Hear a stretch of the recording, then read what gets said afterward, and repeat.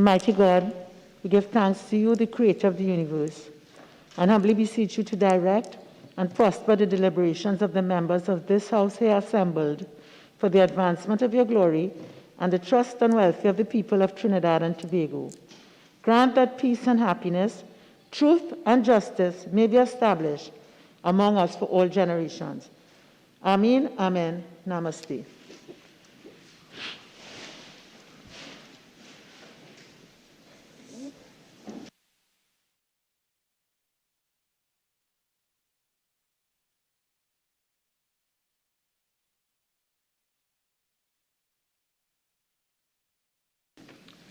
Reports from committees.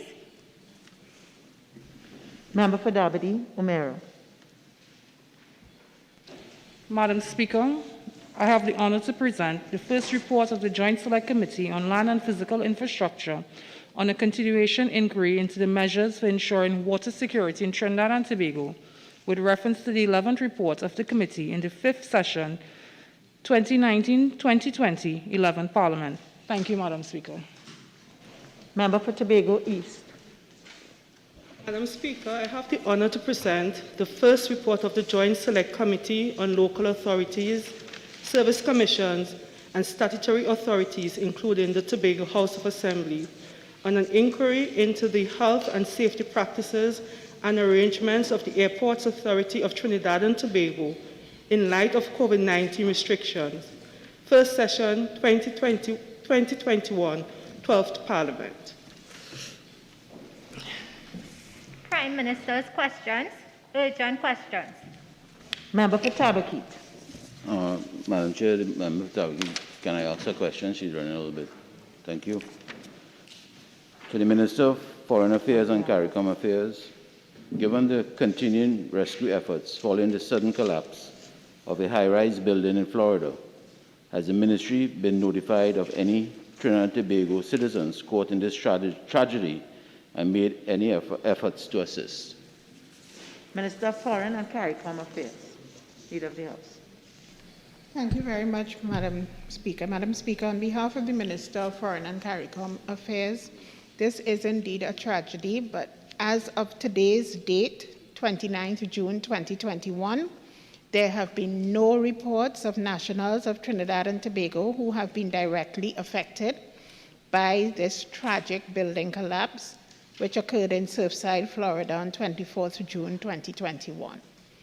The Ministry of Foreign and CARICOM Affairs, via our Consulate General in Miami, is monitoring the situation very closely and is engaged in regular networking and contact with the local state officials. We're also in contact with CARICOM counterparts, nationals of the Trinidad and Tobago and the Caribbean diaspora, as well as local and state media. In addition, Madam Speaker, the Consulate General continues official dialogue with the Office of Foreign Missions, which provides regular updates. Thank you very much, Madam Speaker.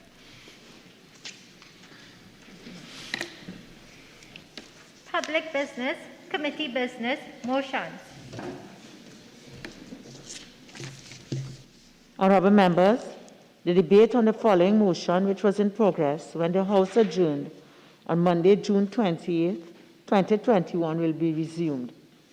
Be it resolved that this House adopt the report of the Joint Select Committee appointed to consider and report on the Constitution Amendment Tobago Self-Government Bill 2020. Member for Tobago East.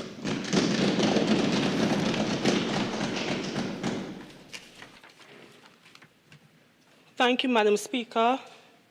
Thank you for the opportunity to participate in this historic debate on this important matter of the report of the Joint Select Committee appointed to consider and report on the Constitution Amendment Tobago Self-Government Bill 2020.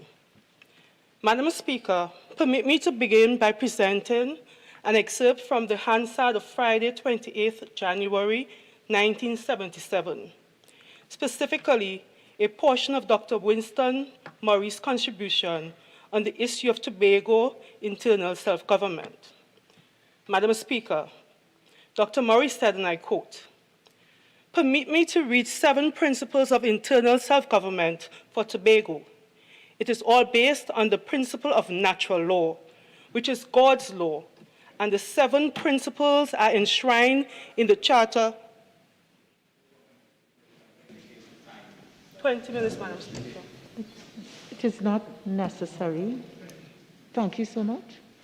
But it is not necessary based on the ruling. It's only those who are taking 60 will indicate. Thank you very much. Please continue. It is all based on the principle of natural law, which is God's law, and the 7 principles are enshrined in the Charter of the United Nations. The 7 principles are also enshrined in the Universal Declaration of Human Rights.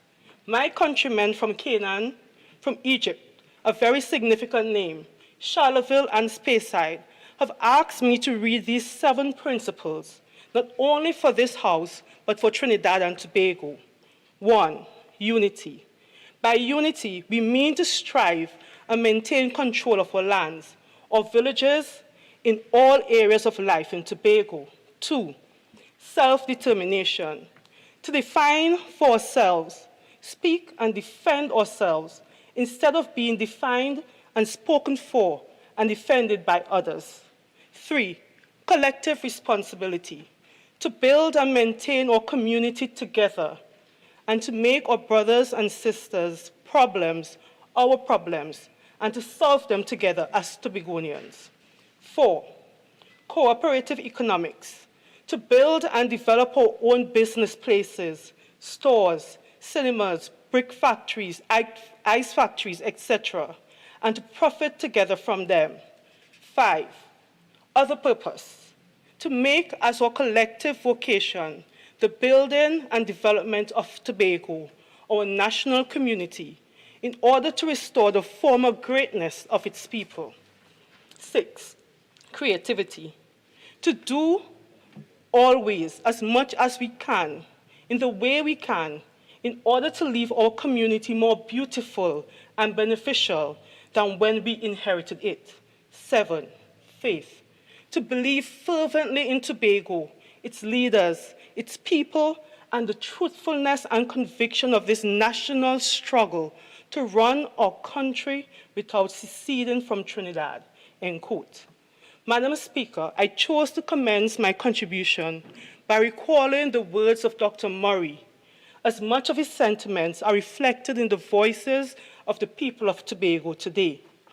Madam Speaker, when emotions, posturing, egotism are stripped away and the views presented by Tobagonians from all sides are dissected in an unsympathetic manner, it becomes clear, Madam Speaker, that Tobagonians have been clamoring for the same thing. And what Tobagonians have been clamoring for has remained largely consistent with what Dr. Murray outlined in 1977. Madam Speaker, Dr. Murray succinctly summarized it when he concluded his 7-point plan, his 7 principles for Tobago's internal self-government by saying, "We want a piece of the action, no big thing." And if we are honest, Madam Speaker, what the average Tobagonian demands and aspires from this union is a straightforward matter that has been complicated by those of us who have sat in positions of leadership and influence over the years. The average Tobagonian desires equality of status within the unitary state of Trinidad and Tobago. In its simplest form, equality of status will put us on an equal footing with Trinidad, both legally and conceptually.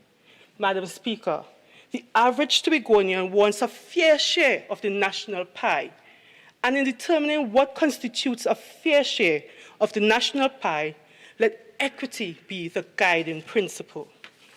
Madam Speaker, the average Tobagonian demands the right to our land and sea resources, as well as the ability to manage them as we see fit. Madam Speaker, the average Tobagonian wants a legislature that has the authority to enact laws for the benefit of the people and the island, while also ensuring that those laws are not arbitrarily amended or violated by the National Parliament. Madam Speaker, the average Tobagonian craves an executive in Tobago that is empowered to enter into agreements on behalf of and for the benefit of the Tobagonian people in order to advance our development agenda without interference of the Cabinet.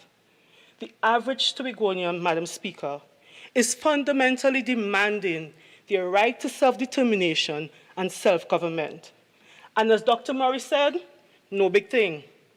With this knowledge and understanding of what the average Tobagonian wants, I took on the task of reviewing the committee's reports, its recommendations, and the clauses included in the two bills that resulted from the committee's work.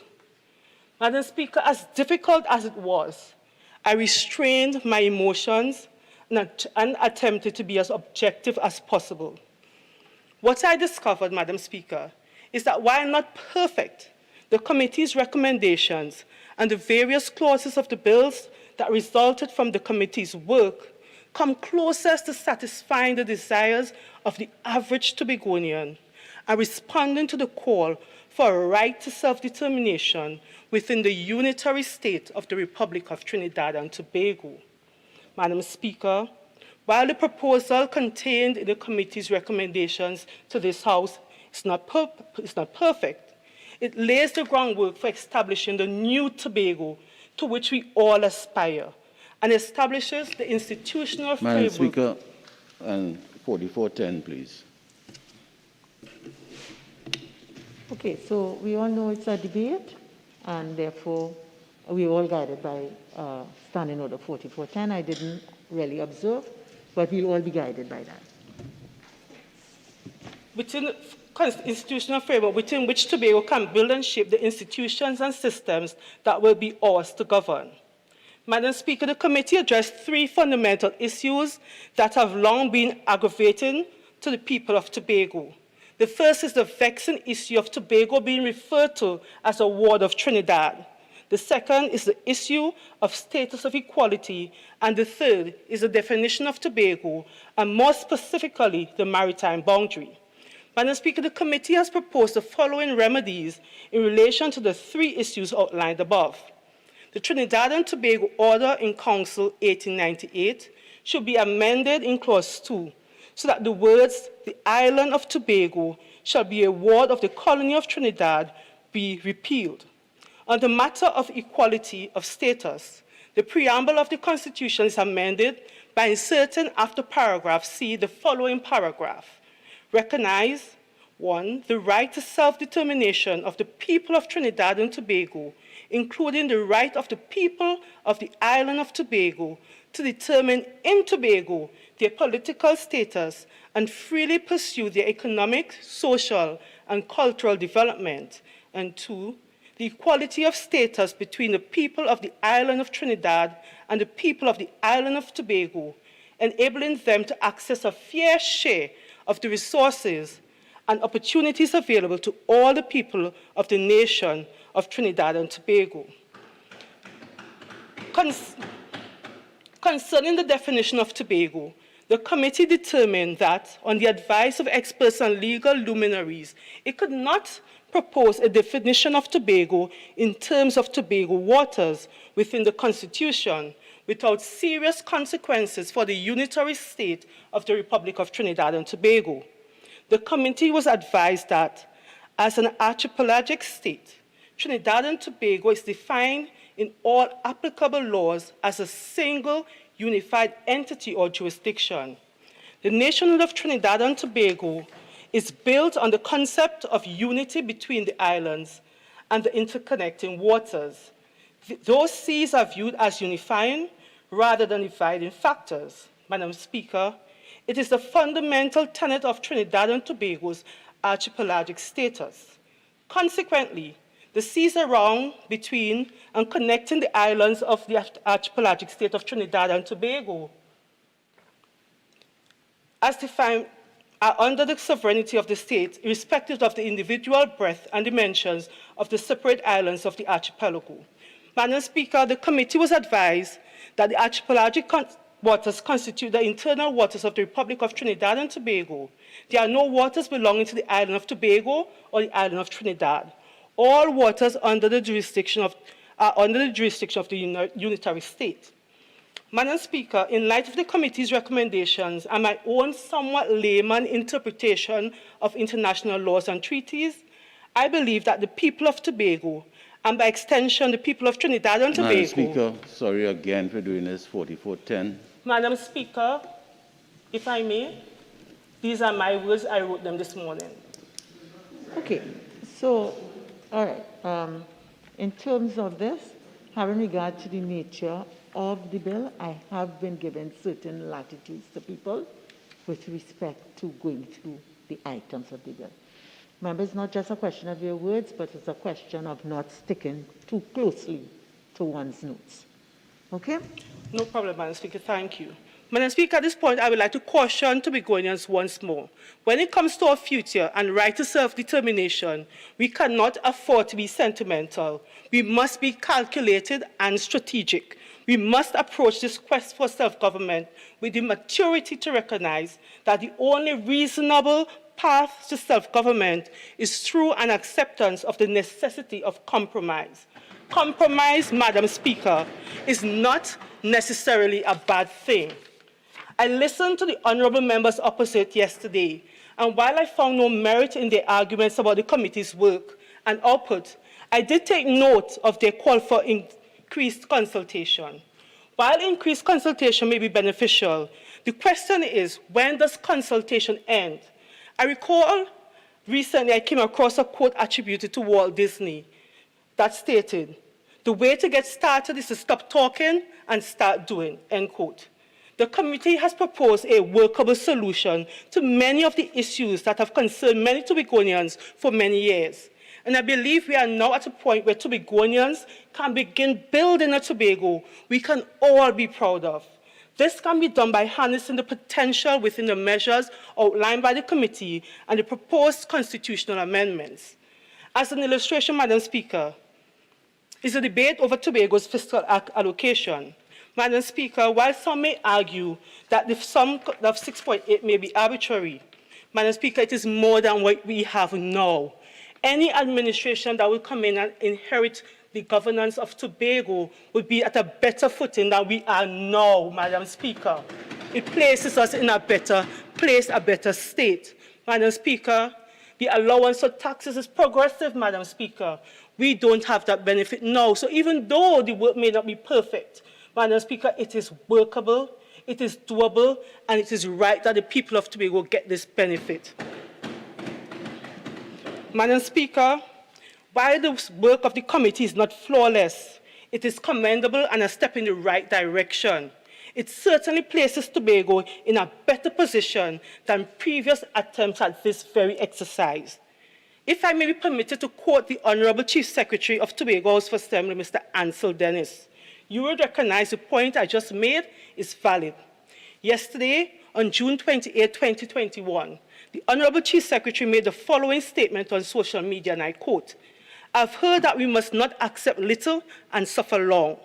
While I don't agree that the current bill represents little, didn't we accept a little in 1980 and then some more in 1996? How come the preference this time is for Tobago to accept absolutely nothing on this occasion and be stuck with a 25-year-old system? We must accept nothing and suffer even longer? Ridiculous. The bills are a major advancement for Tobago's autonomy, and we must not miss this opportunity to go further, especially in the circumstances where no viable alternative exists." Madam Speaker, I fear that the voices of a few in Tobago will talk us out of this opportunity to advance our right to self-determination and internal self-government for the sake of political posturing and self-aggrandizement. For years, Madam Speaker, our island's relationship has been marred by anger, mistrust, hurt, and fear. The majority of the tension stems from Tobagonians' sense of marginalization and some Trinidadians' view of Tobago and its people as a burden. Madam Speaker, I am convinced that these sentiments have stifled our nation's potential and adversely affected our ability to achieve the full development goals established over the years. Tobago's development potential in particular has been negatively affected. Madam Speaker, I am confident that the committee's work and output will make a significant contribution to fostering the healing required to propel the development of a Twin Island Republic. Madam Speaker, I'm also convinced that the JSC's report and the proposed bills are a start and represents the best compromise for preserving the unitary state of the Republic of Trinidad and Tobago while allowing the people of Tobago a chance at internal self-government and self-determination. I implore the honourable members to lend us the necessary support, as we cannot give Tobago what it desires solely with the voices on the government bench. We need the Honourable House to do right by Tobago. We need to heal the decades of hurt for the sake of our nation. We need members to vote unanimously in favour of the proposals made by the committee. Despite what was said yesterday, an impression left in the minds of reasonable Tobagonians, the honourable members opposite still have time to do the right thing. We have not voted yet. I urge members opposite to give us this start. Give Tobagonians the opportunity to craft a new Tobago. Some might argue that this is not much, but it is more than what we currently have. Allow us to work with what is presented here to demonstrate to ourselves and the skeptics that Tobagonians are capable of handling more and that we do deserve more. If we as Tobagonians squander it, we, the people of Tobago, will bear the sole responsibility. In closing, Madam Speaker, I want to once again quote Dr. Murray. Dr. Murray said, "Mr. Speaker, I have not got much more to say. All I wish to do, in conclusion, is to request you to advise this honourable House to take positive action. Let no one say, as Agrippa, almost persuaded. Let no one say like Pilate, I wash my hands, I have nothing to do with this. You have to be involved in this, or there shall not be a unitary state of Trinidad and Tobago." Madam Speaker, the vast majority of Trinbagonians want the unitary state of the Republic of Trinidad and Tobago. It is in our hands. It is within our reach. And we demand that this honourable House give to Tobago what Tobagonians deserve. Madam Speaker, before I close, I want to speak to the people of Tobago and remind them that we have the opportunity to chart our destiny. Have we prepared ourselves for such? Let us do some deep introspection. Let us not let political aspirations and self-aggrandizement keep us from achieving our truest potential. Madam Speaker, I thank you. Member for Point of Appeal.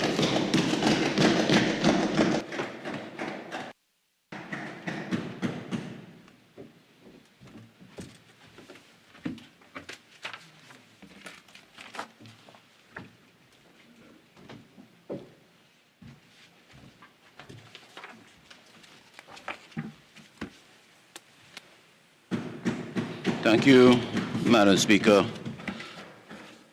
for allowing me to give a 20-minute presentation or less in this critical bills that are before us today.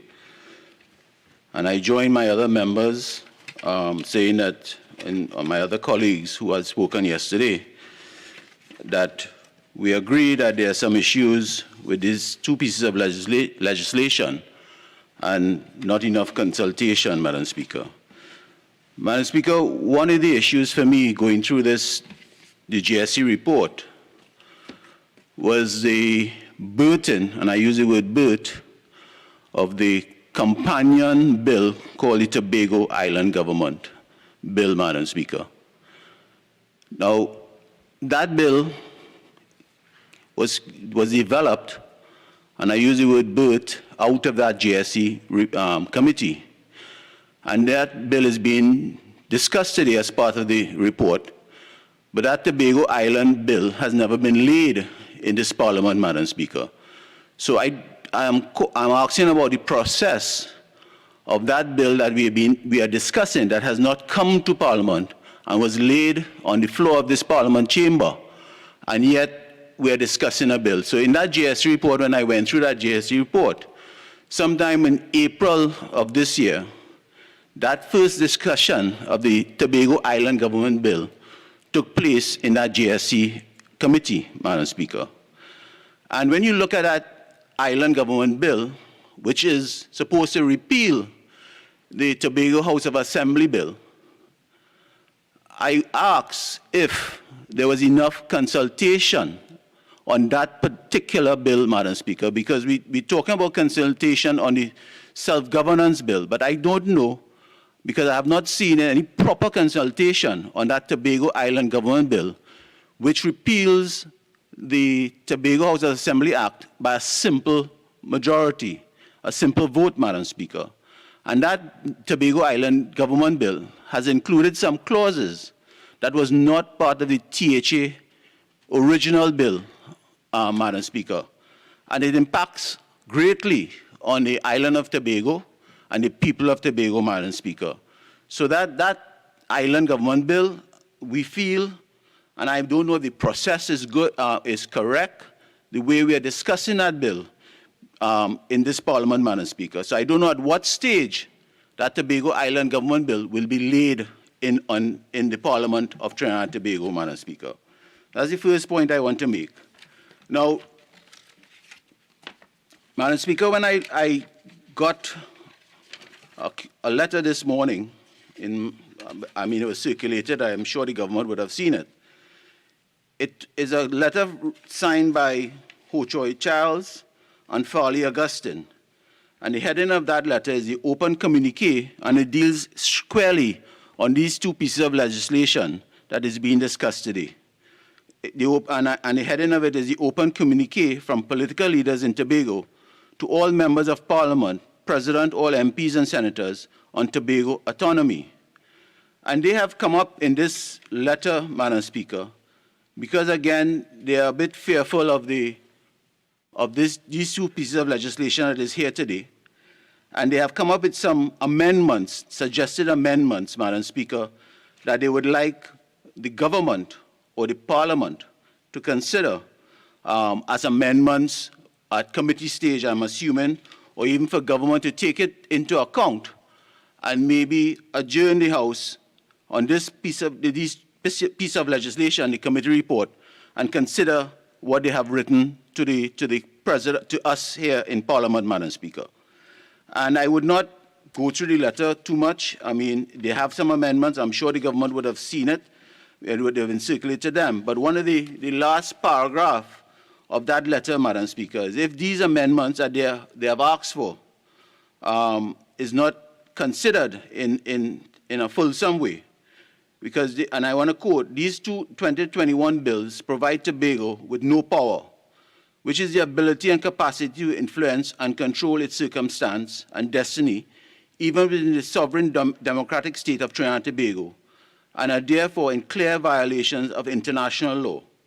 So they are saying that they feel that the way these two bills are presented is a clear violation of international law. For in all major documents of the United Nations on fundamental human rights, the rights to self-determination finds an honorable place, i.e. all peoples.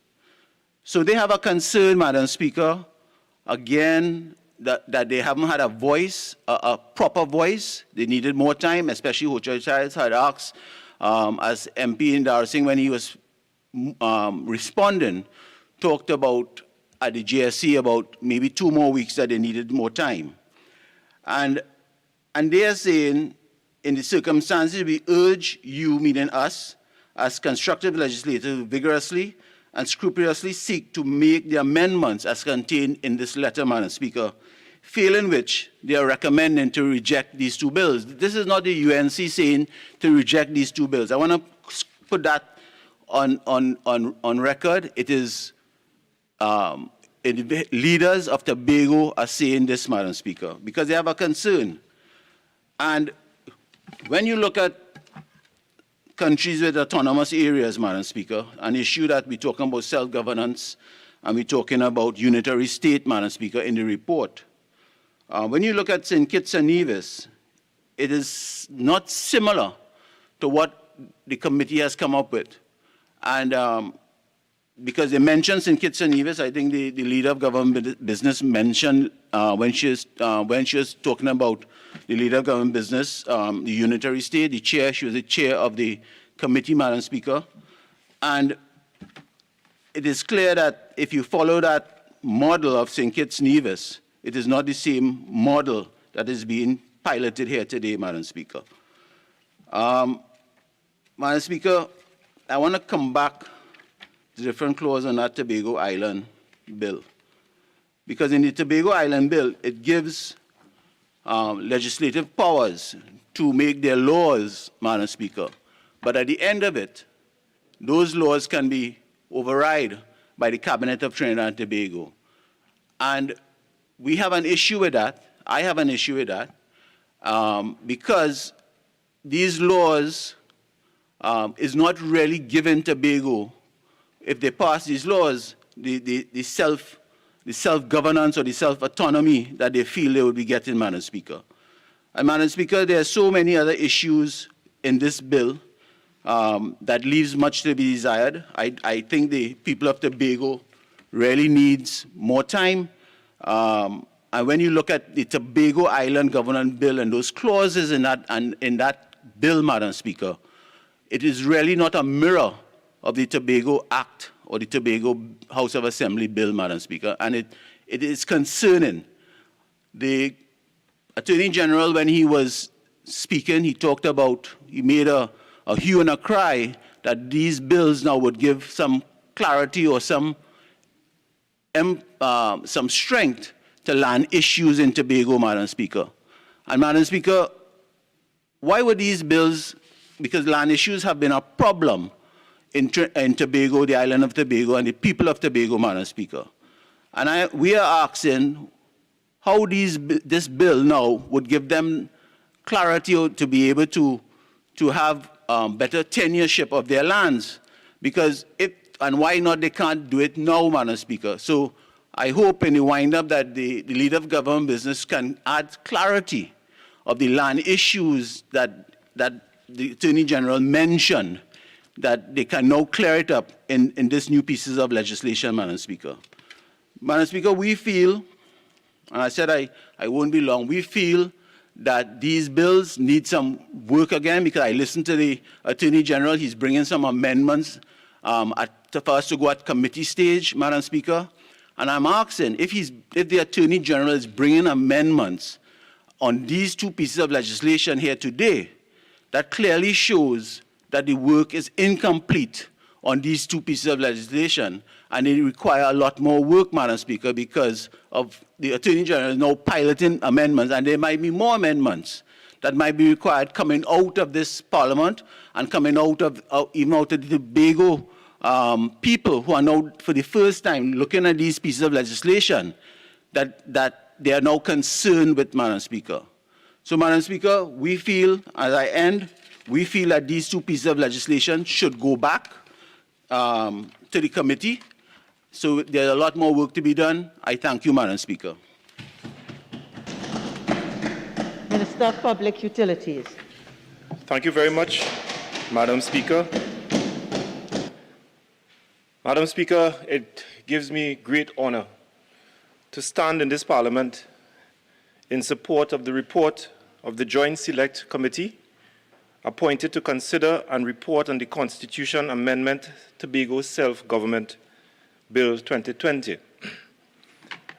Madam Speaker, as a young member of Parliament, I must say that I feel tremendously honored to participate in this national discussion, this discussion that is so important as it relates to our constitutional evolution as a society.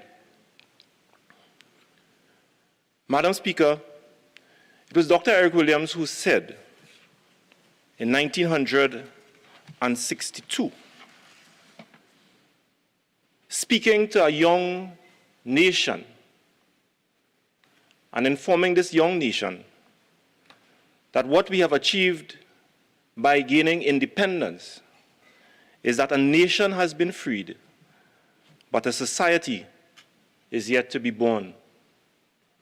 And therefore, Madam Speaker, I stand as a PNM member, proudly so, representing the constituency of Lupino Borneo West, and a party that has fought to gain independence of Trinidad and Tobago in 1962, and a party that has fought to gain republicanism in 1976, Madam Speaker, working towards developing Trinidad and Tobago with a clear vision to bring a society together. And after getting our Republican status in 1976, Madam Speaker, the issue of Tobago's self-governance has always occupied the national agenda.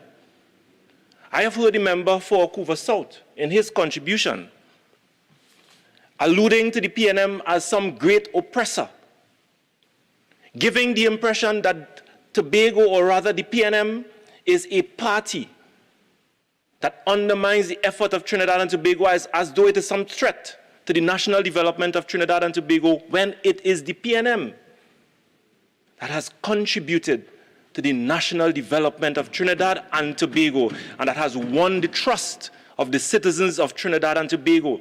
As a matter of fact, Madam Speaker, almost every attempt and every effort to craft a very strong nation, one can see the fingerprint of the People's National Movement. And that is the reason why I feel tremendously proud today that we are engaged in a discussion, and a discussion that is very, very important to our nation and our evolution as a nation. This discussion, Madam Speaker, started all the way to 1977, when Ayanna Robinson was a member of the PNM, fighting and agitating for internal self-government for the people of Trinidad and Tobago, and for the people of Tobago in particular. But, Madam Speaker, we have heard so much in this debate. We have heard the members of the opposition. Of course, we are not surprised by the posture that they have taken. We have heard the Attorney General, we have heard the member for Aruka Maloney, we have heard the member for Tobago East and the member for Tobago West, all contributing valuable contribution, talking to the people of Tobago as to the benefits of what we are discussing here today in this bill. Madam Speaker, it cannot be said that this PNM government and this PNM party is not committed to development of Trinidad and Tobago. And therefore, Madam Speaker, this discussion hinges on trust.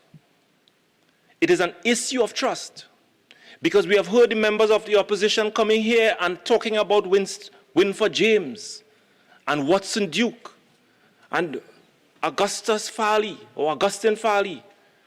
Yes, Madam Speaker, they are citizens of this country, and their voices must be heard. Farley Augustine, I'm sorry.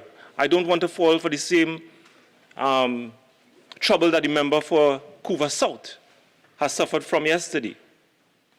The greatest apology to the member and for the leader of the PDP, Farley Augustine. But, Madam Speaker, this issue is an issue of trust. And I ask the people of Tobago, who do you trust in this debate? Is it the party that led Trinidad and Tobago to independence in 1962?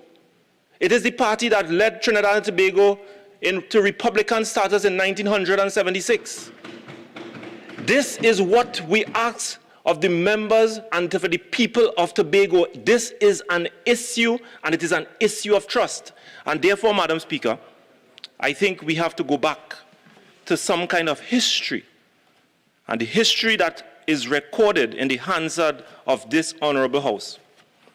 And, Madam Speaker, I turn to the Hansard debate when the first THA bill was passed and the discussion for internal self-government for the people of Tobago was being debated. In that debate, Madam Speaker, of course, the member for Tobago East, our former President and Prime Minister Ayanna Robinson, spoke and agitated very strenuously for full internal self-government for the people of Tobago. But one of the things that stood out to me, Madam Speaker, in the Hansard report was that another member of Parliament for Tobago West, on his way to this Parliament to make his contribution in this debate, was assaulted by a member, a party supporter of the DAC. And when he came to this Parliament, he reported it to the Speaker that he was assaulted. And when that report was made to the Speaker's house, and Minister Ayanna Robinson was on his feet contributing to this debate, the Speaker had to clear the house and to clear the public gallery because there was a real threat. So passionate was this debate. So passionate was this debate, Madam Speaker. But the records also show, Madam Speaker, that Mr. Ayanna Robinson did not conclude his contribution in this debate, this very important debate in 1980. He did not conclude because the Speaker had to clear the public gallery because of a threat to the National Parliament. What stood out to me, Madam Speaker, was that the members of the opposition in 1980, led by Mr. Basdio Pandey, had absolutely nothing to say in that debate. A debate that was so critical to the constitutional evolution of the people of Trinidad and Tobago, the opposition then in 1980 had absolutely nothing to say, causing Overend Padmore, who led and led the debate, to call, and the Speaker had to call him to wrap up the debate because Mr. Ayanna Robinson did not conclude. And the opposition had absolutely nothing to say. And that's why I say, Madam Speaker, that this is an issue of trust. Who do you trust? Those on the other side, or who do you trust? Those who always fought and defended the people of Tobago and fighting for their internal self-government. This is what I asked the people of Tobago here this morning. That is what I asked for. And Madam Speaker, in 1986, even though Mr. Ayanna Robinson led the debate and did not conclude, in 1986, the PNM lost the election by a landslide defeat, as it were.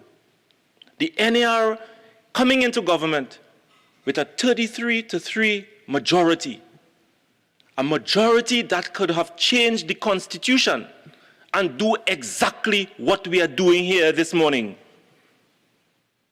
But what happened?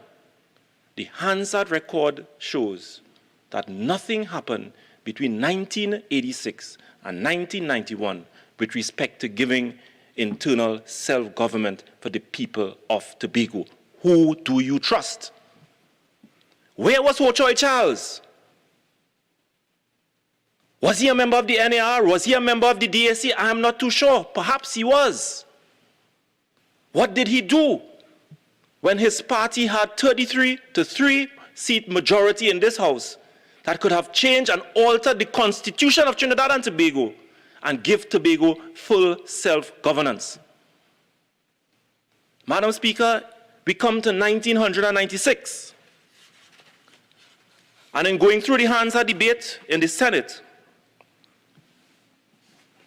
I saw the contribution of one Senator, Reverend Daniel Deyalsingh, and this is what he said. Over the years, so much effort was devoted in search of justice for Tobago through the various commissions, the Simongal draft, the Wooding and Hayatali reports, and the 1995 draft. We have copies of those, and we add the Gaya Posad report, a committee of 1996 that met 32 times. This must be a record.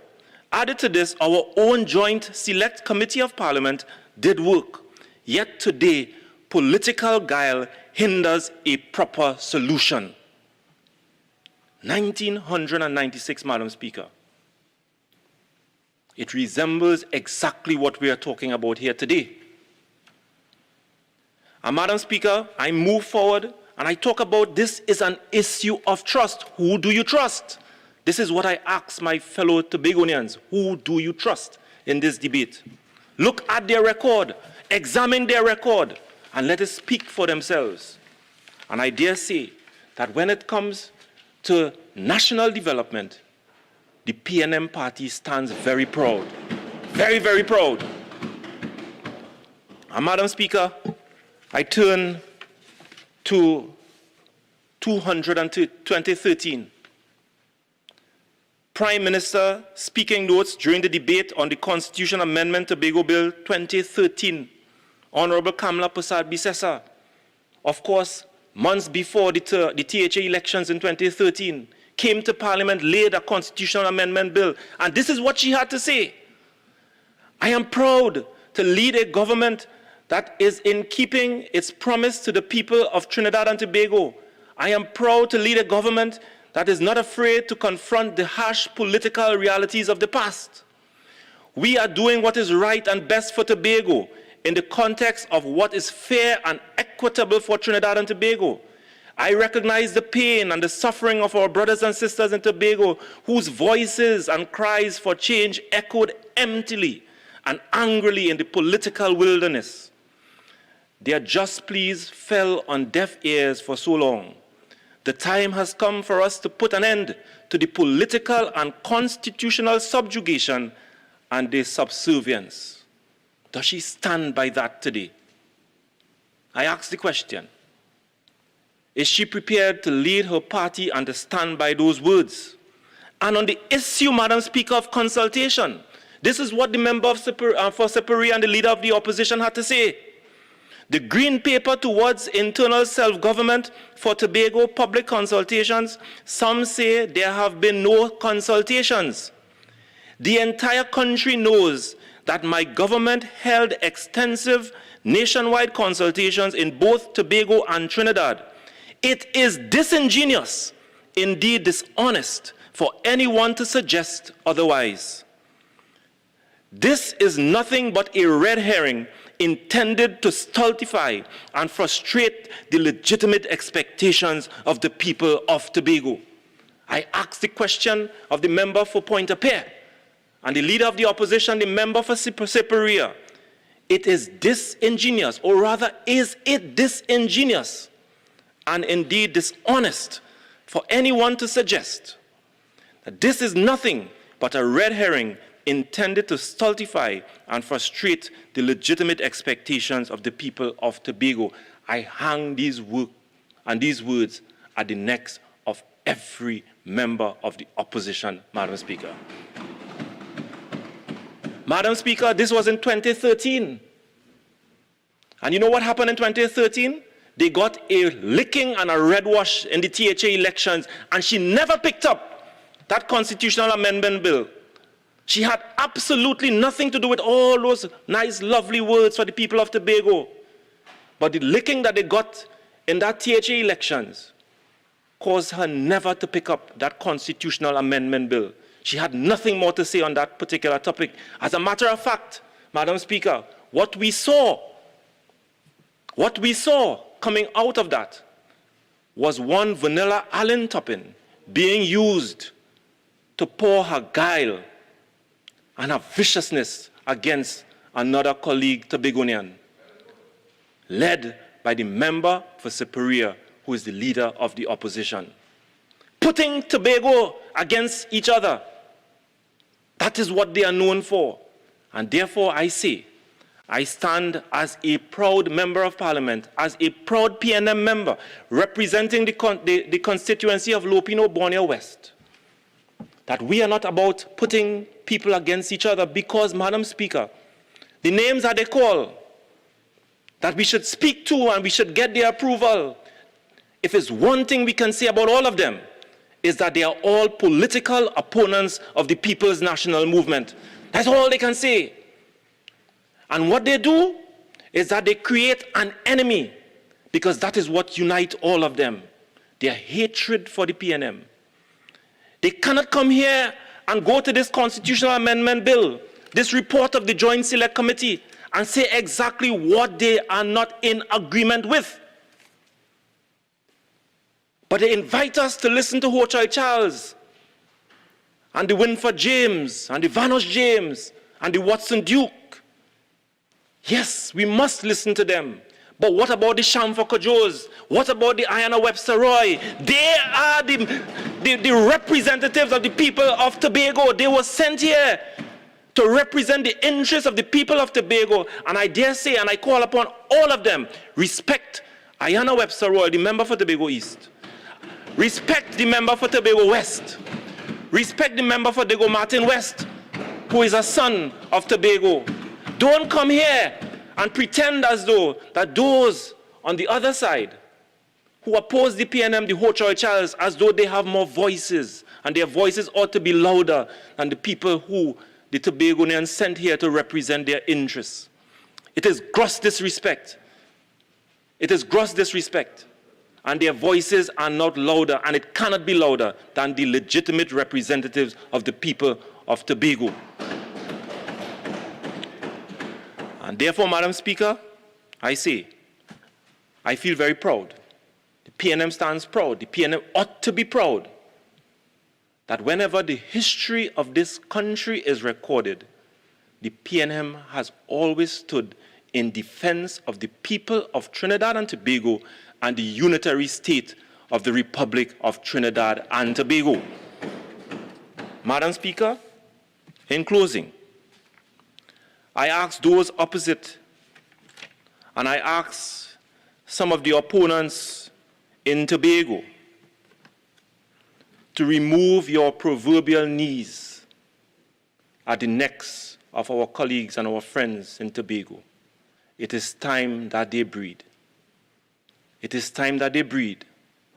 And as the Tobagonians would say, perhaps, Madam Speaker, this is no coincidence that this debate is taking place in broad daylight. Because the Tobagonians must see those who stand in defense of their interests and those who stand against their interests. As the Tobagonians would say, Madam Speaker, you not take Bolife to see in the night what you can see in broad daylight. I thank you. Before Orokul West. Thank you, Madam Speaker, for the opportunity to join this very important debate today. I join with a heavy heart, largely because I think that the members opposite are very well aware that the piece of legislation that they are bringing to this Honorable House is half-baked, incomplete, has significant errors, procedural and otherwise, as my colleague, Chief Whip Dr. Lee, raised recently, just now. The bill itself, the documents itself lack consultation, Madam Speaker, and the members opposite are very well aware of that. So to come here, Madam Speaker, and listen to them carry on as if this is normal, this is great, this piece of legislation is phenomenal, it has gone through all the right channels. The Honorable Attorney General spoke about 200 plus years. We need to free Tobago, Madam Speaker. The Honorable Attorney General went on and on about what Tobago deserves and Tobago deserves and what Tobago deserves, because he was talking about what he thinks Tobago deserves. Tobago deserves good legislation, just like Trinidad does. And this, Madam Speaker, is not good legislation, and they are aware of that. The question then is, if they know that the legislation is not good, why are they bringing it? What is the haste, Madam Speaker? And there was haste. The Joint Select Committee indicated, the Minority Report clearly indicated that there was a rush to bring this legislation here today. Member, at this stage, I am really going to rule on tedious repetition and for guidance of all members joining here. So far, the number of hours we've spent has looked at process. We have looked at time. We have looked at consultation in terms of definition, nature, content, character, sufficiency, insufficiency, inclusiveness. Okay, I think all the hours we've spent have been just on process, time versus consultation. I will ask members, therefore, to move on to another point. Duly guided, Madam Speaker. Madam Speaker, I want to reference my colleague, the member for Lupino Bonner West, when he said political guile hinders a proper solution. I'm in absolute agreement with him, because that is what this bill is here today. It is political guile. The government knows that the opposition is going to oppose this bill because of what it contains, because of the lack of consultation and other things. But they will still bring it here, Madam Speaker. Madam Speaker, the Minister of Finance spoke at length about the opposition's conduct in these standing finance committees. He said that the opposition is fighting down Tobago. We are always fighting down Tobago. Madam Speaker, nothing could be further from the truth. The role of the opposition in Standing Finance Committee, and even here today, is to ensure that the right thing is done for the right people, Madam Speaker. And the right people are all citizens of Trinidad and Tobago. The members opposite, and I have listened to them extensively speak about this bill being a Tobago bill. The committee report being about Tobago, It is not about Tobago only. These legislative pieces that they have brought here and this committee report is about Trinidad and Tobago. Madam Speaker, members opposite have spoken about consultation. I would not venture down that road again, except to say, Madam Speaker, that Trinidadians also need to be consulted because of the fact that this legislation impacts us too. And, Madam Speaker, Member, I've said I've already ruled on consultation, and if you didn't hear me say that it also includes the issue of Trinidad being included, every aspect of consultation has been well ventilated in this House. And time.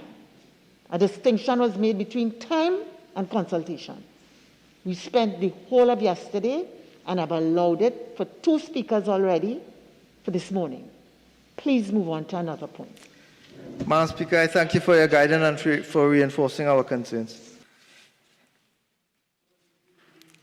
Madam Speaker,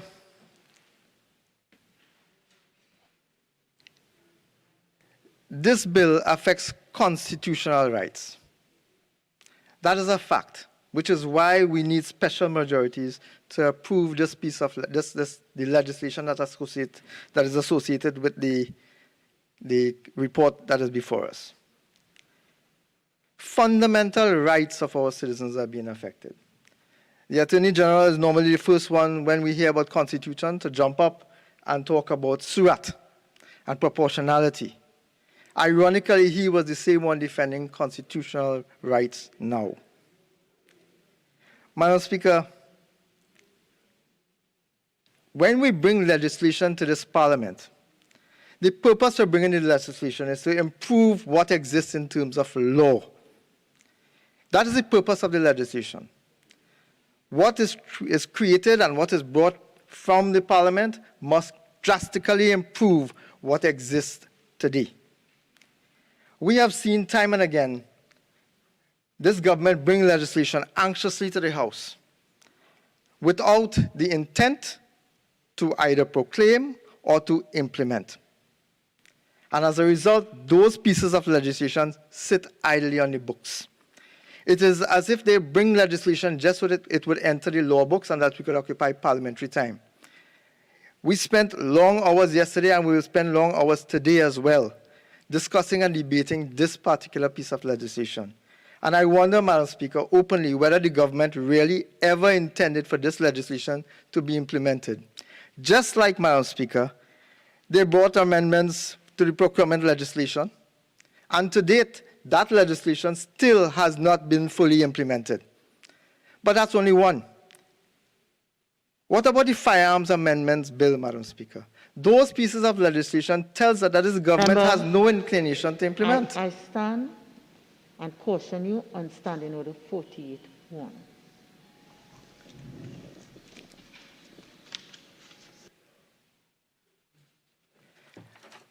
Madam Speaker,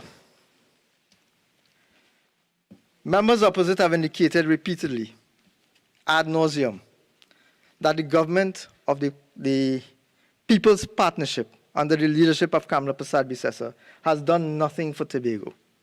They have repeatedly said that, over and over and over. They're still saying it. But that's their job. Their job, unfortunately, is not to speak truth.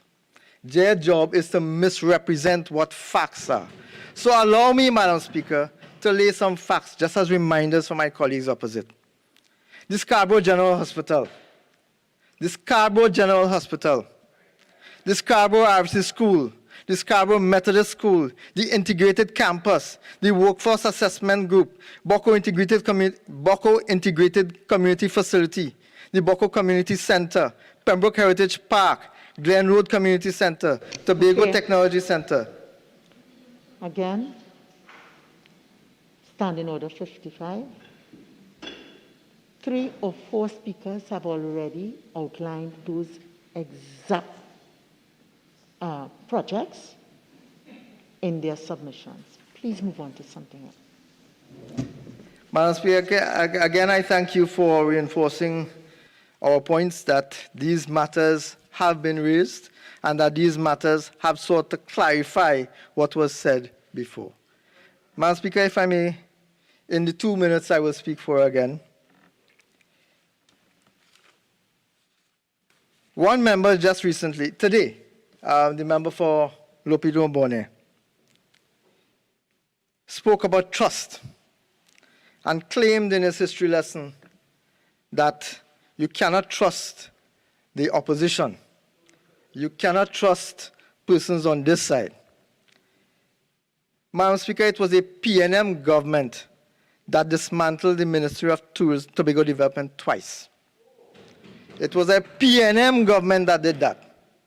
It was a UNC government that actually gave life to PNM in Tobago. We gave them something to talk about. We gave them something to talk about because a lot of the things that they are claiming in Tobago was actually done by us. I just read out a list. The Honorable Speaker indicated before that that list was indicated by others. I confirm that. Please. I'm sorry? Don't bring the speaker into the debate. Duly noted, Madam Speaker. Other colleagues before have indicated clearly the multitudinous amount of projects that was done in Tobago that you are now claiming credit for. I notice my colleague for Tobago looks rather confused. But what can I expect when my colleague who is supposed to bat for Tobago, who is supposed to be the one speaking most on this bill, representing Tobago, can only find 20 minutes to speak about? That itself tells you the emphasis that Tobago East has for Tobago, the concern that they have. Madam Speaker, just to repeat, political guile hinders a proper solution, Madam Speaker. And that is what we are facing from those opposite. They know that the legislation is flawed. They bring it expecting it to not be approved so that they can proceed to campaign, Madam Speaker. Because what they want is not this legislation. What they want is to deny citizens of Tobago their right expressed previously in an election held just recently. The indication, Madam Speaker, is that they don't want this legislation to pass. They have no desire for it to be approved so that they can go ahead and campaign for 15 seats. That is what they want to do. But even that piece of legislation, just like this piece of legislation, is flawed deliberately. Because, Madam Speaker, there is already on the law books. There is already on the law books a process for resolution. They talk about what Tobago wants. Tobago has already indicated what they want. And what they want was indicated in a local government election, in a THA local government election just recently. And Tobagonians spoke volumes when they said enough was enough. The resolution for that process has been stymied by this government because the PNM does not like what Tobagonians have said. So they are denying those very same persons, including the aldermen and the councillors, the opportunity for expressing the views of Tobago in the parliament, in the THA. They're denying them that right. Already in the system, Madam Speaker, there's a process for resolution, and I really wish that instead of occupying parliamentary time, the right processes will be accompanied, will be adopted to ensure that the views of Tobagonians are solely and clearly heard, having already expressed it. Give them what they deserve, what they have said they wanted. Give them that. Allow them to guide their own history, their own future, Madam Speaker, instead of doing what they're trying to do now, which is to undermine that process. Madam Speaker, with those few words, I thank you very much for the opportunity.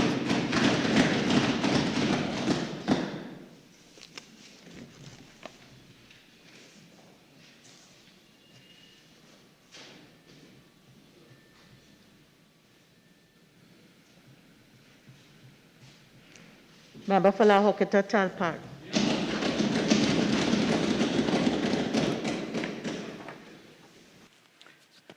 Thank you very much, Madam Speaker, for the opportunity to join in this debate. Allow me to take the opportunity to congratulate the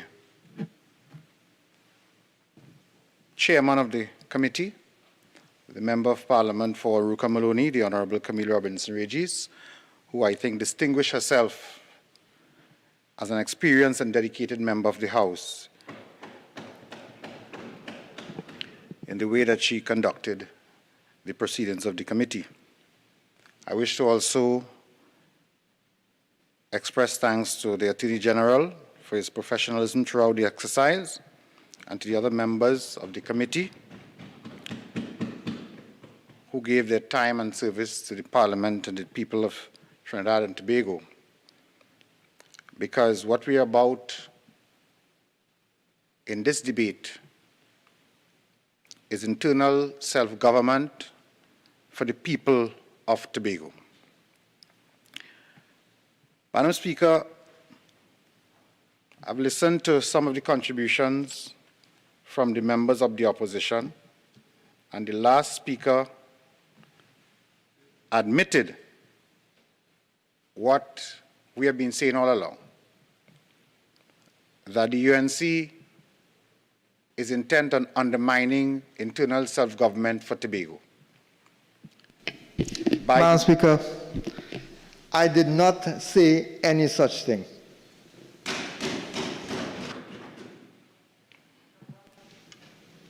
Please continue.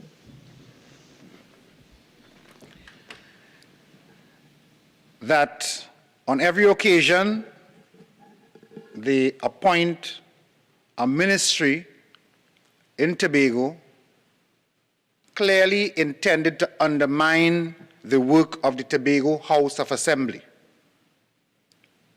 He claimed that the PNM dismantled the Tobago Development Ministry. And we know, and we have been saying, that on every occasion, the UNC has sought to undermine the work and the role of the Tobago House of Assembly. It's quite surprising to hear all the love coming for Tobago from the UNC. Your actions speak louder than words. When you are in government, Tobago has gotten absolutely nothing or very little. I heard one of the speakers from the opposition side saying yesterday that UNC had done so much for Tobago, but after they called 2 projects, they had to stop because they know very well that the party that has taken Tobago forward is the People's National Movement government. Madam Speaker, the people of Tobago deserve self-determination and the ability to make rules and laws to govern the affairs of the island of Tobago and to impact the lives of the many Tobagonians who continue to contribute to the nation state of Trinidad and Tobago. And that is what this legislation is about. But on every occasion that the UNC opposition gets an opportunity, they marry and hold fast to all those persons who the only thing they have in common is opposition to the People's National Movement. It is not that they have taken the time to carefully study this legislation.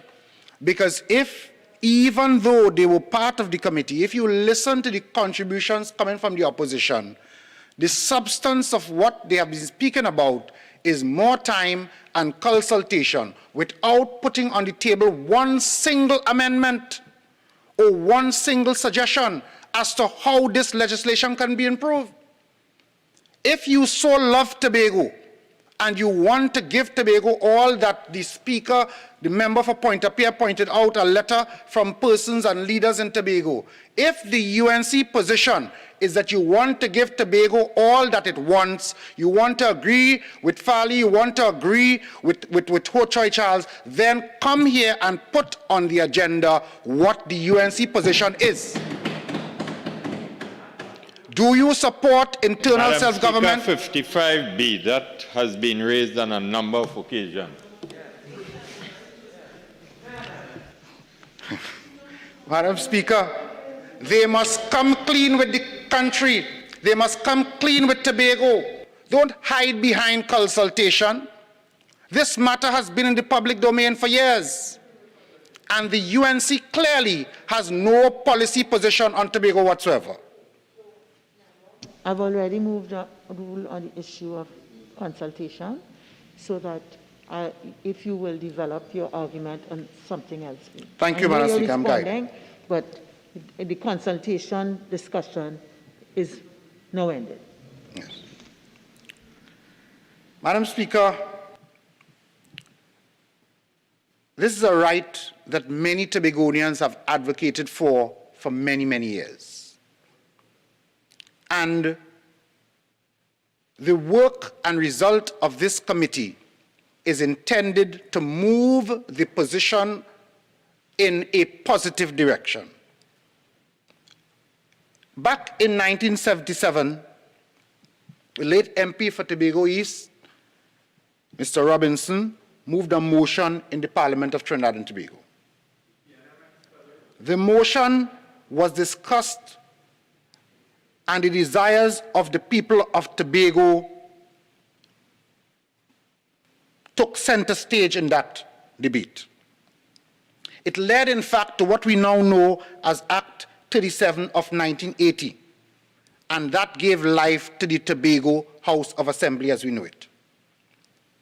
And although events would have occurred that caused the mover of the motion not to be able to complete his contribution on the motion, the bill was still passed owing to the contribution of Dr. Murray. Notwithstanding the position of the mover of the motion at that time, following the passage of the bill, he went on to contest the THA elections and eventually became the first chairman of the Tobago House of Assembly. Madam Speaker, this matter continued because it is really at the heart of what Tobagonians desired. And in 1982, in the THA, Dr. Davidson moved a motion which read as follows: be it resolved that this House of Assembly take all proper and necessary steps to terminate the present unjust union of Tobago with Trinidad, and to secure either its replacement with a union based on the terms and conditions acceptable to the authorized representatives of the people of Tobago, or for the full independence of Tobago with secure territorial boundaries. The motion was passed 10-4. At the time, the THA was led by Mr. Robinson. Madam Speaker, we know, and the history tells us that following that, the NAR took government and did not produce self-government for Tobago. The point I wish to make in relation to that is at that time, the ULF was part of the NAR. The ULF morphed into Club 88, and Club 88 gave birth to the very UNC that forms the opposition party currently in the Parliament of Trinidad and Tobago. So even back then, in all the various incarnations, they have never had Tobago as a priority and as a policy position. Following that, in 1995, the NAR and the UNC got together and formed a government. The UNC was the major partner in that arrangement, and the NAR brought 2 seats to the arrangement. And even then, the UNC did not have as a policy position the advancement of Tobago. Madam Speaker, as we move forward, the UNC in 2010 formed the government again. And at this time, they called themselves the People's Partnership. And Madam Speaker, and Trinidad and Tobago in particular, notwithstanding the work of the John Prince Committee of 2007, notwithstanding several approaches to that government, notwithstanding the fact that a Tobago party formed part of that partnership, the UNC failed to do anything to improve the lot of Tobagonians. As a matter of fact, the history will show how they treated the Tobagonians who joined with them to form the government on every occasion. This legislation, these pieces of legislation that we are discussing here today, Madam Speaker, gives benefit to Tobago in several areas. It gives life to the legislature to make laws for the benefit of Tobago. It expands the island's nautical miles that exist in the current legislation from 6 miles to 11 miles. It increases the size of the legislature from 16 to 25, therefore giving a greater spread for representation throughout the island of Tobago. The UNC's behavior, Madam Speaker, is always designed to deny the people of Tobago their right to self-determination and their right to self-government. During their time in office, they visited Tobago with much fanfare. But when they have the opportunity to give greater autonomy to Tobago, they hide behind every possible excuse.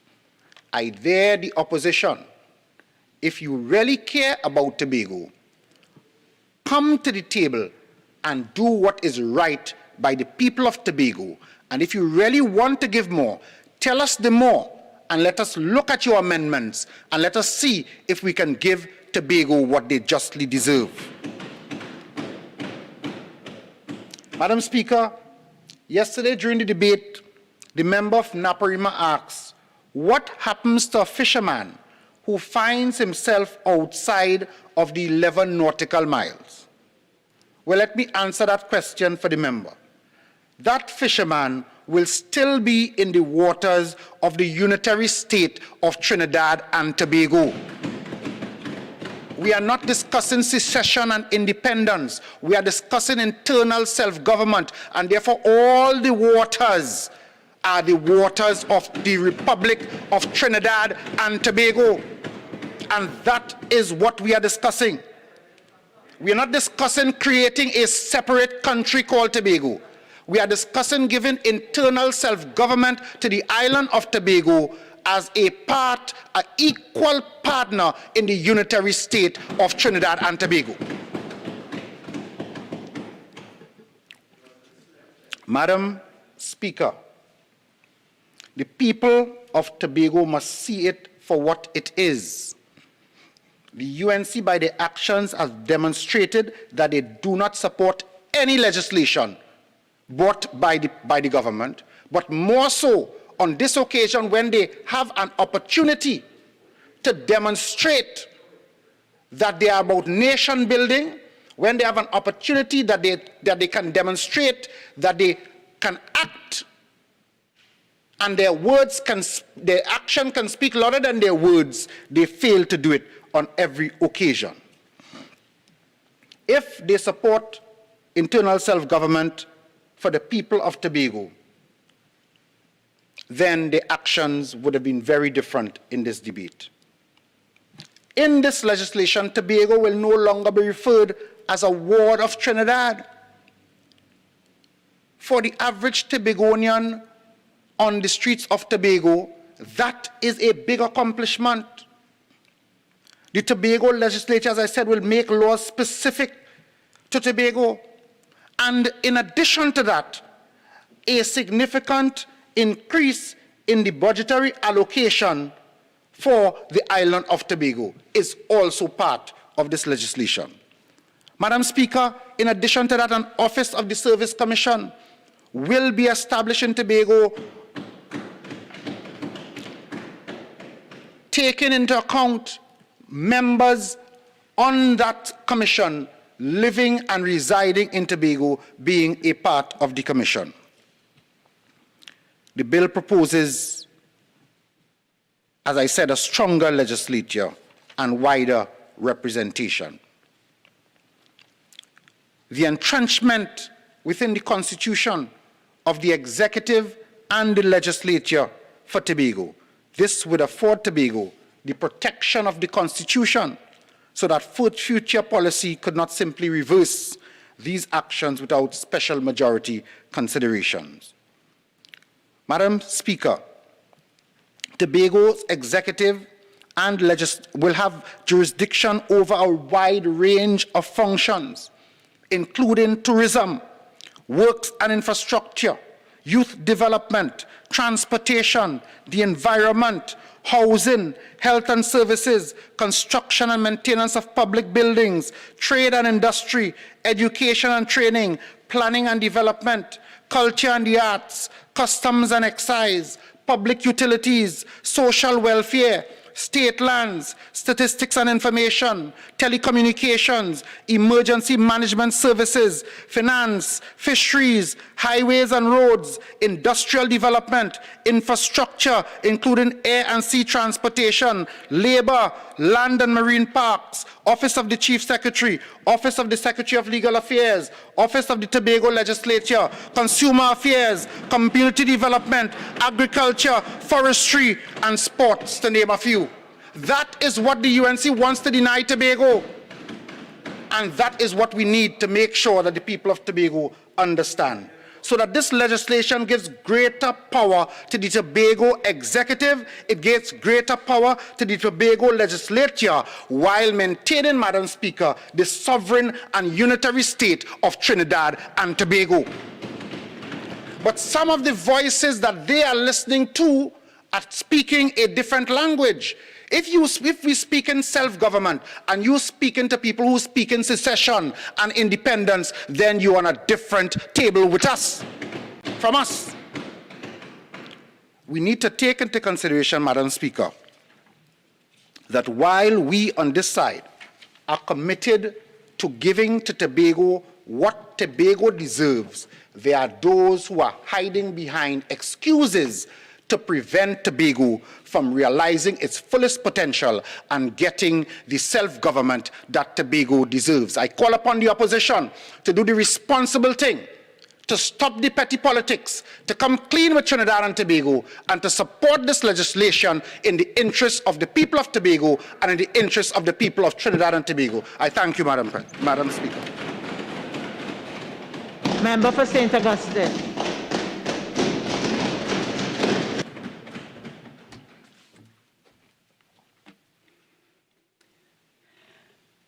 Thank you very much, Madam Speaker. I thank you for this opportunity to contribute in today's debate. Madam Speaker, I have to admire the blind loyalty of the member for Lahokita Talparo. I don't know if that is what he thinks will get him leadership, but I think Arima, Lupino, Border and West might be ahead of him amongst the PNM membership. Madam Speaker, in the contribution from the member for Lahokota Talparo, there were so many blatant untruths, untruths that the PNM continue to repeat as part of their propaganda, as part of their campaign, as part of their continued effort to keep our citizens in a state of ignorance. Madam Speaker, this bill, from the contributions opposite, you could swear is a bill about the UNC. This bill is not about the UNC. It is about Tobago and the people of Tobago and the fact that they deserve better governance. Every speaker on the other side spent a great deal of their contributions attacking the UNC, attacking the current opposition bench, attacking the people before. But you know, Madam Speaker, this is typical of the PNM in that anyone who does not agree with the PNM, they tend to label them as unpatriotic and tarnish their character. They do it all the time in Trinidad, and they often attack the UNC and call us unpatriotic. But in this debate, in today's debate, we are seeing that they are doing it in Tobago as well, with Tobagonians who have been outspoken against the PNM's policy. They have been attacking and vilifying Tobagonians who are brave enough to disagree, brave enough to put forward different opinions from the PNM. Madam Speaker, this is dangerous. In our democracy, of course, there will be different views, and the strength of our democracy must be to embrace those different views. So the fact that there are people, well-respected people in Tobago, who do not agree with you does not give you the authority to label them as unpatriotic. They are un-PNM. In fact, that might make them even more patriotic to Trinidad and Tobago. Madam Speaker,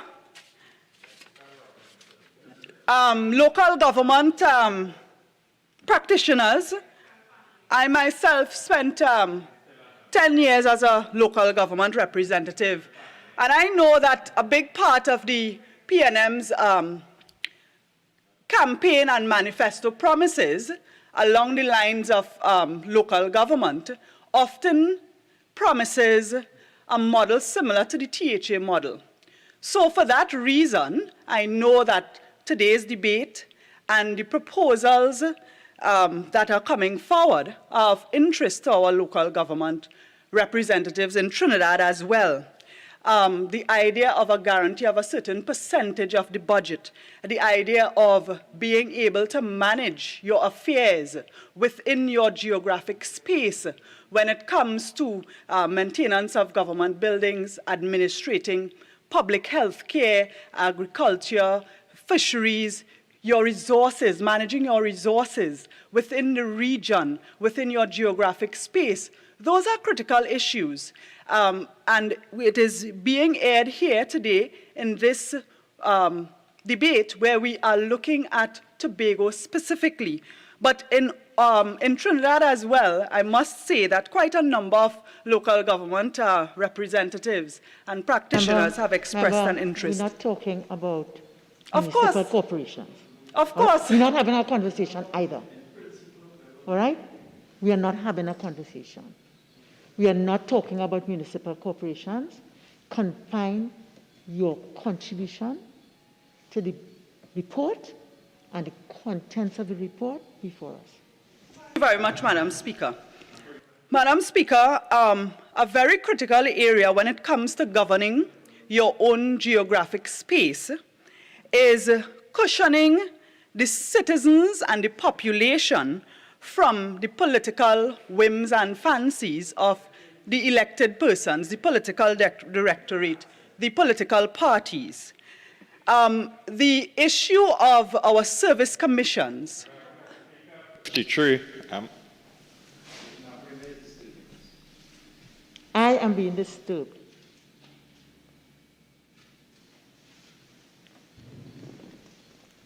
Thank you, Madam Speaker. The protection of our citizens from the political breezes that blow from time to time is also important.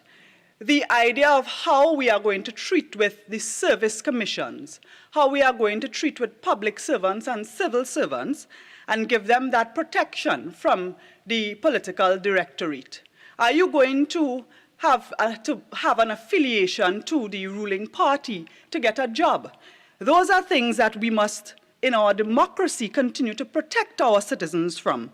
The question is, in Tobago, are we putting forward a model that will allow for protection of public servants to independently carry out their duties and be protected from the political structure and the political players? The public administration system we have now has the service commissions. There was talk about the THA being allowed to have their own service commission to be able to make decisions about the recruitment and the administration and the disciplining of their staff on their own.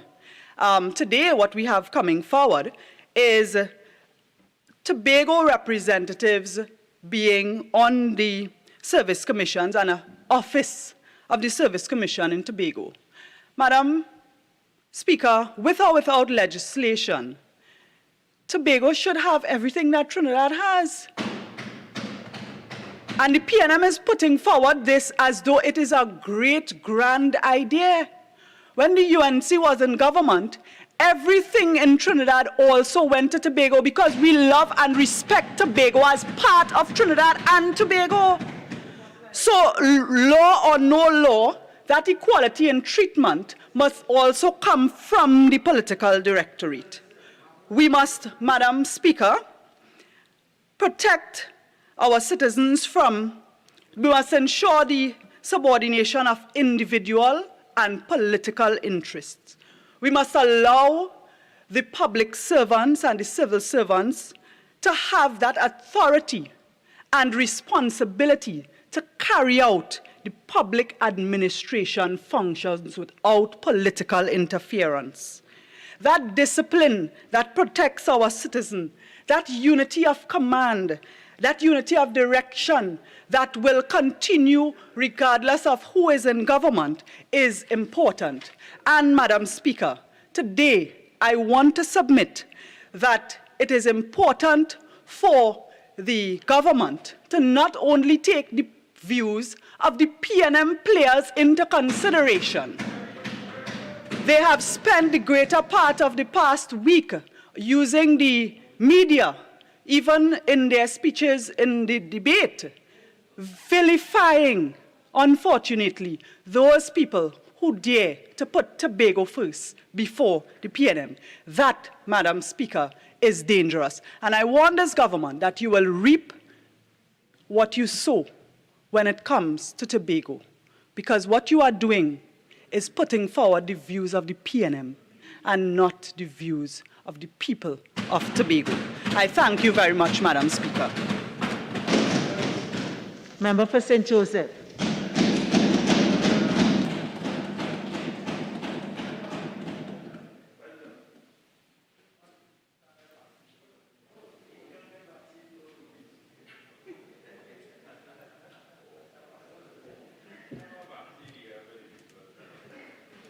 Thank you very much, Madam Speaker, for allowing me the opportunity to join this debate.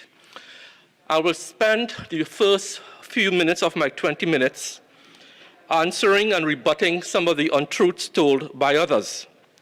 I want to start off with both MP Tancoo and the member for St. Augustine, talking about the Ministry of Tobago Development and unity of command and unity of direction. That Ministry of Tobago Development was nothing but a propaganda ministry directed to copy and duplicate the work of the Tobago House of Assembly. It was a naked grab for power. Nothing more, nothing less. And it created absolute mayhem and disrespected the fundamental basis of self-determination. It was just a duplicate of the TRHA. That's all. Madam Speaker, yesterday, the member for Naparima spoke about quantification of opinion. I want to ask the member for Naparima, when the Kamla Prasad Processor government brought the runoff bill, what was the number of people who wanted that bill to undermine democracy in Trinidad and Tobago? A most undemocratic piece of legislation to kill off third parties, that runoff bill, that collapsed in a heap of ash and flames because of public outcry. Outcry.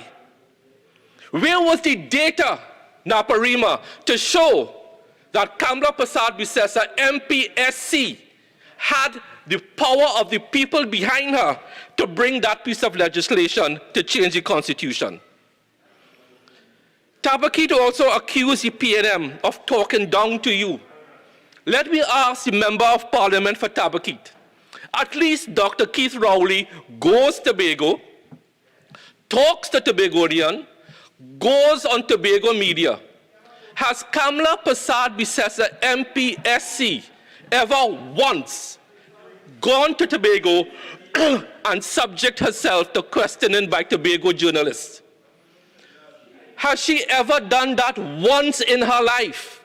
Gone to Tobago and talked to Tobagonians on their media and outlined her vision for Tobago? But no, they use their surrogates in Tobago because they know they are not welcome in Tobago. Madam Speaker, the issue of internal self-government and health, which I will deal with, I refer to pages 11 and 12 of the Joint Select Committee report, which talks about legislation and intergovernmental fiscal relations. And Schedule 1, Madam Speaker, can Naparima please be quiet?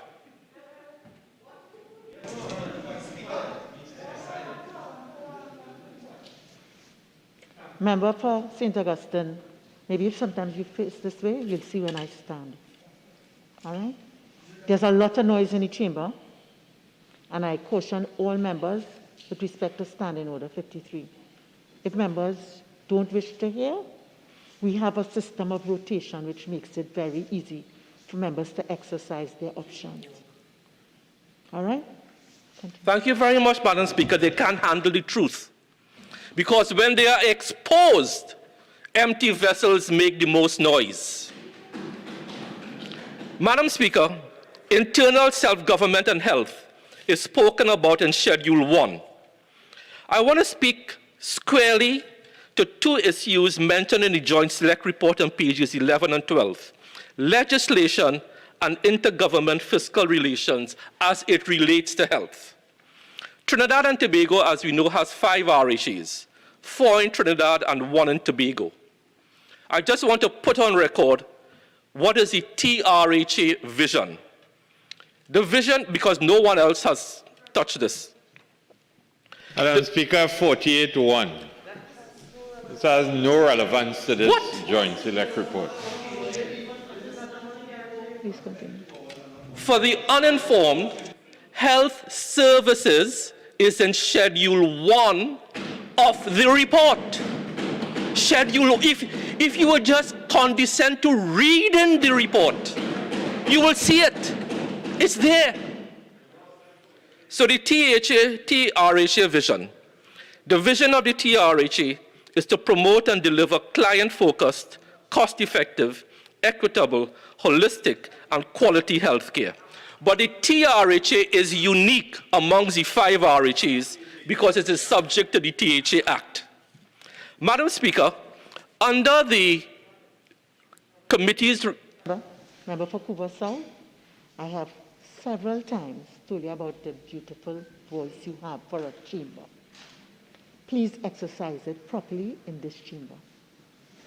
They can't deal with the truth. They cannot deal with facts.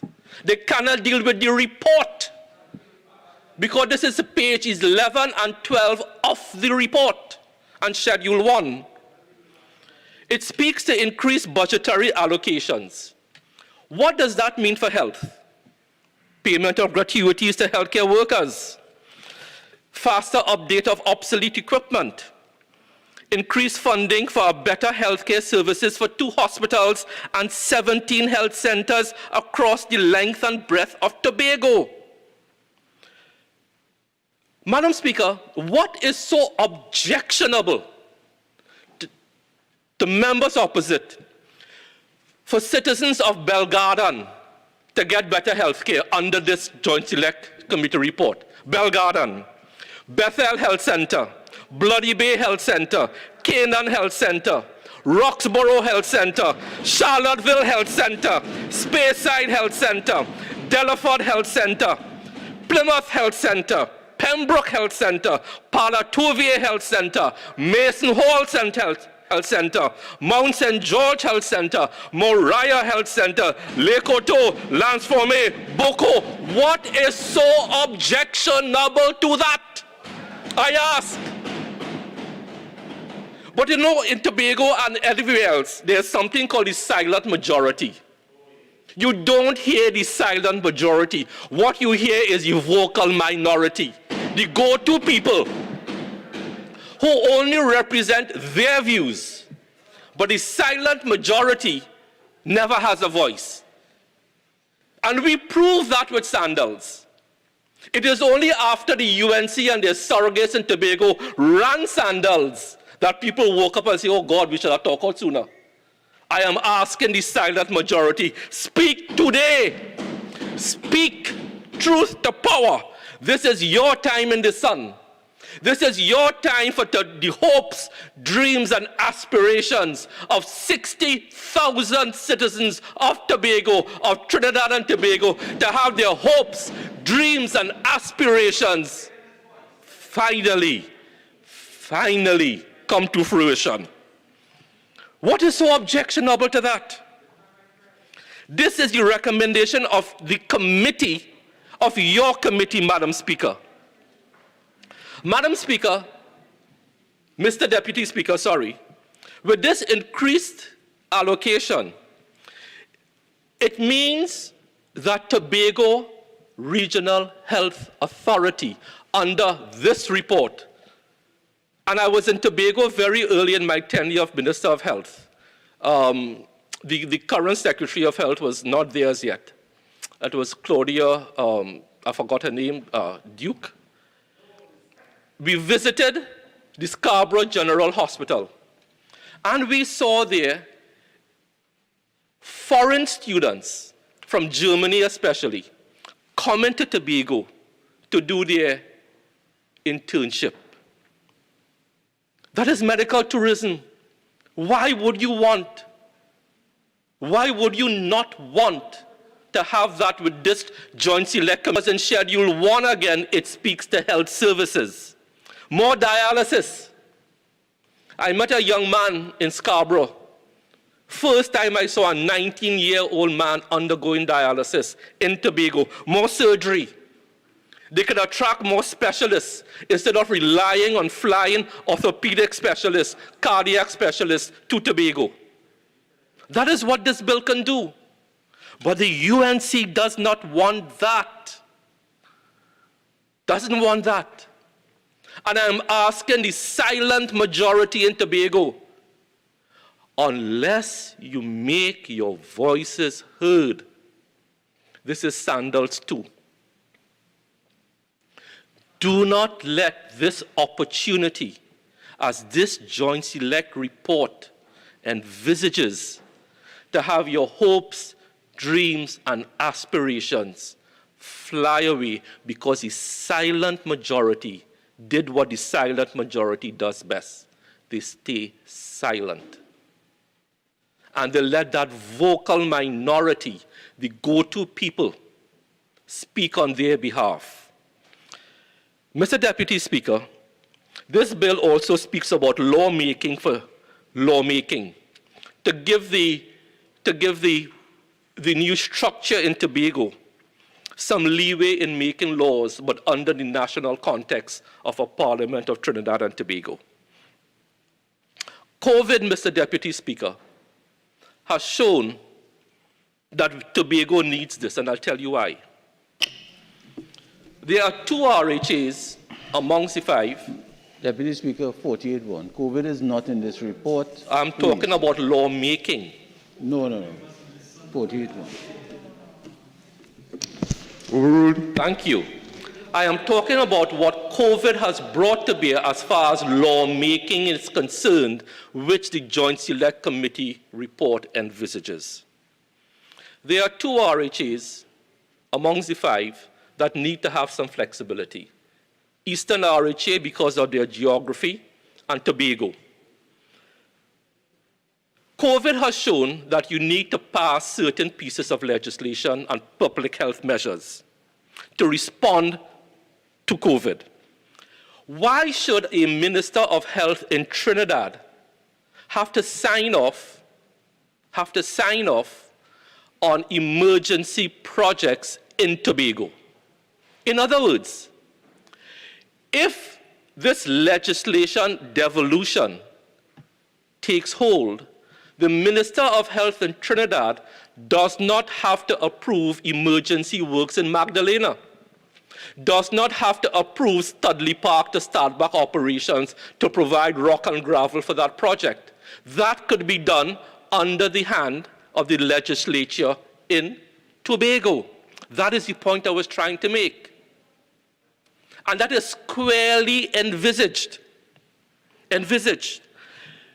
Tobago will need and does need a more nuanced response to respond to new threats, to protect lives and livelihoods, instead of having it done via Trinidad. They know their local business best. To Tobago, take charge of your affairs. Take charge of these internal affairs which affect you. But the silent majority needs to speak. Do not let your hopes, dreams, and aspirations be crushed by a vocal minority. Mr. Deputy Speaker, 60,000 persons, citizens of Trinidad and Tobago, but in Tobago especially.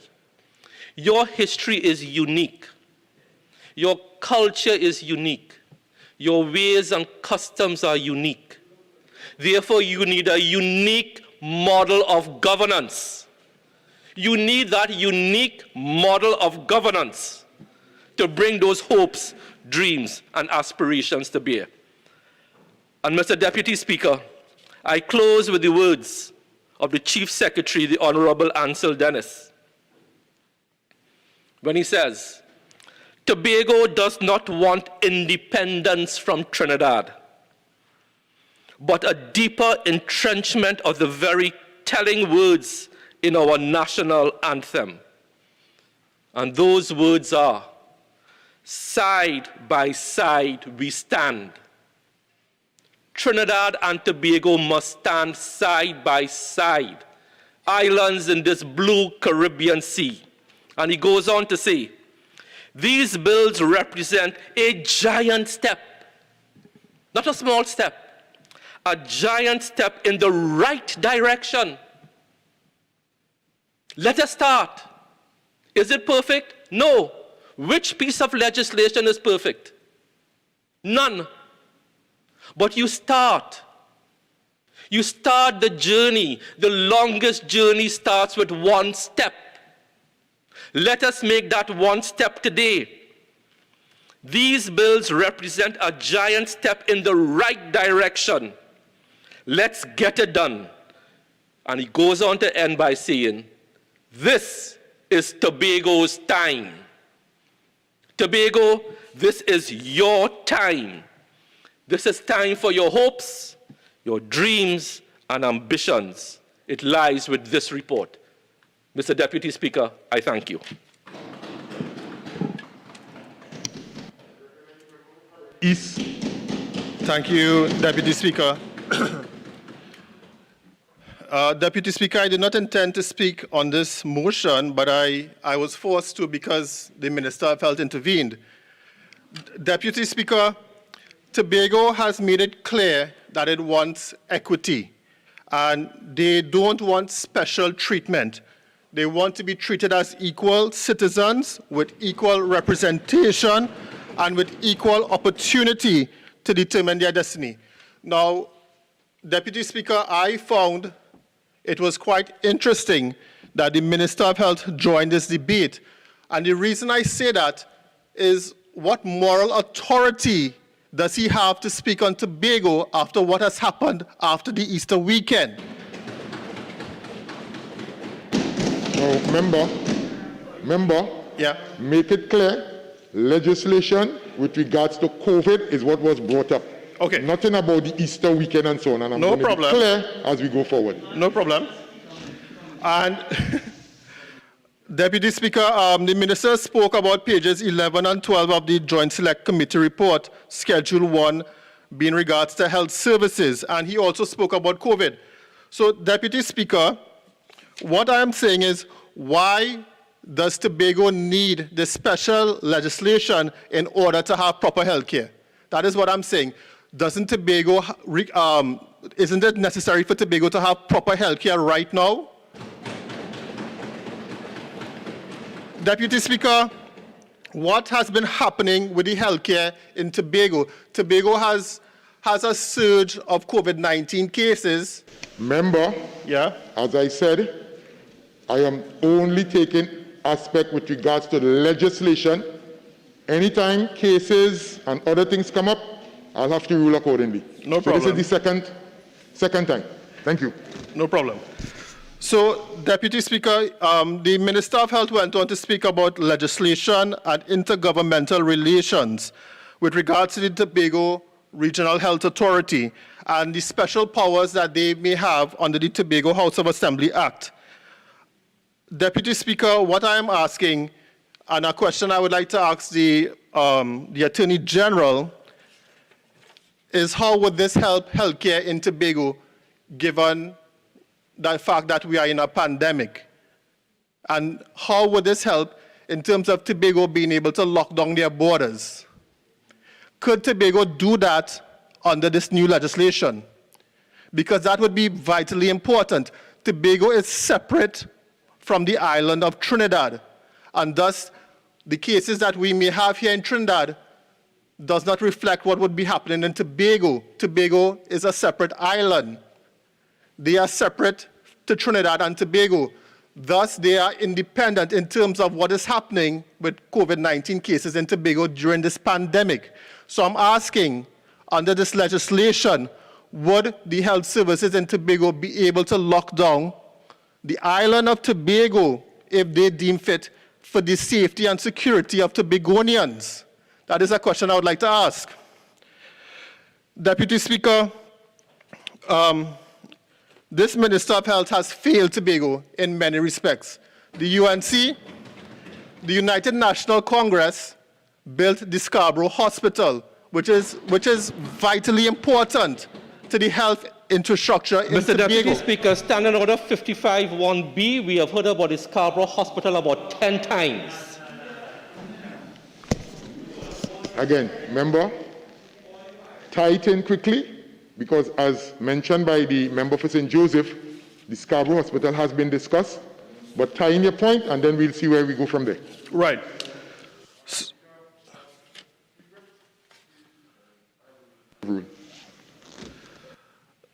He also spoke about the health restrictions and the value of the Tobago House of Assembly through their health services being able to implement their own health restrictions.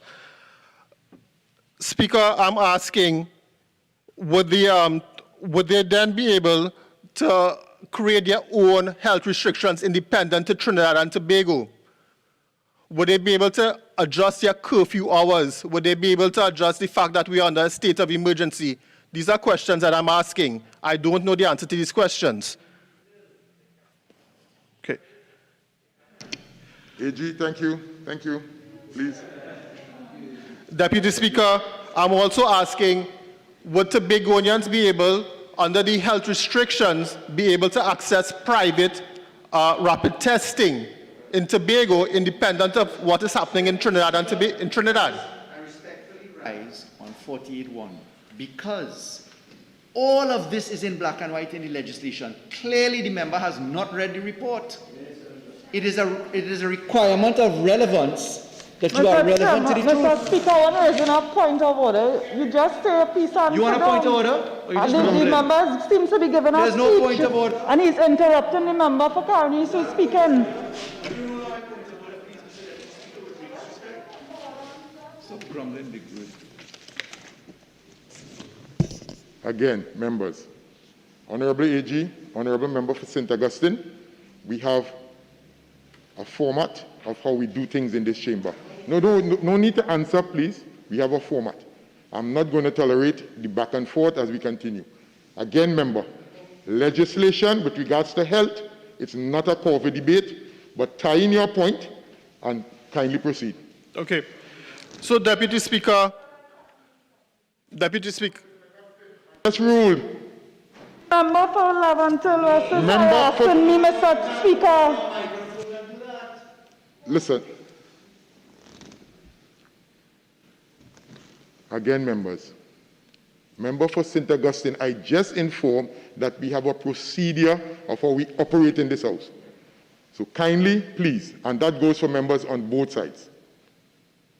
Member, proceed. Deputy Speaker, so the pandemic has changed the rules with regards to how the entire world operates, including Trinidad and Tobago. And because the fact that we had a pandemic and we had these public health restrictions in both Trinidad and Tobago, many Tobagonians were not able to access consultation in sufficient quantity to be able to advise on this bill. We don't really know what many Tobagonians think in terms of health, in terms of what could pertain to health because of this pandemic. Deputy Speaker, this Minister of Health has failed Tobago. He has failed Tobago. We have had in excess of 20 deaths in the last 3 months. Member, kindly move on to the other point, please. And I would like to ask the Attorney General, under this legislation, would Tobago be able, through the Tobago House of Assembly, or whatever it may be called in the future, be able to procure vaccines on their own? That is a question I would like to ask, because this government has been unable to procure vaccines for the citizens of Trinidad and Tobago. Sure.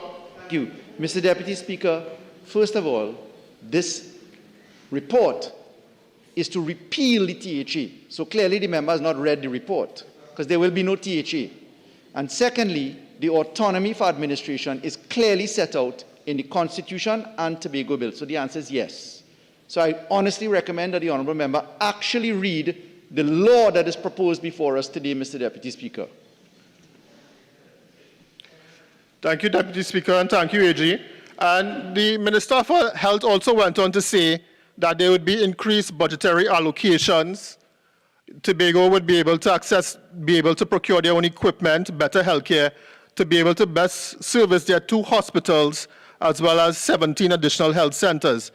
And what we need to ask is, how would this benefit the Tobagonians in this pandemic? And would Tobago then be able to access much needed health supplies during this pandemic, such as ventilators, such as oxygen tanks and equipment that may best be able to suit what the Tobagonian is going through currently? Deputy Speaker, the Minister of Health also went on to say that Tobagonians would be able to carry out emergency projects in Tobago, and emergency works would not need his approval. And that is to be, to be welcomed, because he is a very incompetent Minister of Health, and he has done very little to protect Tobagonians. And with these short few words, Deputy Speaker, I'd like to say thank you very much.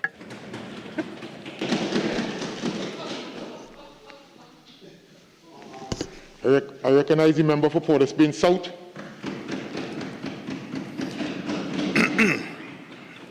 Mr. Deputy Speaker, You know, in law, there's something called locus standi. And you know, you may at some point in time have to contest an elections in a state in order to come and speak on a debate. Locus standi. I will get to that shortly.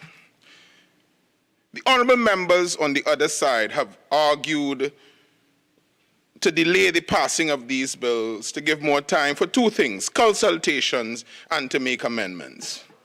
Mr. Deputy Speaker, my first point as a practitioner in law is I ask, which piece of legislation is perfect?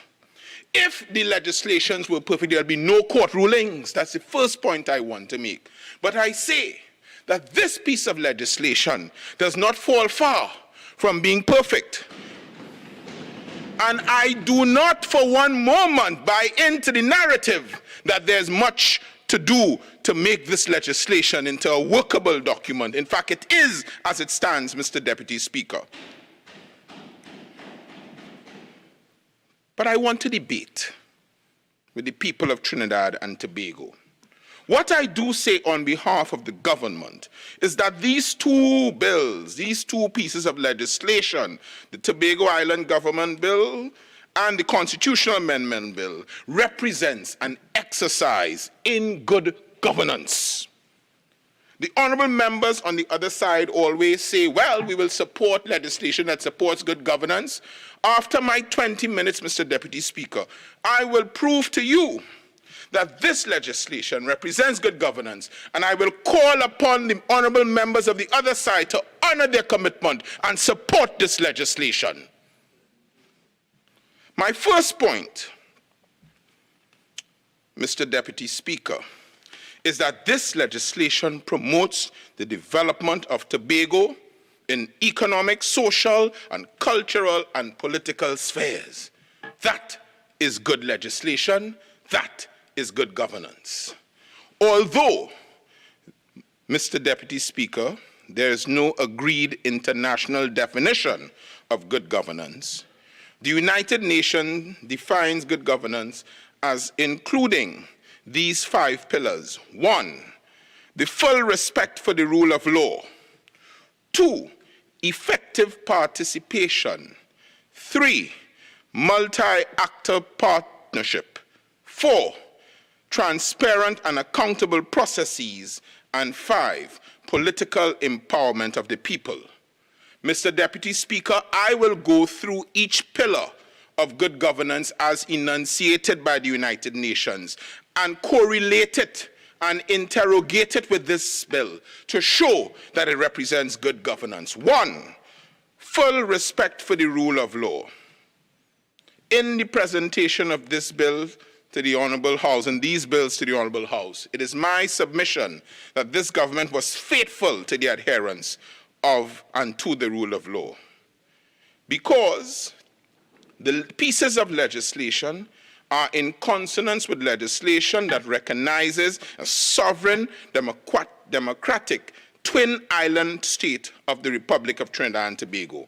Moreover, in keeping with the respect for the rule of law, when the legislation required a special majority, the government, the Honorable Attorney General, acting on behalf of the government, confronted it frontally. For example, Section 5.2 of the bill seeks to include the Tobago legislature in the fundamental rights of Trinidad and Tobago. This requires a 2/3 majority. This was brought to the Parliament for its consideration. Observation of the rule of law. Secondly, Section 61 gives the powers of the new Tobago Assembly to make laws. It requires a 3/4 majority in the House of Representatives and a 2/3 majority in the Senate. This was brought before the Parliament. Section 121 attempts to vest powers in the Chief Secretary to make appointments. This requires a 2/3 majority in both houses, and it was brought to the Parliament. What I say, it fits the first point. 55(1)(b), all of this was said by both the leader of the business and the Attorney General when they were debating.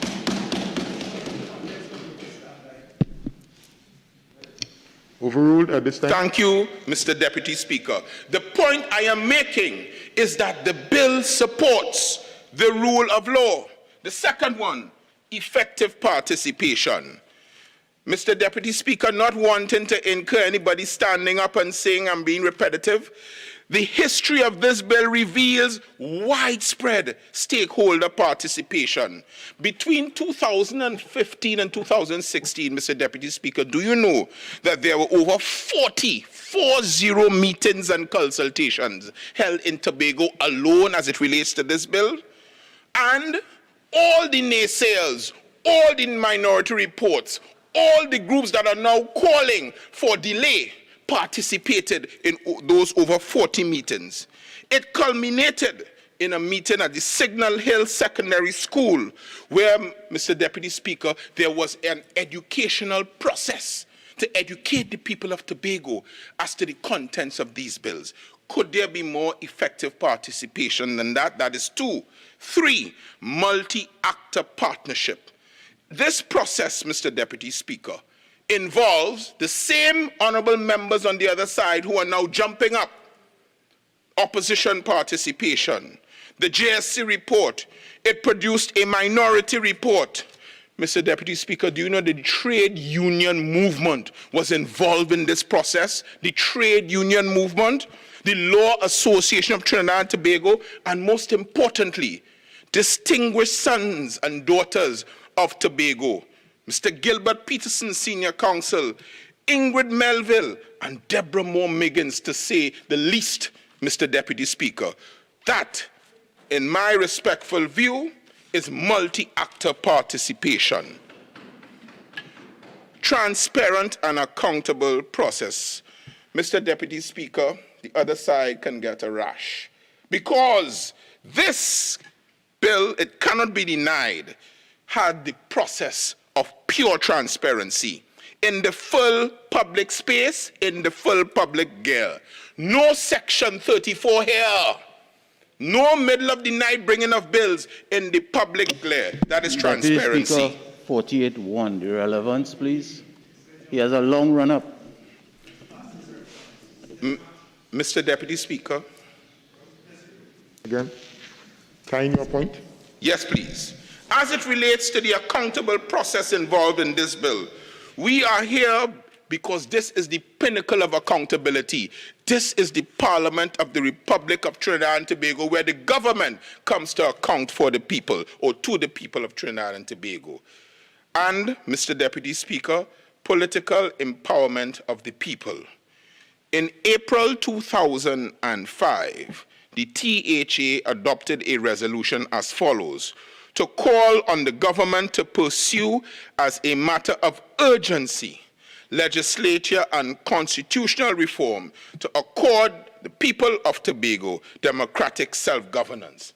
Mr. Deputy Speaker, this and these bills that are before you is the culmination of that call, and it was made long before, but it shows that it represents the will and the aspirations of the people. Therefore, on these bills, I submit as follows. 1, this legislation meets the criteria for good governance. And having met the criteria in my submission, I call upon the honourable members, when it is time to cast your vote, support legislation that supports and that agrees with good governance. Do your sovereign and sworn duty. Deputy Speaker, 48-1. That has nothing to do with the bill. It has nothing to do with the report.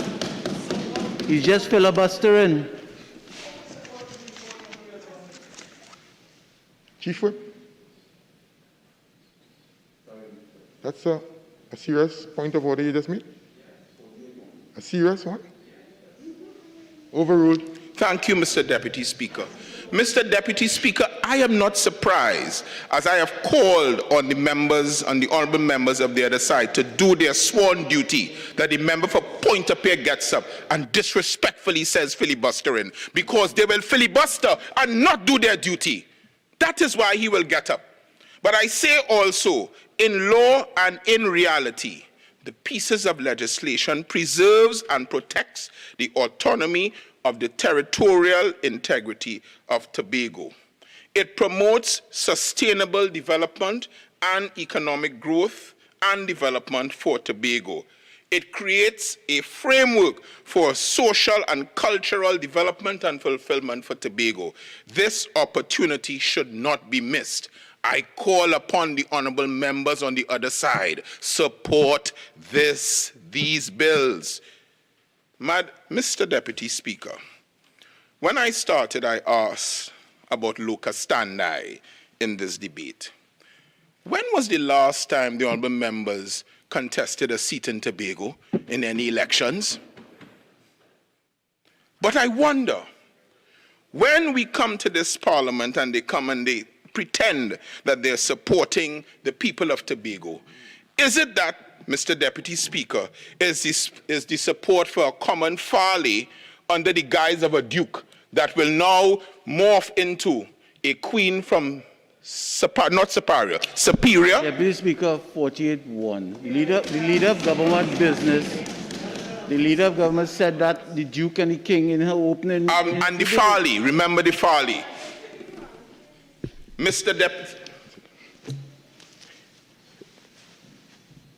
Overruled. Thank you, Mr. Deputy Speaker. Mr. Deputy Speaker, what I want to say on this point is, this government has no guile. Tobagonians, wake up and open your eyes. What you see is what you get. The member for Tobago East, take a bow, because she is here. There's no proxy to her vote. The member for Tobago West, she is here, and there's no proxy. When we do a comparison, Mr. Deputy Speaker, with this legislation, it finds siblings with other countries throughout the world. The member for Pointe-à-Pierre stated that it does not compare to St. Kitts, but it does, you know, Mr. Deputy Speaker, because regionally, in St. Kitts and Nevis, there exists a federal constitutional monarchy with two spheres of government. And what happens is that this is recognized by the Constitution and it works perfectly. In the United Kingdom, for many years, England, Wales, Scotland, and Northern Ireland were part of a union under the United Kingdom government based in Westminster, hence the Westminster system. And that has worked remarkably. Mr. Deputy Speaker, in Africa, in Kenya, the Constitution of Kenya divides Kenya into 42 counties. He has... Wait. Mr. Wow.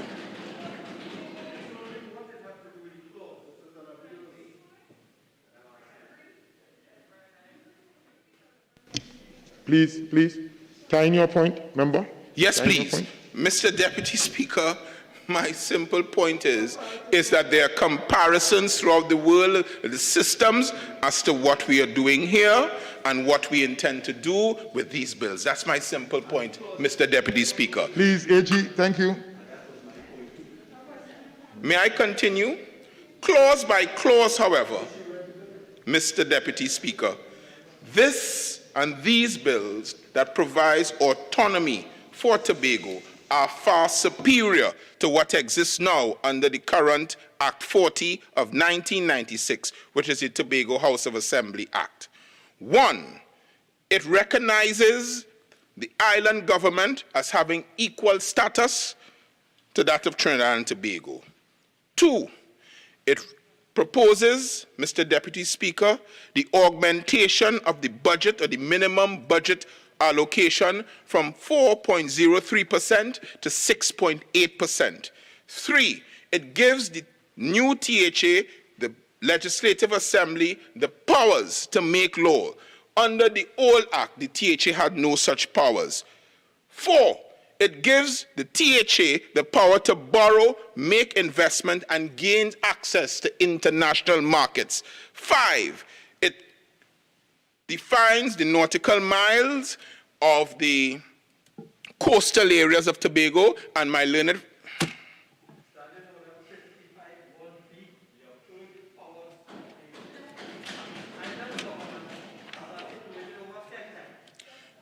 Mr. Deputy Speaker, as I conclude, the benefit, sorry. 1 second.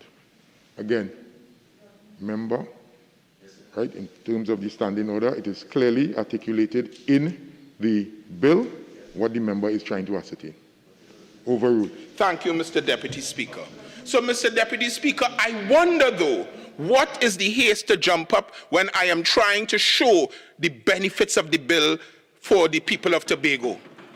Is it that the honourable members don't want the people of Tobago to know that this bill has tangible benefits? Mr. Deputy Speaker, how much more time do I have? You end at 12:20, roughly 4 minutes. Thank you, Mr. Deputy Speaker. Mr. Deputy Speaker, there's a history of Tobago and these bills that are not taught in schools. Dr. Winston Murray, one of the first members of the legislature and the representative of Tobago, on the 31st of December 1977, he hoisted a Tobago flag in Plymouth. This government now is hoisting a flag for Tobago. It is hoisted a flag based on the Tobago autonomy bills, and we are calling on the honourable members of the other side. Put your vote where your mouth is. Support this legislation. I thank you, Mr. Deputy Speaker. I recognize the member for Mayaro. Thank you very much. Thank you very much, Mr. Deputy Speaker. Mr. Deputy Speaker, the arguments as provided by the member for Port of Spain South who spoke before me, they are vexatious and facetious at best. Mr. Deputy Speaker, the member had to come here today to employ the people of Tobago to wake up and open your eyes. But I respectfully submit that is what the government should have done before today. If they had done the right work in terms of the work of the GSC, Mr. Deputy Speaker, my brothers and sisters of Tobago would have been already wide awake with their eyes open, ready to judge the debates that are happening in this House today. Mr. Deputy Speaker, I ask the question, what is democracy? Democracy is the understanding by the minority of the right of the majority. But should this majority right expose the minority to acts of brutality and unfairness? Mr. Deputy Speaker, the right of the majority must always be exercised with care and concern for the welfare and safety of those in the minority. That right must have conscience, Mr. Deputy Speaker. Mr. Deputy Speaker, the report before us today and the subsequent legislation requires 31 members of this House to support our brothers and sisters in Tobago to realize a new and spirited future. But, Mr. Deputy Speaker, we here in Trinidad is now tasked in determining that future for every Tobagonian child, Mr. Deputy Speaker. Mr. Deputy Speaker, by virtue of our Republican Constitution, the Parliament of Trinidad and Tobago, government and opposition, must act in cohesion via a constitutional 3/4 majority for that future to materialize. So the government has done their part, Mr. Deputy Speaker. They have brought legislation to this House for the debate, and they have told us that they have done it in the best interest of Tobago. A GSC was conducted for some time, Mr. Deputy Speaker. They too has, in their report, by virtue of the report, have advised this House that they have done all that they were supposed to do. They've consulted with all the stakeholders, they've done the necessary fine-tuning, and they are now desirous of at least 9 votes on the opposition benches to make it law. I want to agree with one thing that the member for Port of Spain South has said. He said that he feels that they are very close to good legislation. Mr. Deputy Speaker, I am to agree with him. Then why the haste to push through this legislation today? The people of Tobago have been asking for a bit more time, not 5 years and 10 years, a bit more time, because of the haste at which this documentation was provided to them last week, with the hope of having some consensus today. So if the member for Port of Spain South is correct, well then, what is a couple days? What is the recess that we can go into for the months of July to August to September and allow this additional conversation to happen to make sure that we are doing right by our Tobagonian brothers and sisters? Mr. Deputy Speaker, so what is our role? What is the exercise that we are doing here today? I can tell you, Mr. Deputy Speaker, it is not to rubber stamp anything that the government does and brings before this House. The three-member team from the opposition benches that sat on the Joint Select Committee, Mr. Deputy Speaker, they submitted a minority report, which in reading, I was satisfied as a member of parliament in this House, representing the people of Mayaro. I was satisfied that sufficient issues were raised to cause for concern that they had to put a minority report. Mr. Deputy Speaker, in determining my role and my vote today in this House, my platform for consideration has to be the minority report, which was submitted by my members of the opposition benches. But that was not the only data that I have to go along with, Mr. Deputy Speaker. Mr. Deputy Speaker, the Tobago House of Assembly has a minority leader, which is the official opposition in Tobago. That person, Mr. Deputy Speaker, and the citizens he represents forms the second largest support outside of those people who are not in support of the government. So these people, whom the member for Port of Spain South rattled out callously, they're not representing goat and sheep, Mr. Deputy Speaker. They are representing the citizens of Tobago. So whether they are voices in opposition or in the business or in the academic fraternity, they have a voice that is representative of the people of Tobago, so you cannot dismiss them. You ought not to dismiss them, Mr. Deputy Speaker. Mr. Deputy Speaker, there are several other smaller political parties in Tobago who have all expressed their voices of concern with not all the issues of the bill, but several of them. They have all asked for a bit more time to bring some rationale into the bill and to make it stronger and better over the coming weeks or a couple of months, not 5 and 10 years, Mr. Deputy Speaker. Mr. Deputy Speaker, I can say without a doubt, from where I stand, the voices in Tobago against this body of work that is before this House today, it is overwhelming. In my estimate, Mr. Deputy Speaker, I can say without a doubt and without fear of contradiction, the majority of people in Tobago have rejected this proposal wholeheartedly, Mr. Deputy Speaker. Mr. Deputy Speaker, yesterday the Honorable Attorney General spoke during his entire presentation, and he called on the UNC to submit amendments and to submit recommendations, to submit a number of things.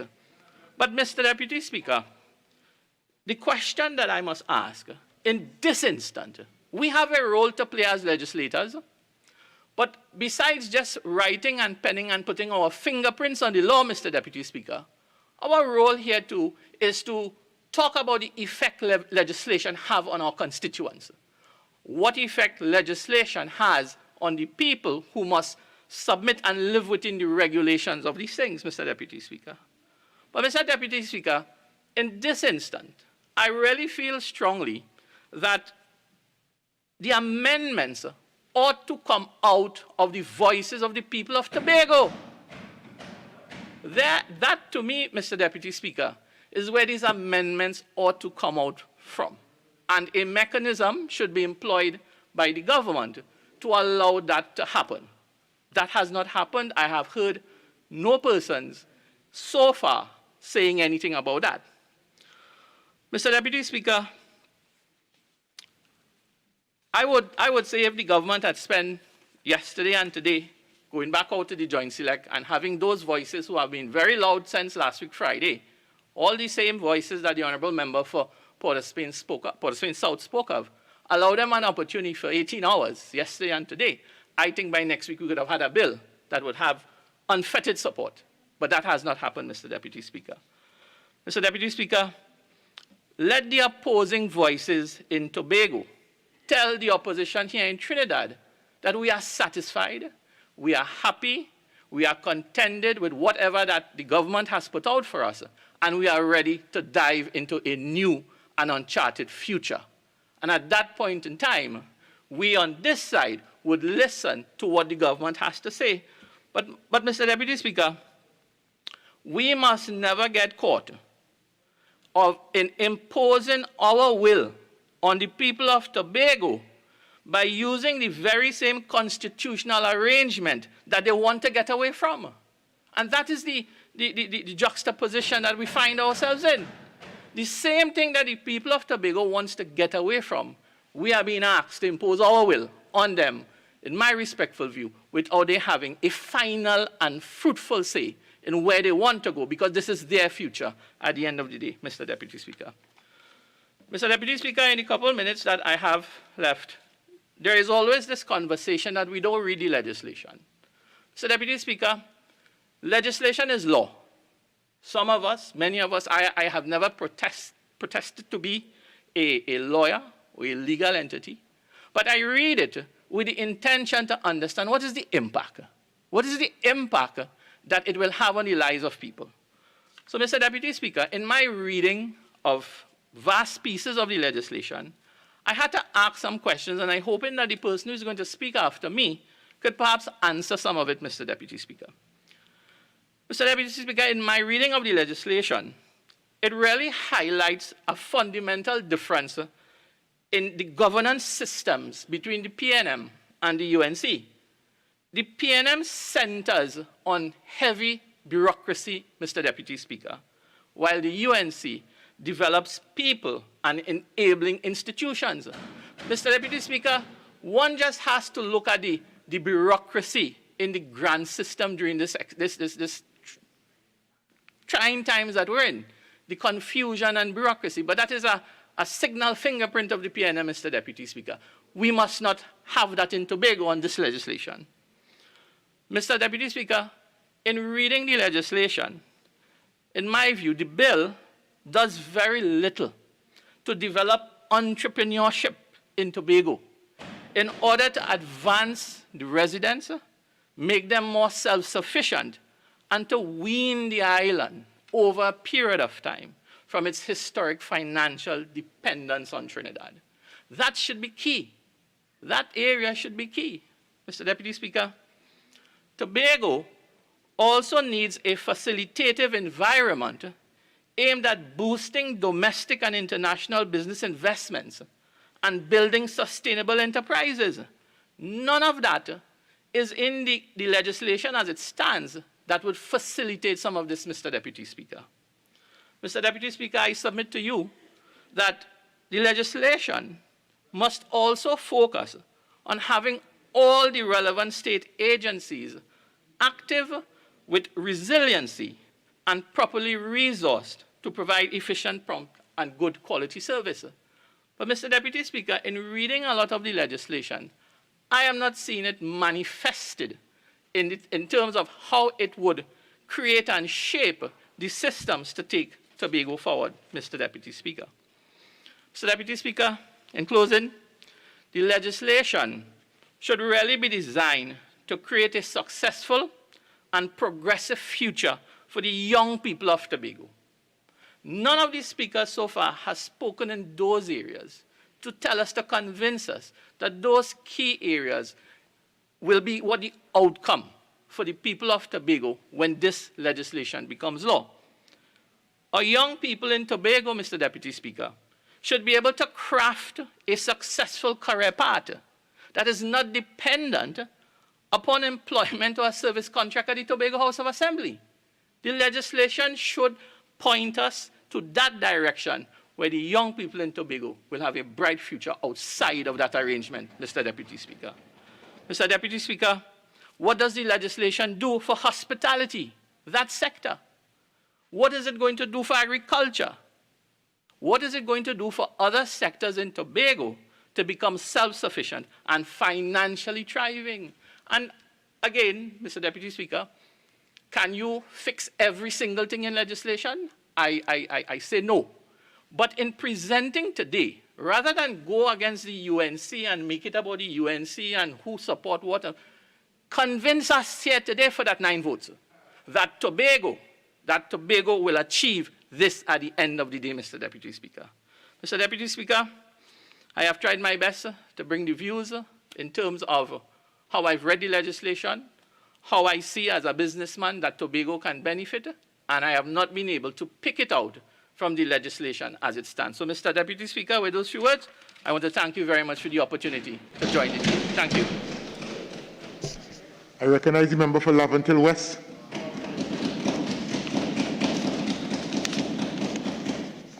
Thank you very much, Mr. Deputy Speaker. As I address the people of the beautiful island of Tobago, for the most part here this morning, this afternoon, I am calling on the people of Tobago, pleading with them not to lose their mind, not for a moment. Do not play with the UNC.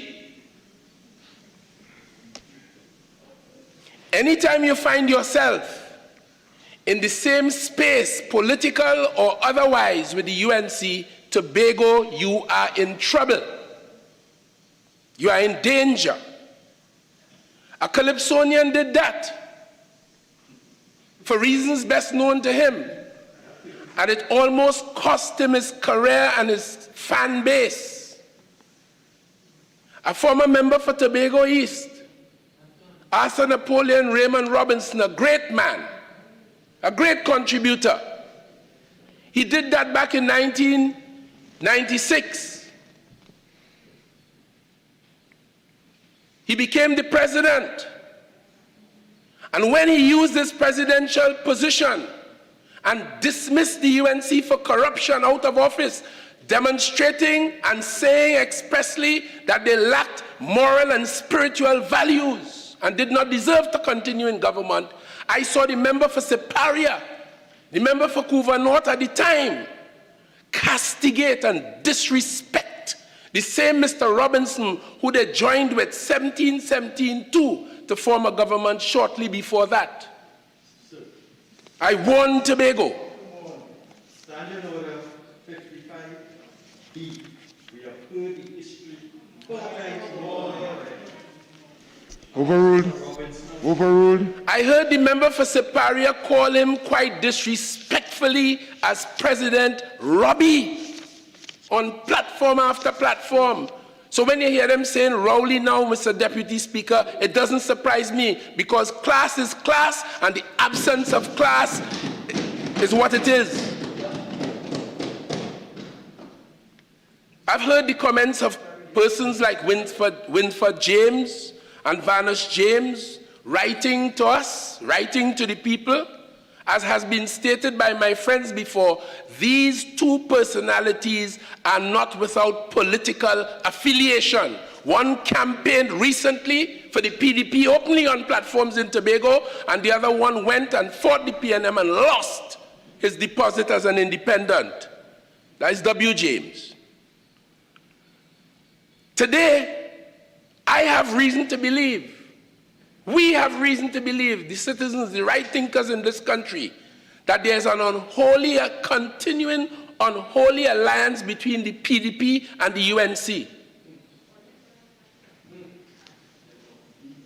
And they are here in the parliament today joining with the UNC to obstruct the people of Tobago from the obvious benefits these measures will bring. In terms of economics, finance, a difference of $2.5 billion annually. You know what the Secretary for Finance could do with $2.5 billion in terms of houses, land acquisition, land title, roads, bridges, open up the windward side of Tobago, jobs, incentives for small businesses. The Minister of Health told us this morning, health facilities are plenty. It has got to be criminal to stop yourself from acquiring access to these things. I say to Tobago, the report of the Joint Select Committee that we are considering here today, the Constitutional Amendment Bill and the Tobago Self-Government Bill, are the product of the work of that Joint Select Committee. The main theme we heard from our friends, because they have nothing useful else to say, was about consultation until you, Mr. Deputy Speaker, shut them down from that tired and weary topic. But they have nothing substantial else to add. All we do in these measures is recognizing that we have central government, we have local or municipal government, but the local or municipal government is not entrenched in the Constitution. Tobago has self-government, largely so since 1996. Not municipal, not like any other local authority. They have an assembly and they have all the trappings of self-government. What we are doing now is entrenching it deeply so in the Constitution of the Republic of Trinidad and Tobago. This is not a threat to Tobago. This is an offering to improve their quest for self-government, giving Tobago as much as can possibly be given, just short of out-and-out independence, because that is not the desire of the Tobago people. As has been said earlier, Tobago has no friends in the UNC. They don't contest elections in Tobago. In fact, Madam Speaker, if they could, they will hive off Tobago. When we're talking constitutional amendment or constitutional law, we are talking raw politics. The Constitution regulates the relationship between the three arms of the state. And while we may speak in nice and philosophical terms, at the end of the day, it is about power, political power. The UNC doesn't care for Tobago. They will encourage anything like that. We want to see the union, and the people of Tobago want the union to continue, but it wants greater opportunity to guide its affairs. Madam Speaker, 55, 1B, the Minister has repeated everything that has been said by his colleagues. Today? Today? So, member, I'll give you some leeway. Thank you very much, Madam Speaker. All of the attributes of self-government, just short of independence, are available. How did we get here? The UNC didn't bring us here, Madam Speaker. It is the PNM that brought us here. And they're obstructing this today, telling us they're not supporting it, only for political expediency. Because they see 2 seats in Tobago as standing oftentimes as it should against them. They believe without Tobago, they have a better chance of being in the government, and you know what that means for Trinidad and Tobago. God forbid. We promised greater self-government to Tobago in our 2015 campaign, and we have kept our promise. We, led by the Prime Minister, son of Tobago soil, we kept our promise. We are here. Let me submit, Madam Speaker, without fear of contradiction in my intellectual assessment and my political assessment, all the objections to these measures can be categorized as coming from persons who are guided by emotions rather than the force of logic, guided by fear, guided by conceited intellect, because there are some people who feel they're so bright. According to Kurt Allen, they're too bright. They have to object to everything just to be heard, seen on the television and heard in the newspaper. They look for arguments to make themselves large. And of course, Speaker 48-1, irrelevance, please. Guided by ignorance. So I come here today, Madam Speaker, to clarify the facts and the truth and the history so as to remove the veil of ignorance that the UNC thrives on and the emotions that the UNC thrives on. So we have these two bills before us. Tobago gets greater administrative jurisdiction in Section 5.2 of the Tobago Island Council, Island Government Bill, and I don't have to go into it because my colleagues have. Gives them lawmaking power as well in a unicameral system. And the reasons for that is because the experts have told us, including the EBC, the unworkability of the other option of a bicameral legislature. We know that.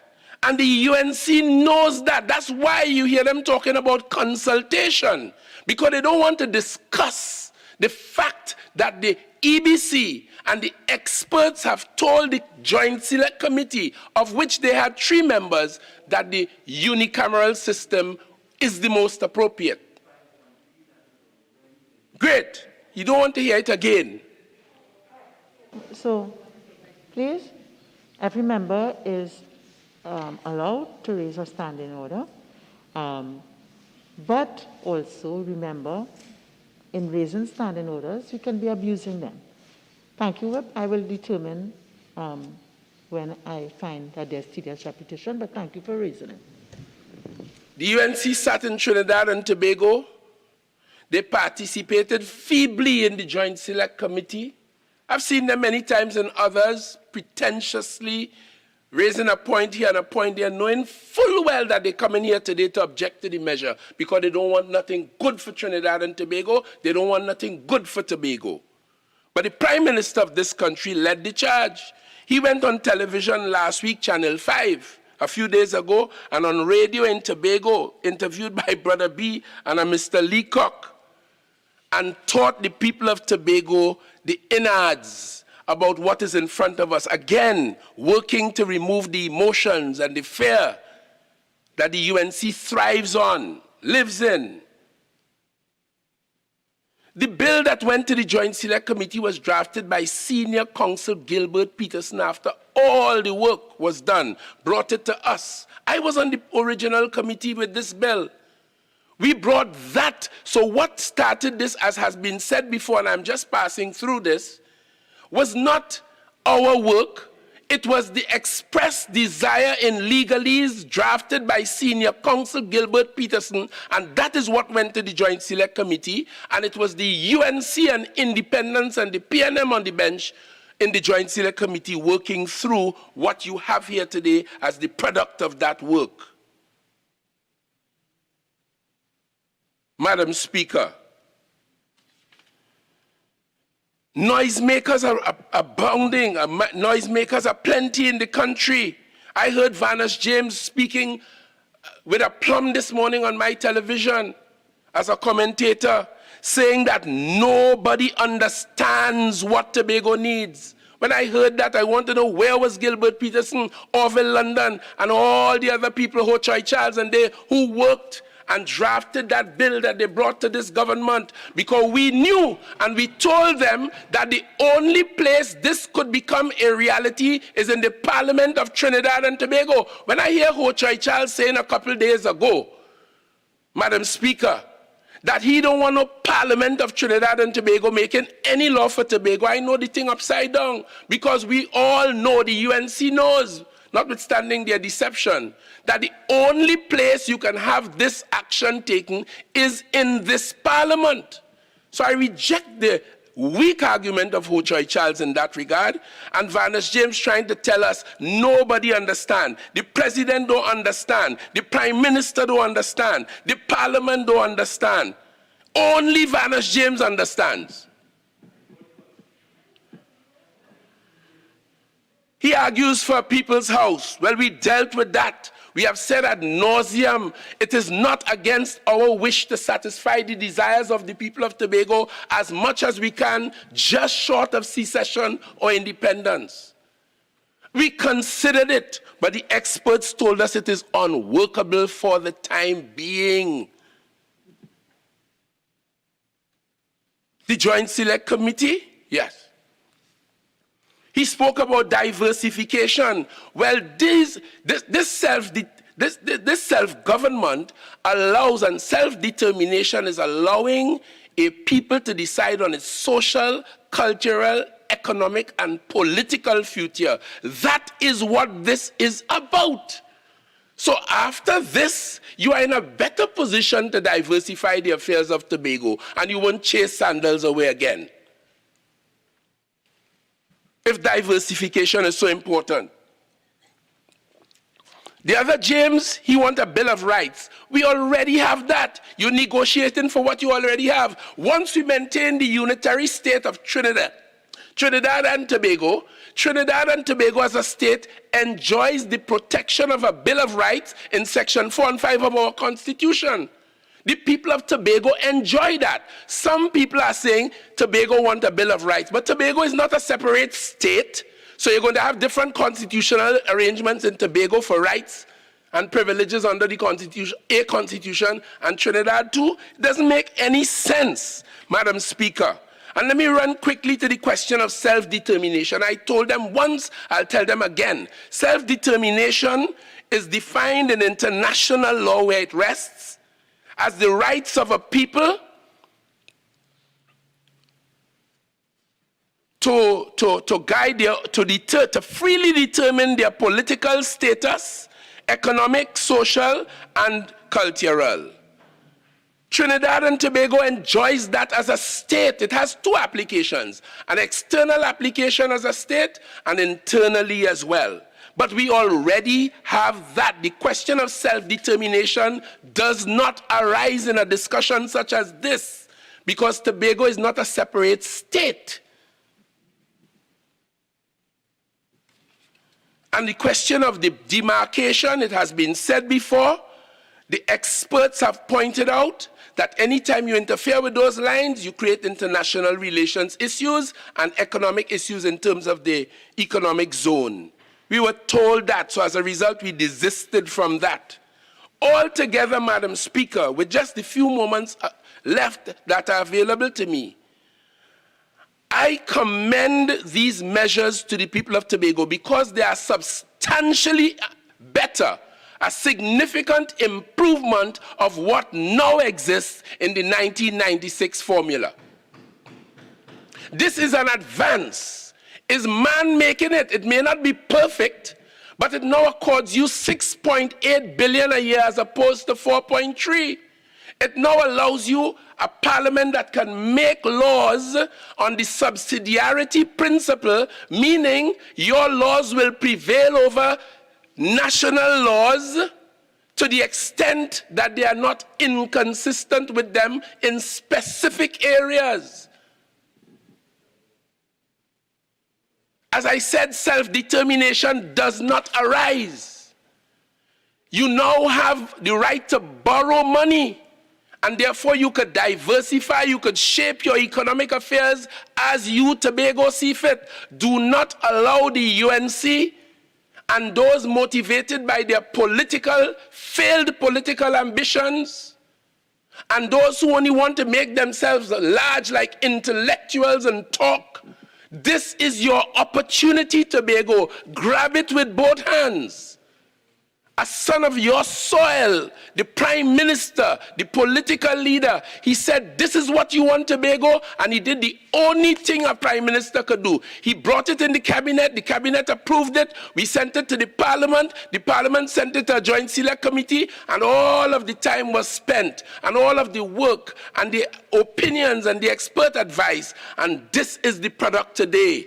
In June of 2021. You're going to turn your back on that, on the advice of the UNC? I began by saying, Madam Speaker, anytime Tobago finds itself in the same place, space, political or otherwise, with the UNC, you are in danger. I thank you, Madam Speaker. Member for Caroni Central.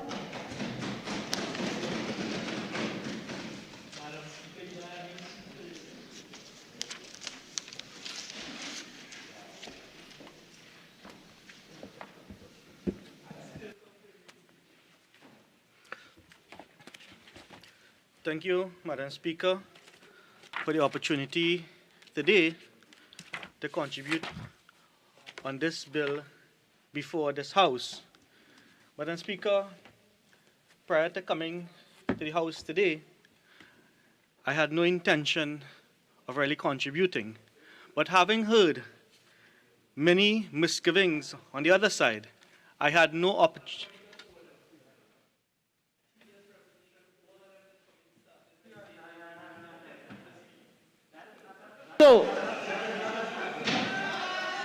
So member for Caroni Central, please continue. Thank you for that opportunity, Madam Speaker. We all know how disruptive this member is to this House.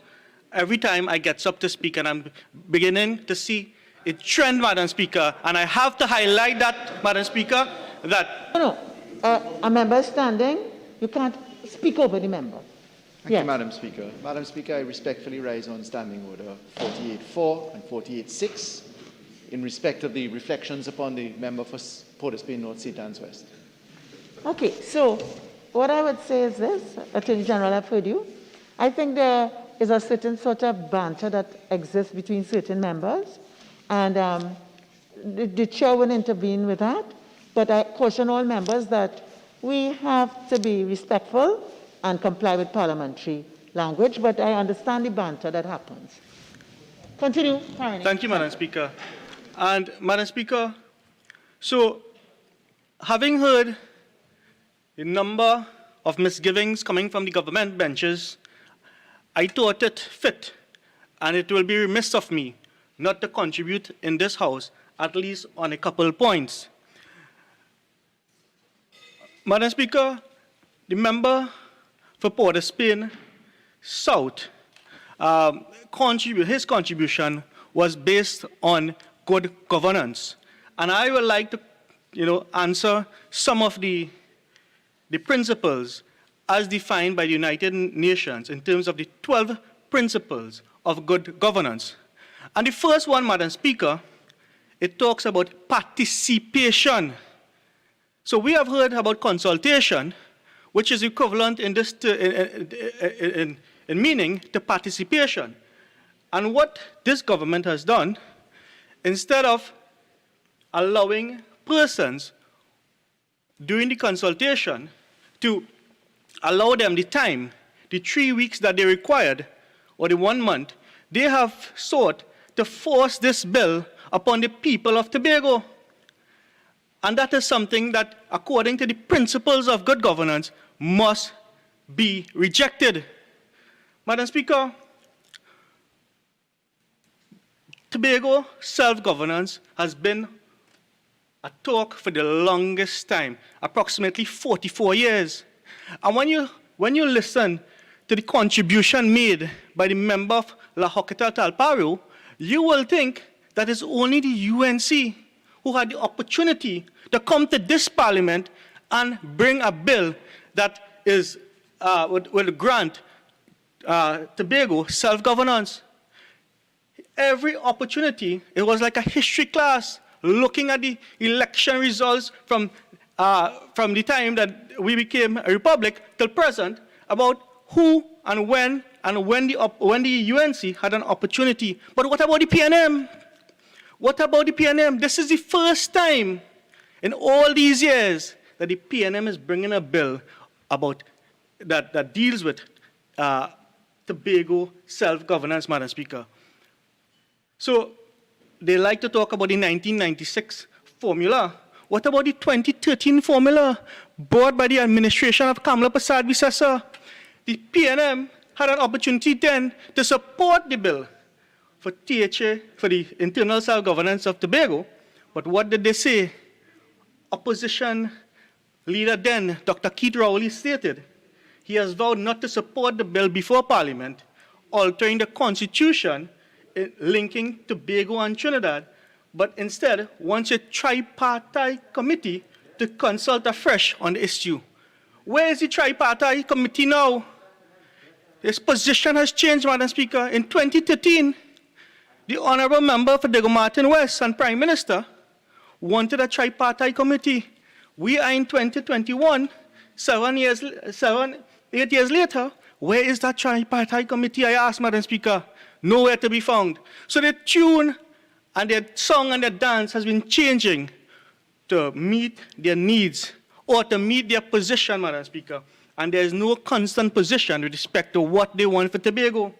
If they really wanted something that was good for Tobago, they would allow the participation, Principle 1 participation, Madam Speaker, to take its full realm. And I make a clarion call here this afternoon, Madam Speaker, that if the PNM and the government wants what is best for Tobago, let's have a referendum. Put a referendum out there. Let the people of Tobago decide. Not the referendum, the last referendum, it returned 6-6, Mr. Attorney General, 6-6. So it shows that the failed policies of the government. Referendums are done by law, and there's no referendum law in this country. Not even the correct word. Continue. Thank you, Madam Speaker. So that is the first principle, the very first principle, referendum. So I'm calling, making a clarion call for the government to allow for a referendum of some sort to take place in Tobago before this bill is brought before this House anytime soon. Madam Speaker, as I continue and I look at some of the clauses in the bill, I look at clause 34, and it says, audit of accounts. The accounts of the House of Assembly are public accounts of Trinidad and Tobago for the purposes of Section 116 of the Constitution. Madam Speaker, I don't think that the THA needs this bill in order to account for their monies and for their finances. For the longest while, the Auditor General reports have indicated that there was no accounts submitted by the Tobago House of Assembly. So we do not need this bill for them to account. They ought to be accounting to the Parliament at this present time and accounting to the Auditor General at this present time. So this bill is not required for that. We want them, the PNM Tobago, to account to the Auditor General. And I'm saying that this bill is not required for that accountability to take place. And that is a principle under the governance, under the United Nations principles of good governance, as iterated by the member for Port au Prince South. Madam Speaker, what this bill allows is for the making of what you call subsidiary legislation by the Tobago House of Assembly in specific areas. And when you look at the schedule, and I'm looking at the schedule now, Madam Speaker, it speaks to a number of areas that are not inconsistent. Madam Speaker, what happens, or what is the best way for someone to make law that reflect their culture and their social circumstances? If we want to give Tobago the opportunity for self-governance, this is the opportunity for us to allow them to make their own laws, because they alone will understand their culture. As it exists, Madam Speaker, there are a number of small little cultural existing areas or existing traditions that Trinidad is different from Tobago. So we are making law that may be for Trinidad and Tobago, but it is not best for what is for Tobago. And those things are not, and I'm saying the bill didn't go as far enough as it ought to go. Because if we are to cater for their social and cultural needs, we should be giving them the autonomy that they require to make their own laws. And not that laws which are inconsistent with, in specific areas will not be allowed. Madam Speaker, there's one other issue which I would like to address before my time is up. And that is the issue with respect to something called the Ward of Tobago. Something that has been repeated ad nauseam on the next slide, that Tobago is a ward of Trinidad. Now, Madam Speaker, that is so far from the truth. For the simple reason, Madam Speaker, when a deed is prepared and somebody is living in Canaan, for example, you say the street in Canaan in the ward of Tobago, Madam Speaker, comma, in the Republic of Trinidad and Tobago. So Tobago is a ward of not Trinidad, but a ward in the Republic of Trinidad and Tobago. And that is very important. I've heard it on the other side repeatedly saying that the reason why we are in this bill in this present form is because Tobago is a ward of Trinidad. Madam Speaker, that is so far from the truth. It is a ward in the Republic of Trinidad and Tobago. Madam Speaker, I would just like to bring to your attention that based on the TV6 People's Meter question last night, whether the opposition should support this bill in the present form, there was a resounding no. 76% of the persons indicated that the opposition should not support this legislation before the Parliament here today. So, Madam Speaker, with those few words, I want to thank you for the opportunity.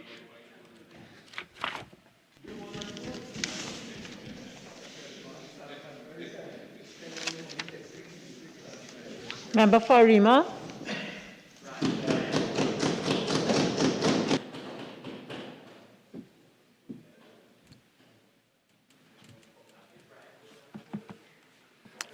Thank you very much, Madam Speaker, and let me first of all thank my colleague, the Honourable Camille Robinson, Regis, Member of Parliament for Faruqa Maloney, for her chairmanship of the Joint Select Committee and for her excellent presentation yesterday.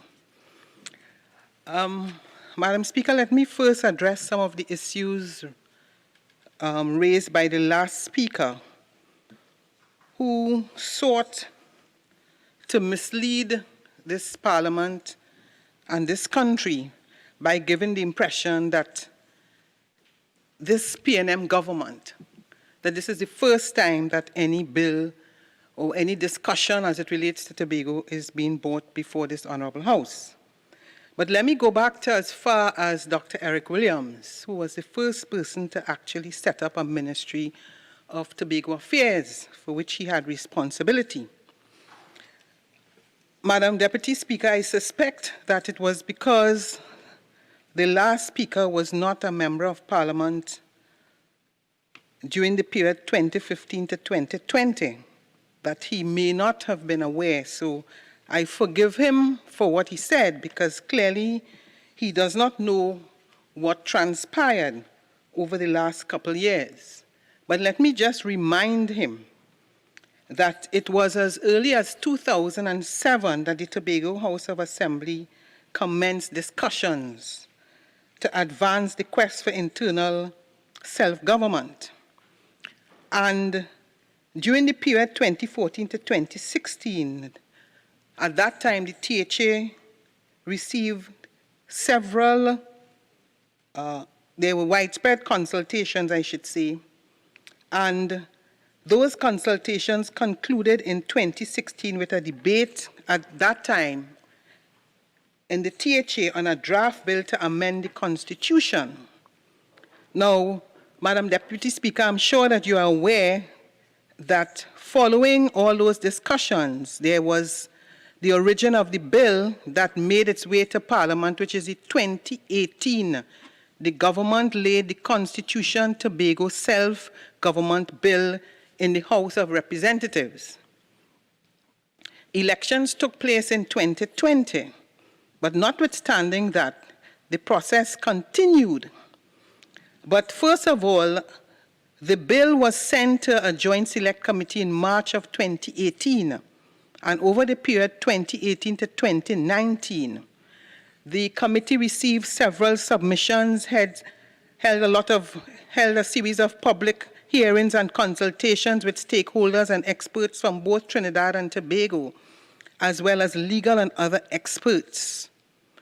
The life of the committee ended in 2020, but notwithstanding that, the Honorable Camille Robinson Regis, the Joint Select Committee, continued its work in 2020, and the Honorable Member yesterday, over a period of 2 hours, indicated exactly what transpired since the committee resumed its work in 2020. So I hope that I have sufficiently educated my colleague who spoke a while ago that his information is totally inaccurate and misleading. Now, Madam Speaker, I would like to ask this Parliament, especially my colleagues on the opposite side, if not this bill, then what? And if not now, when? When will Tobago get what is due to Tobago? I ask my colleagues on the other side, are they comfortable denying Tobago what is rightfully theirs? What really is the position of the opposition as it relates to Tobago? What exactly is their policy? And I want to ask whether or not they are just comfortable adopting what leaders of political parties have either said or wrote. Because if you listen to all the previous speakers, they are coming and they're either reading an article, what this leader said, that leader said, what Farley said, what Ho Choi Charles said, and as a matter of fact,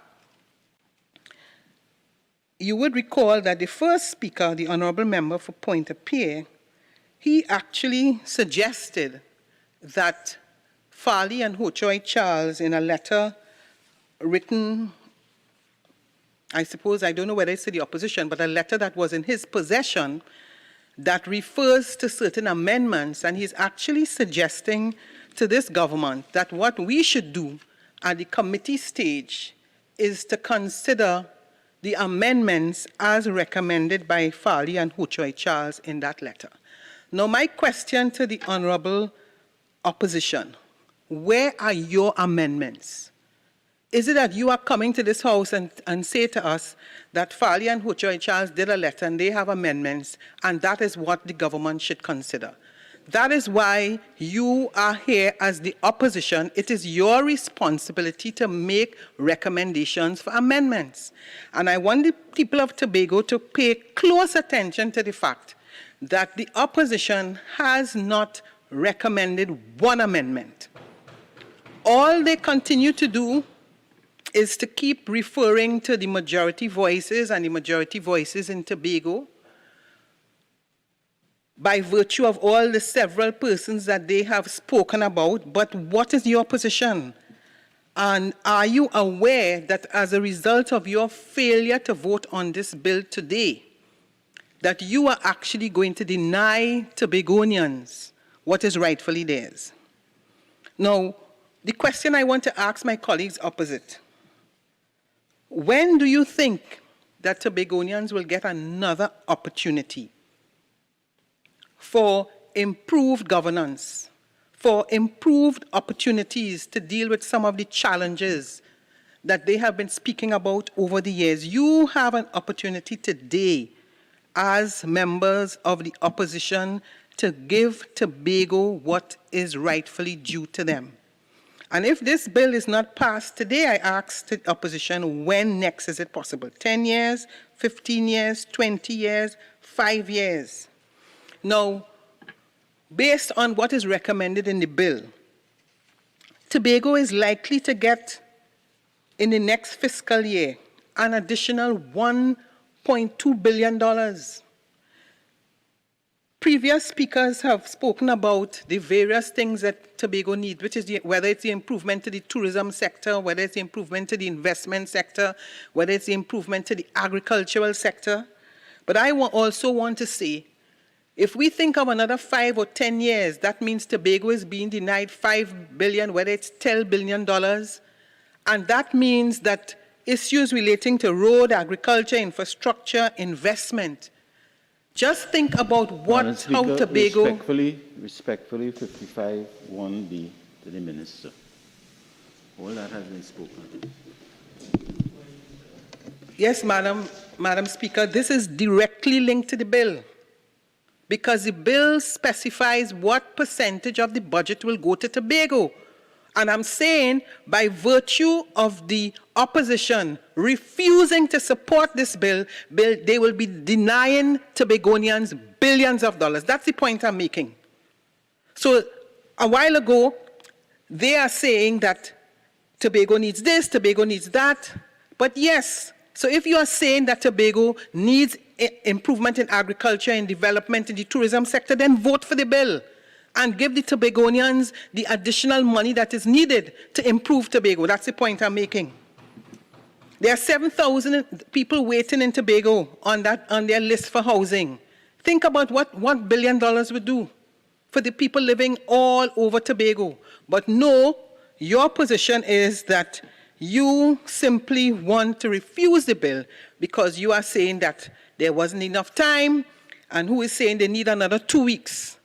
But even if there was another 2 weeks, what is the recommendation from the opposition? I mean, you have been in government, you were there in 2015, you talk about 2013. As a matter of fact, there was the Ministry of Tobago Development that was established by the last UNC government. And they totally disrespected the THA at the time. So is it that that is what your position is?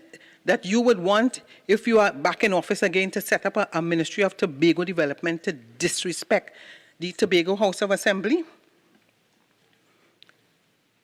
Madam Speaker, if this bill is passed, some of the challenges that have been faced by the Tobagonians coming to Trinidad still to deal with issues relating to land, to title, issues relating to gratuity. This bill gives to the THA, gives to Tobago that autonomy that allows them to make legislations and laws that will address some of these long outstanding matters. Now, I want to make it abundantly clear, like several other speakers. It's not a perfect bill. Every single thing that Tobagonians want is not in the bill. That is absolutely true. But at the same time, when you talk about legislation and the role and function of Parliament, is that things improve gradually. So what is this perfect piece of legislation of which they speak? And Madam, respectfully, 55(1)(b), we have heard about this perfect piece of legislation about 20 times already for the morning. Well, I hope, since you have heard about it for more than 20 times, I hope you're going to vote for the fact that what I'm saying is that it's not perfect. I'm not saying that it's a perfect piece. I'm saying it's not perfect. Madam, again, respectfully, 55(1)(b), this is tedious repetition now, Madam Speaker. Thank you for letting me know your view. Please continue. Madam Speaker, Tobagonians have been waiting a very, very long time for the updating of the legislation to address the challenges that relate to Tobago. And what we are doing is reviewing the legislation so that we can bring it current to address the issues and the challenges that they face. We are asking the opposition that Tobago needs your support to advance the agenda of self-determination. You ought to remember that as a result of the activities of the then Chief Secretary of the Tobago House of Assembly, and I remember yesterday that somebody said that London Bridge is falling down, well, it is as a result of the activities and the fact that the then Chief Secretary, Orville London, stood his position that the UNC government at the time was not able to just railroad the Tobago House of Assembly. Now, I want to ask this question to the opposition. Can Tobago and Tobagonians not be allowed to pursue their own economic, social, and cultural development? Do you recognize that by failing to support this bill, you will be denying Tobagonians the right for them to manage their own affairs? How will history record members of the opposition when you vote against this bill by denying Tobagonians their right to advance their autonomy? Throughout this debate, you continue to speak about the majority of voices who have asked for this and have asked for that. I want to say that it's everybody's right to speak their mind.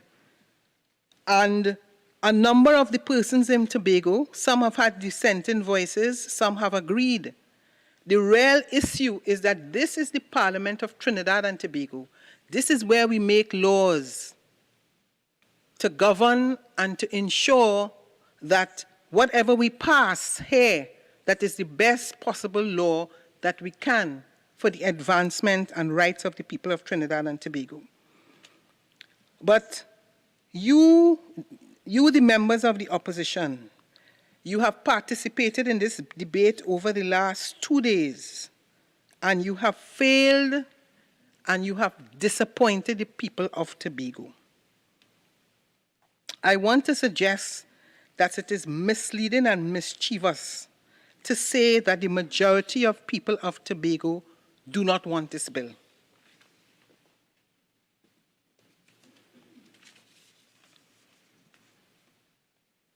Where did you get that information from? Where did you get that analysis from that the majority of people from Tobago do not want this bill?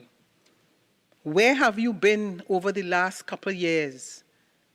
Haven't you been hearing the cries of Tobagonians that they want the legislation changed? Is it comfortable for you to sit there today and just casually say, as all of you have been standing, you are not going to support this bill?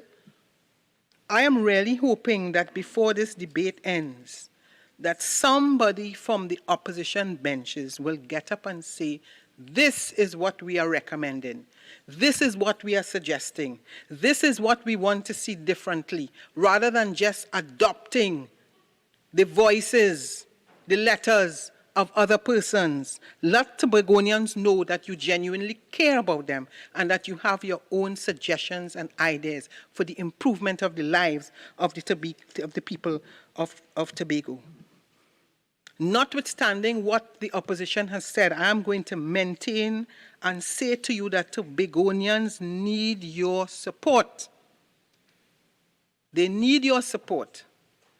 And I look forward at some stage during the debate for your submission and recommendation for the amendments to this bill, so that the Tobagonians can be comfortable that when you speak about support and care and advancement, that you have genuinely thought about it, and you do have before you some submission for the improvement of the lives of the people of Tobago. Thank you very much, Madam Speaker.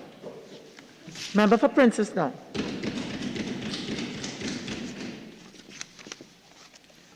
Thank you, Madam Speaker.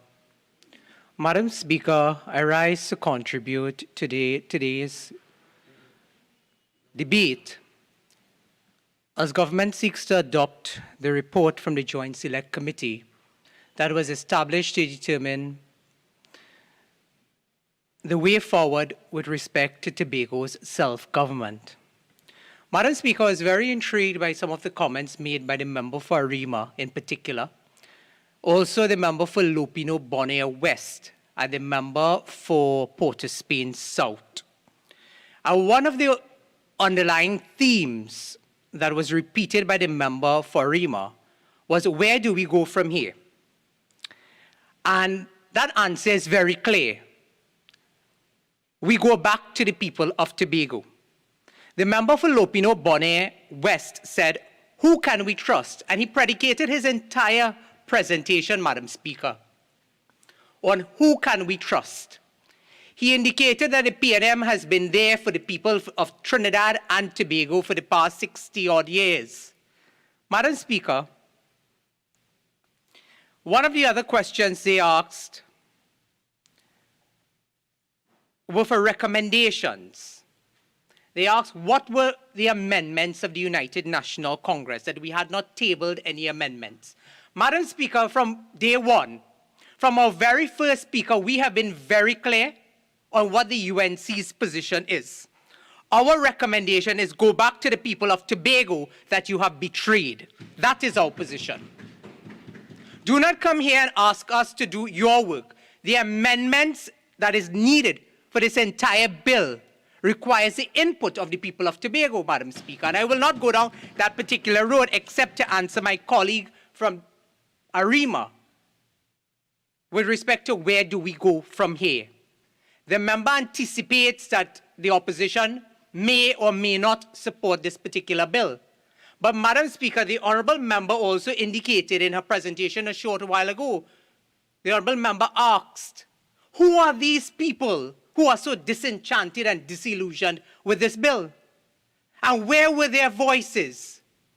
Madam Speaker, it seems as though that this government is deaf to the cries and the concerns of the people of Tobago, and it is evident in this bill, Madam Speaker. Madam Speaker, the honourable member for Arima asks, when next will Tobago get the opportunity to advance? And I say to the honourable member, Tobago will get the opportunity to advance when you stop betraying Tobagonians and advance their needs instead, Madam Speaker, of using this bill for political expediency. Madam Speaker, I heard the member for Lopino Bonnet West give a long history of where we were when Mr. Robinson entered the political guile to where we are today with this particular bill. And Madam Speaker, I really found it curious, but I said to myself, the audacity, the pure audacity of members of the People's National Movement to ask and to raise the name of former President, former Prime Minister, A.N.R. Robertson, the Arthur Napoleon Rayburn Robinson. For them to have raised Mr. Robinson's name in this debate and give all these accolades to Mr. Robinson. Madam Speaker, the reason why former President and Prime Minister A.N.R. Robinson left the People's National Movement is because the PNM betrayed Tobagonians. And today, you know, in local parlance, we would say Mr. Robinson will be rolling in his grave. Because I also heard the member for Arima indicate that Dr. Eric Williams was the first to establish a Ministry of Tobago Development. I want to also remind the honourable member for Arima that Dr. Eric Williams was also the first to disband the Ministry for Tobago Development. How many PNM administrations successively have established a Ministry for Tobago Development? Absolutely none. None. Madam Speaker, I want to turn to a few areas that was raised. And this, Madam Speaker, will fall squarely. When we look at the schedule, Schedule 1, it will fall squarely within the parameters of number 6, 31, 37, and 41. And it ties into the theme of Lopino Bonnet West of who can you trust?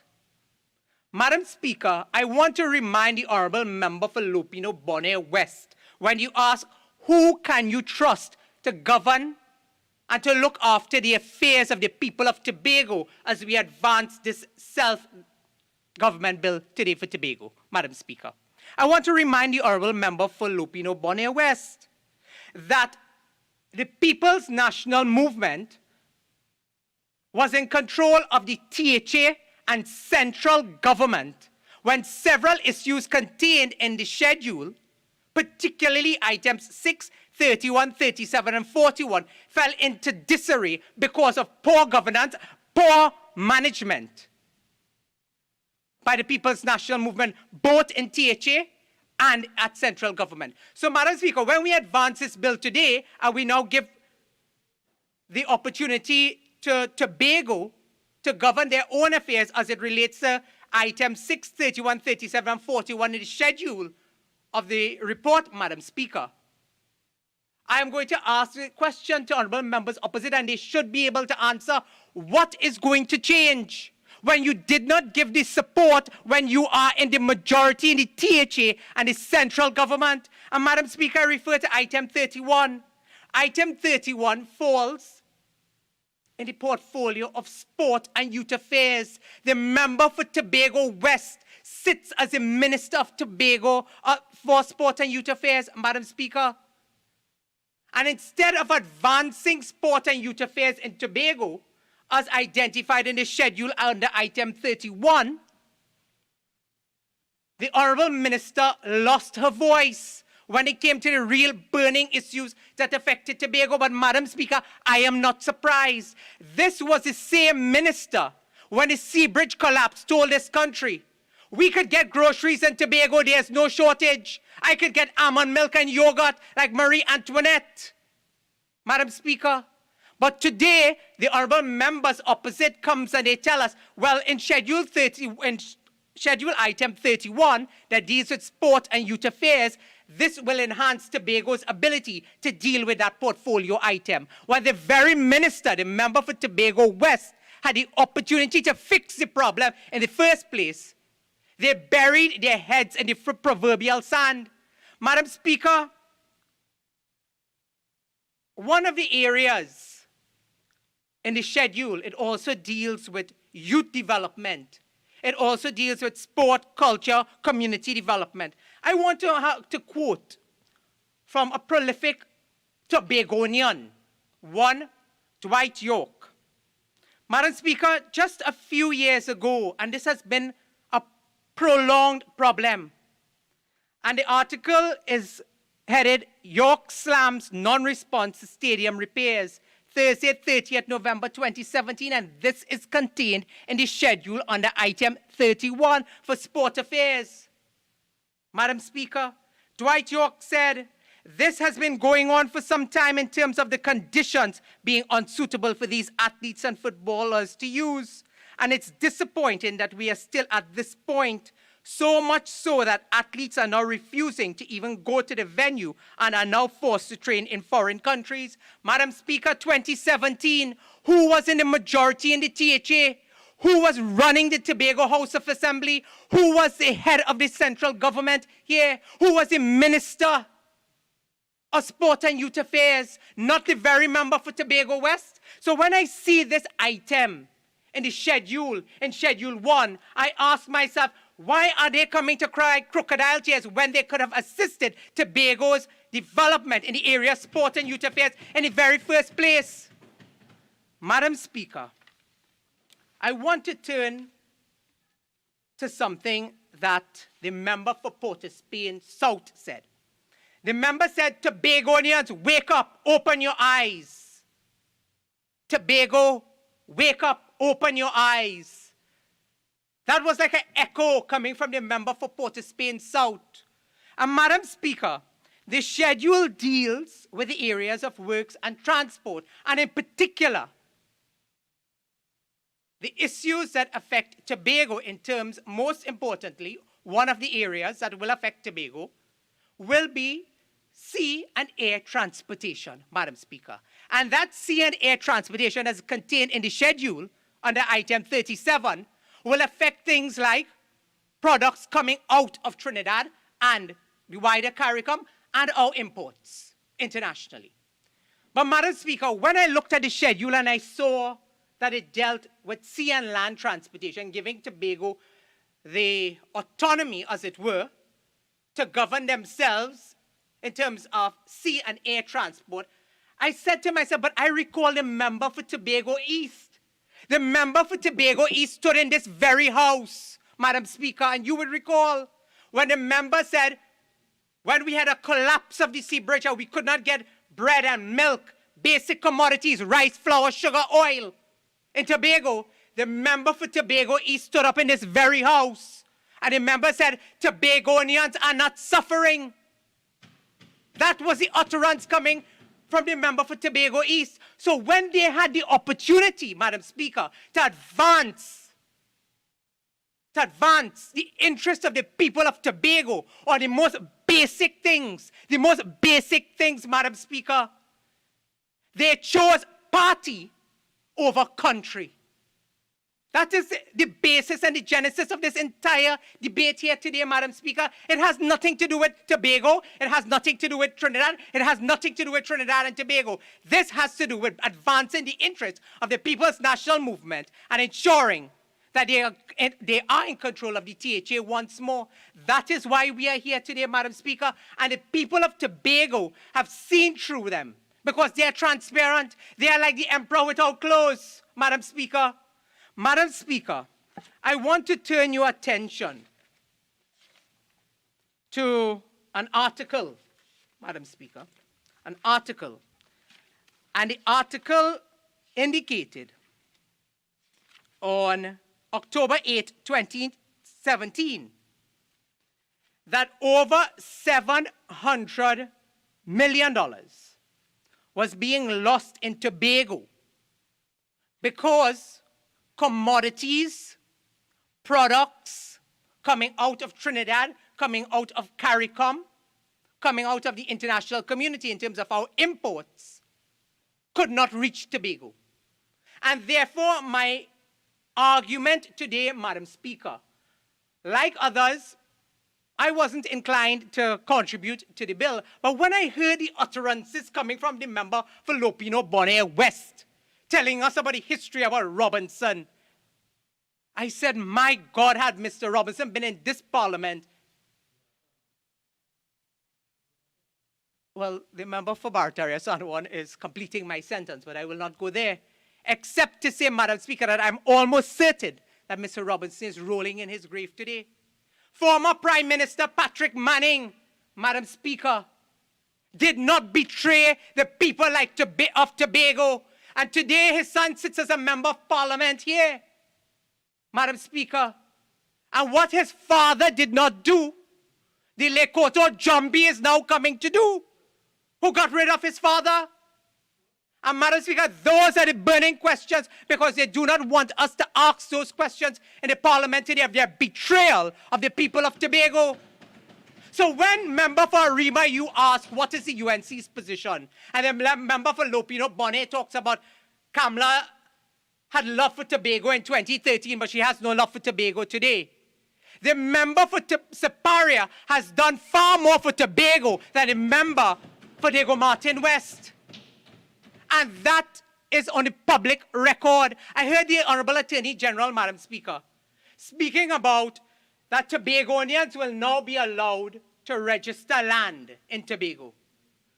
Madam Speaker, the member for Siparia, PNM administration, 1976, PNM administration, 1980, PNM administration, 1991, PNM administration, 2000, PNM administration, 2007, to the PNM administration, 2015. Madam Speaker, and absolutely nothing as it relates to land registration in Tobago.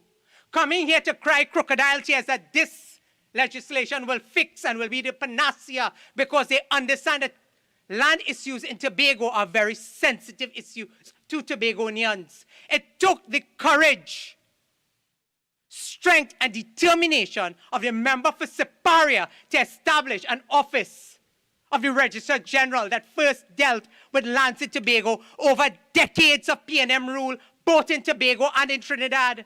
So when you come to cry your crocodile tears here today, your utter hypocrisy, understand that it takes the political will, and the only political will that the People's National Movement had to bring this legislation is because they won control of the THA, because they almost lost it in a tie with the PDP. That is where we are today, Madam Speaker. So when I look at the schedule items 6, 31, 37, and 41, I ask myself, what sort of future are the people of Tobago going to have, especially the young people, when the member for Tobago West and the member for Tobago East, two young women, put party ahead of their country. One telling the country, Tobagonians are not suffering. Get it right. We are not suffering in Tobago. And then penny savers come out the next year, not Penny Beckles, the member for Arima, but penny savers stood up for the people of Tobago and said, we can't get rice, we can't get flour, we can't get sugar. But in Marie Antoinette, Tobago West stands up and say, we could get almond milk and we could get yogurt. That is what is important to the member for Tobago West and the member for Tobago East, not what is contained in terms of helping people through sport and youth affairs, through community development, Madam Speaker. These are the areas that this law will impact, that will create job opportunities if we get it right. But Madam Speaker, today is a rehash. You know, the member for St. Joseph likes to talk about powder puff. And really today is really cosmetic.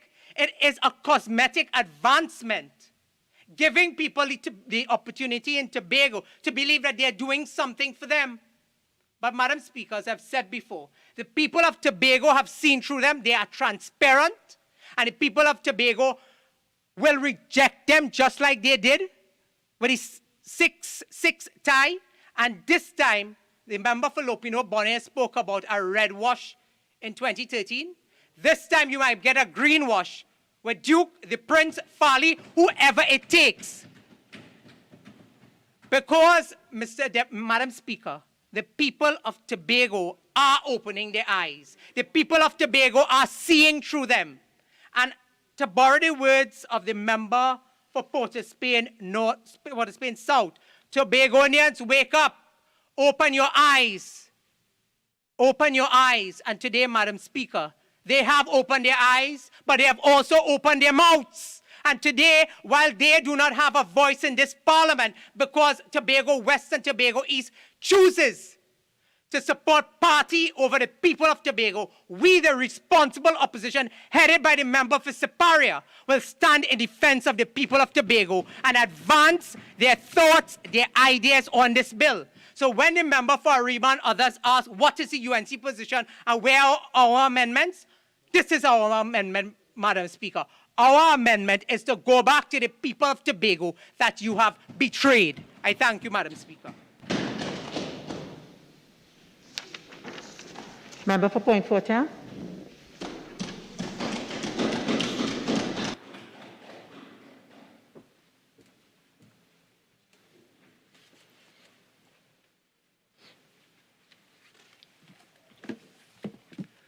Madam Speaker, thank you for acknowledging me. When you listen to the member for Princestown, Madam Speaker, hear plenty smoke, but no fire. Today, Madam Speaker, I stand proud to be Trinbagonian. And my first time I entered into this parliament, Madam Speaker, I was in awe. The architectural work. But as the months and as the weeks and the days and the months progress, I had a greater appreciation, Madam Speaker, for the People's National Movement. You see, Madam Speaker, my professional career would have allowed me to spend 50% of my time in Trinidad and 50% of my time in Tobago. And that experience taught me a few things, Madam Speaker.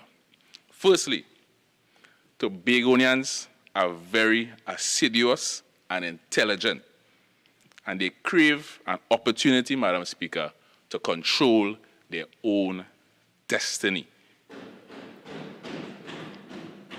Madam Speaker, autonomy is a step-by-step process. And we have reached at the stage, Madam Speaker, where Tobago is ready to take its rightful place alongside Trinidad as an equal partner in a unilateral state. And it's simple, Madam Speaker. Many states have taken such steps, inclusive of Scotland, St. Kitts, Nevis, just to name a few. Scotland, Madam Speaker, got lawmaking ability in 1999.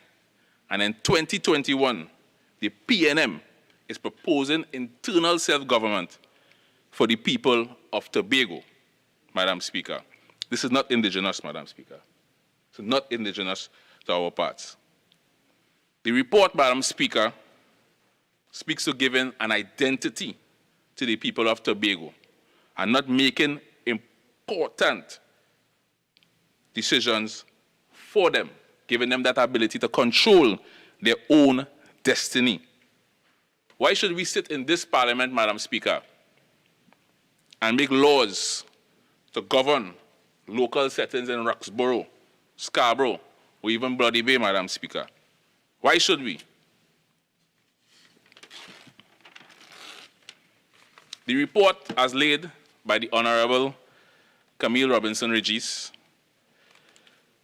seconded by, went on the Honorable Attorney General, Mr. Faris Alwari, went on to give us the remits, went into details of the laws, the clauses, and then the Honorable Shamfa Kojo, member for Tobago West, would have polished it off, Madam Speaker.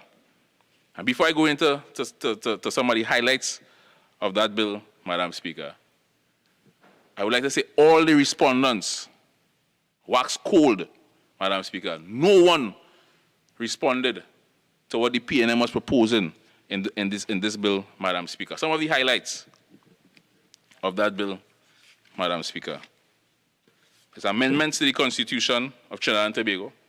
And I wouldn't go in depth in it because you know 55 won't start to come out here, Madam Speaker. But amendments to the Constitution to provide internal self-government for Tobago, the creation of a Tobago island government. Most importantly, power to make laws, Madam Speaker. And we have heard repeatedly from the opposition, Madam Speaker, that this bill does not give power to make laws. That is untrue. And sometimes the opposition takes the stance of saying untruth over and over until it becomes solidified in the minds of the people of Trinidad and Tobago so that it becomes truth in their mind, Madam Speaker. Madam Speaker, the member for Couva South presented for 90 minutes and came up with one thing in that whole 90 minutes after he danced around the whole presentation. One thing he came up with, Madam Speaker, is that he has love for Tobago and they can't make laws. So we dispel the part where the Tobago Island government does not have the power to make laws. But he says that he has love for Tobago. He loves Tobago so much, Madam Speaker, that he referred to the Chief Secretary, young and brilliant man, as Ansel David. And he also referred to Augustine Farley, Madam Speaker.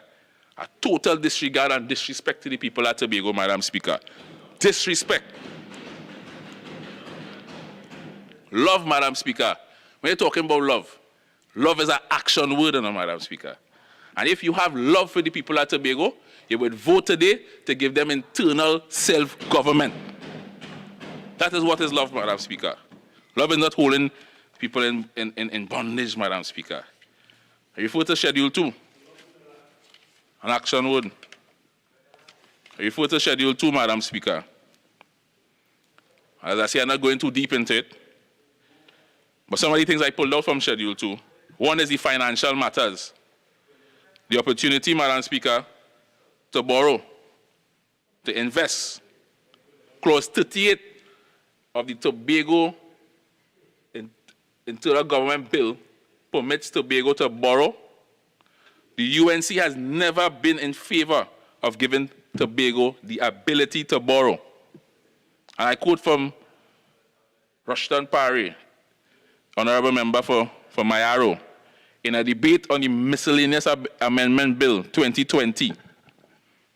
This bill was to provide for THA to borrow $300 million to finance development projects and programs.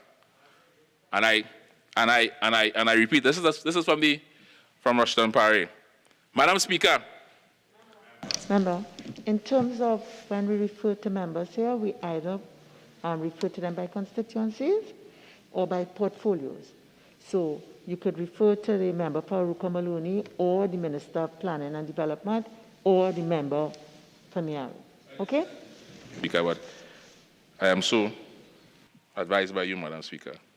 So the honorable member for Mayaro says, Madam Speaker, this is probably one of the most potentially dangerous and reckless measures that this government can take in this time. And I will tell you why. Madam Speaker, this clause is to give Tobago House of Assembly some powers to borrow money on their own. The Tobago House of Assembly has had a long track record of playing fast and loose with the public purse, Madam Speaker. I am very wary that this state, that the government is allowing this particular enterprise the opportunity to be able to borrow money on its own and adding to an already overburdened national debt, Madam Speaker. Does this sound like somebody who would give Tobago the opportunity to govern itself? Does this sound like somebody who's actually expressing love and commitment for the people at Tobago? Madam Speaker, I go on to housing, but this financial matter was not there before. Housing, this would make for the internal ability to treat with housing needs on the island, the heritage and historical sites. That speaks for itself, Madam Speaker. Sports. I wonder how much people here could remember Andy Jackson before it had Chris Gayle, a blistering opening batsman for Trinidad and Tobago, Madam Speaker. Nevin Stewart and a young man named Joshua James. Those three people are from Tobago, Madam Speaker. And giving them this opportunity for internal self-government is going to create more Andy Jacksons, more Nevin Stewarts. It's going to give them the ability to deal with the people at Tobago, Madam Speaker. Tourism, including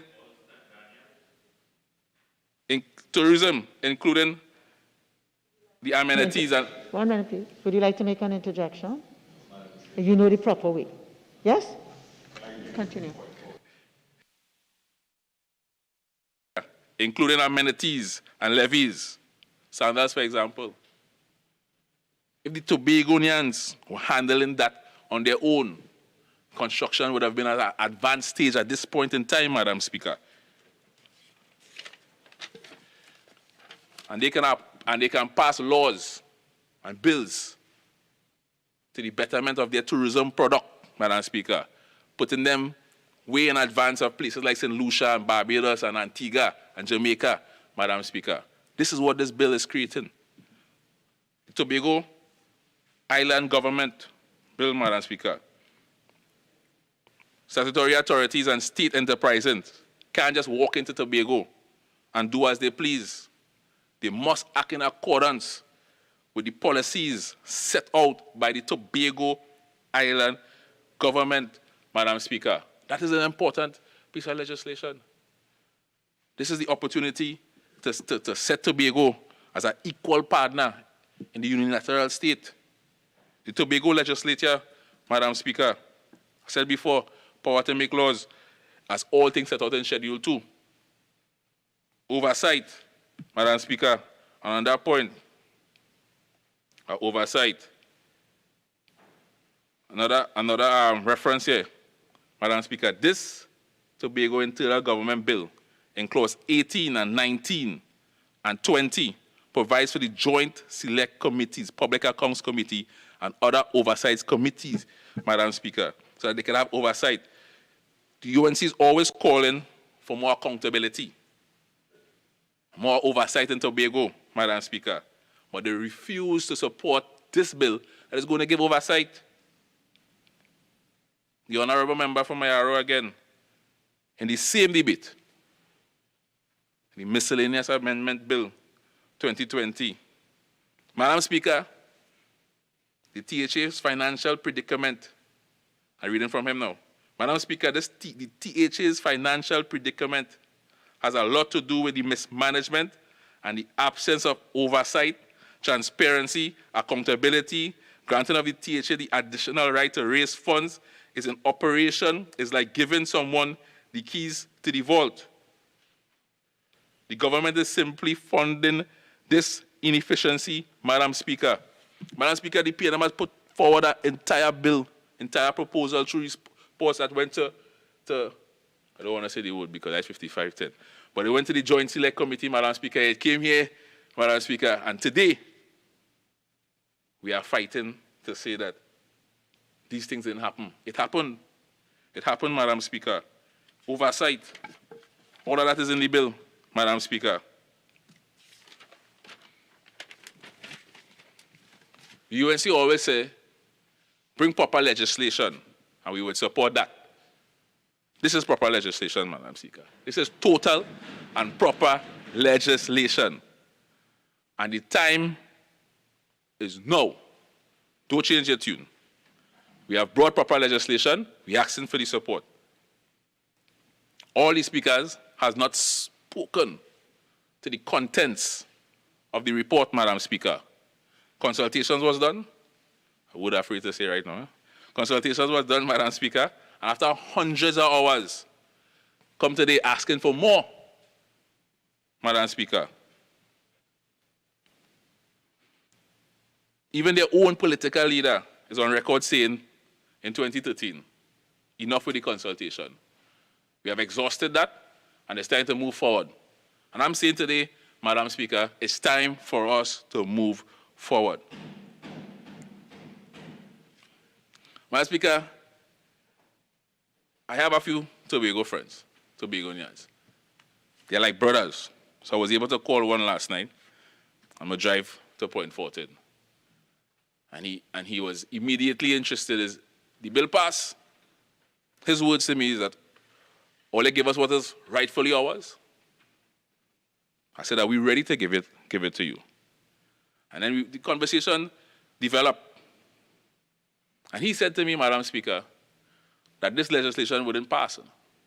And he said the only reason why this legislation wouldn't pass is because of the person who championed this legislation.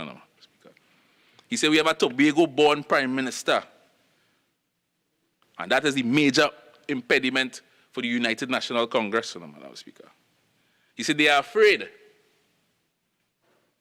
that he would be immortalized in the hearts and the minds of Tobagonians. And he would be one of the biggest legends, Madam Speaker, in Tobago.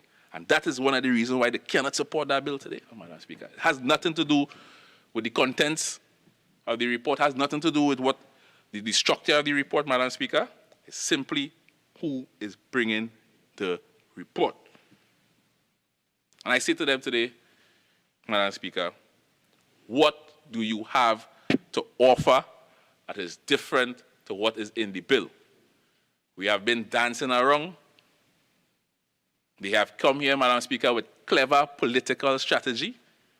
And I must admit, the strategy is good. But the people of Tobago watching. And they are waiting to see if we wouldn't give them their just due today.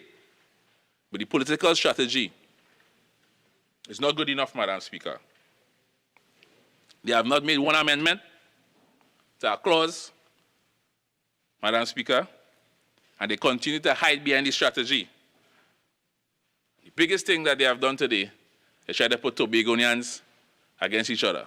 So we're hearing about the Dr. Varnas James, we're hearing about Ho Choi Charles, we're hearing about Augustine Farley, we're hearing about all of them, Madam Speaker. But we have not heard once what the UNC is willing to accept or not accept.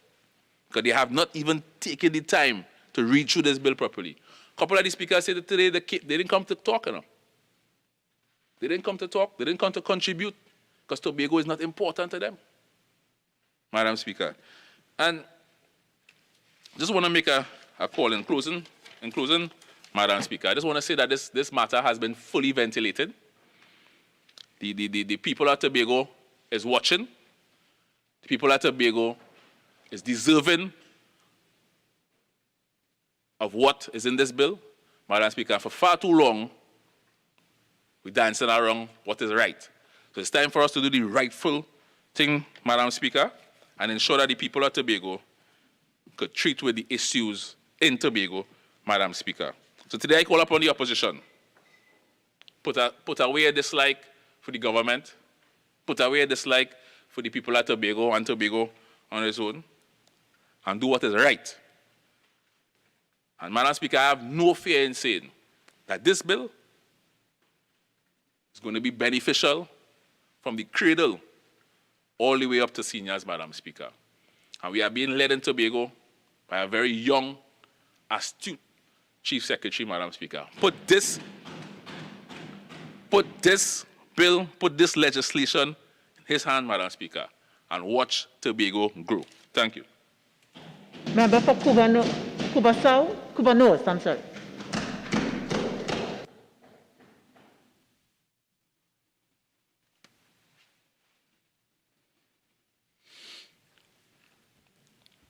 Thank you, Madam Speaker, for this opportunity to join in this debate.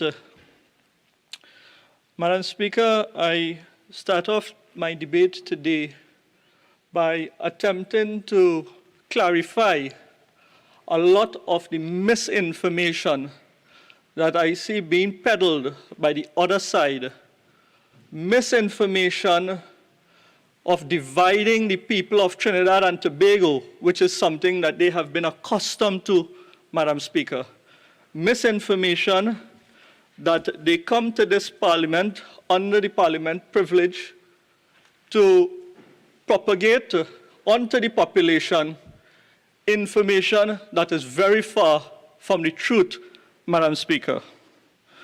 Madam Speaker, I want to start off today by responding to some of the contributions that have been made by members on the opposite side.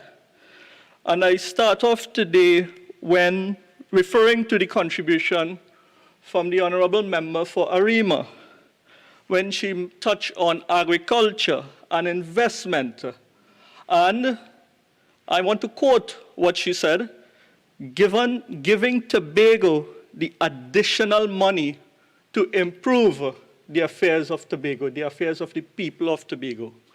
Madam Speaker, it is in this House, in this Parliament, that they on that side came last year to pass a budget where they so boasted about what they were going to do for agriculture for the people of Trinidad and Tobago, where agriculture was going to receive an additional $500 million. And from then to now, the only drawdown from that line item that has been placed in the public domain, Madam Speaker, is $57 million for the procurement of relief items, for the COVID relief items that is being distributed by NAMDEVCO. Not 1 cent has been used for the people of Tobago and for the people of Trinidad and for the citizens of Trinidad and Tobago, where agriculture was important to them on the other side. And she came here this morning to speak about giving Tobago additional money to improve the affairs of the people of Tobago. Why don't they use the current money that has already been made available for the benefit of the people of Tobago and the people of Trinidad and the citizens of Trinidad and Tobago? But you see, Madam Speaker, they come here and they profess to be holier than thou with good intentions. Madam Speaker, what I want to say is that allocation has already been made available, and it is clear that those on the other side are not utilizing those allocations to the benefit of the people of Tobago, the people of Trinidad, and the citizens of Trinidad and Tobago. And that was clear in the last election. It was clear in the last election of the THA, where the voice of the people reflected that the people of Tobago rejected the PNM. And it is clear, Madam Speaker. But I want to move on to the reason why we are seeing all these reports popping forward. We are seeing correspondence being sent. And when we look at the report that has been put forward, it is clear that the people of Tobago wants a certain level of autonomy. It is clear that the people of Tobago wants to be in a position to administrate themselves, to make decisions for themselves, because, Madam Speaker, the people of Tobago had lost confidence in this PNM government. So they want autonomy, not from the government of Trinidad and Tobago or from the Republic of Trinidad and Tobago. They want autonomy from the PNM administration that is oppressing the people of Tobago and the people of Trinidad and the citizens of Trinidad and Tobago. Madam Speaker, I want to look at the correspondence that has been sent to the Joint Select Committee that is included in the report, and it is from the member for Chaguanas West, MP Dinesh Rambali. This is a correspondence dated the 30th of March, Madam Speaker. And in this correspondence, the MP clearly stated,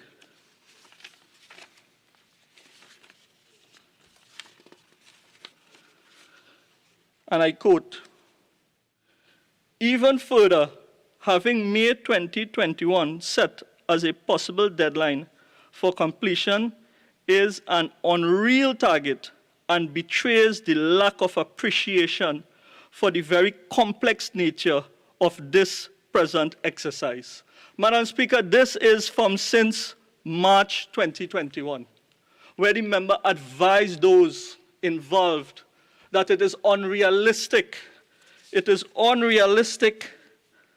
It's an unrealistic target, and it betrays the lack of appreciation for this very complex exercise. They are aware of that. They are here to hoodwink the population and to fool the population to believe that they have the best interests with respect to Tobago self-governance. But that is furthest from the truth, because they know this piece of legislation is going to fail, Madam Speaker. They're fully aware of that. But they are only utilizing this piece of legislation here, rushing it here, through this process of rushing it through a process, so that they will use it to hoodwink the people of Tobago for political gains. But, Madam Speaker, the people of Tobago has waken up. The people of Tobago have waken up, Madam Speaker. I want to tell them that you can fool some of the people some of the times, but you could never fool all the people all the times. And it is clear that the people of Tobago is not going to be fooled by this PNM government anymore. So when it is, they were advised on the 30th of March by the member from Chaguanas West that this is not going to be rushed and the targets are unreal. They still proceed. And I want to go to the report itself, the section that deals. So, member, I've given you 7 minutes to sort of settle in. In terms of time with the GSC, in terms of consultation, I know the difficulties that we're not all in the chamber. I've already ruled that those are serious repetition. Okay? So that I am just letting you know so you wouldn't go there. Guided accordingly, Madam Speaker. And I'm going to just quote a section of the report here that has not been read out in this debate as yet. And this section of the report, item 14, states, on Friday, April 30th, 2021, and Saturday, May 1st, 2021, your committee held public consultation and received oral submission from 31 citizens. That's what the report says.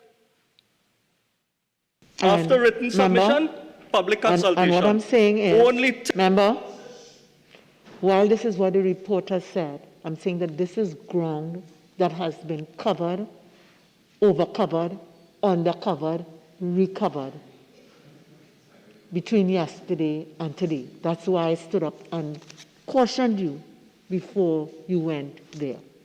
All right? So if you could go on to another point, please. Point well taken. guidance accepted, Madam Speaker, but the citizens of Trinidad and Tobago have a right to be aware of the process. You've gone on to another point, because it might be a manner of speaking. It is not required that you agree with me, but that you comply. All right, so as I said, we're not going on with consultations and so on. We've done that. Please proceed on another point. Madam Speaker, can I seek your guidance with respect to my contribution in going forward before I...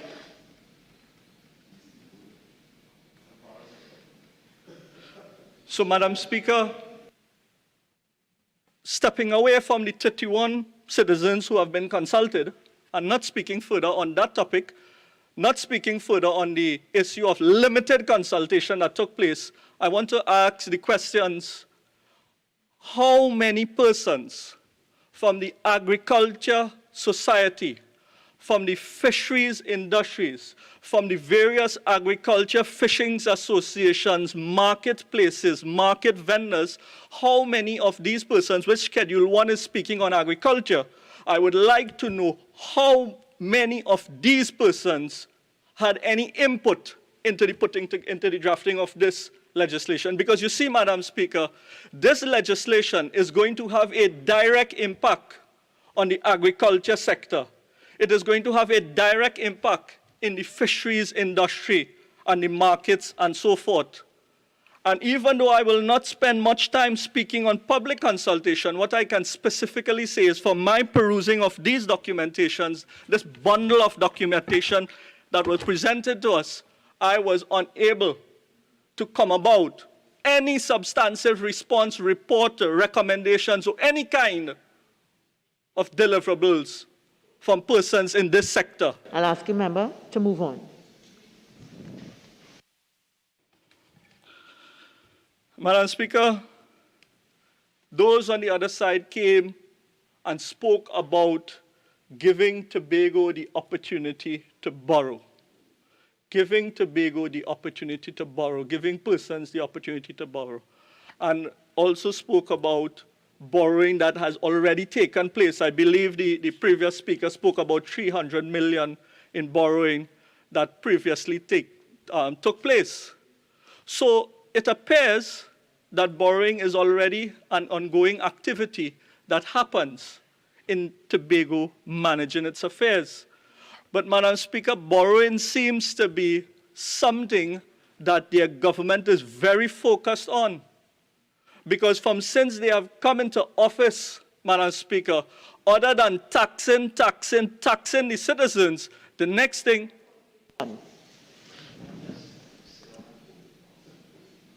So, Madam Speaker, I'm responding to the previous speaker. Out of order on Standing Order 48-1. Point well taken, Madam Speaker, and I'm guided accordingly. And I move on, Madam Speaker, of the issue of autonomy that the folks in Tobago have been seeking for some time. And the volume has increased because of the 6 years of neglect that they have faced from this PNM administration. The volume has increased for this self-governance in Tobago because they want to be independent. Because when we look at the health sector as an example, and we look at the independence they are seeking in the health sector, it is clear that they have lost confidence in the health sector. And just last week, the honorable member from Chaguanas East piloted a motion of no confidence in the Minister of Health. Have no confidence in the health sector?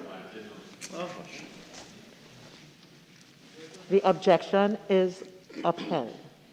Please, something else, please, and be relevant.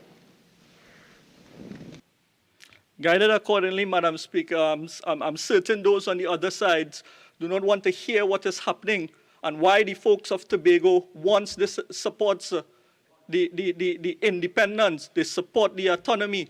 They support the self-government. They don't want to hear why, but I'm highlighting the reasons why, and I'm saying that while Order 48.1, which has just been ruled upon, the honourable member is arguing the decision, it seems.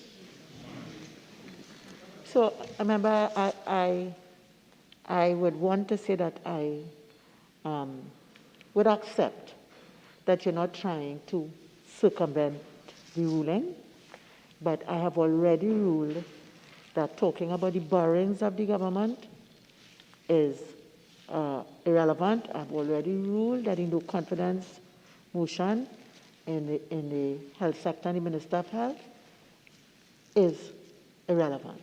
So please, again, would have been the third occasion that I'm standing to warn you. Please don't let me stand again. guided accordingly, Madam Speaker.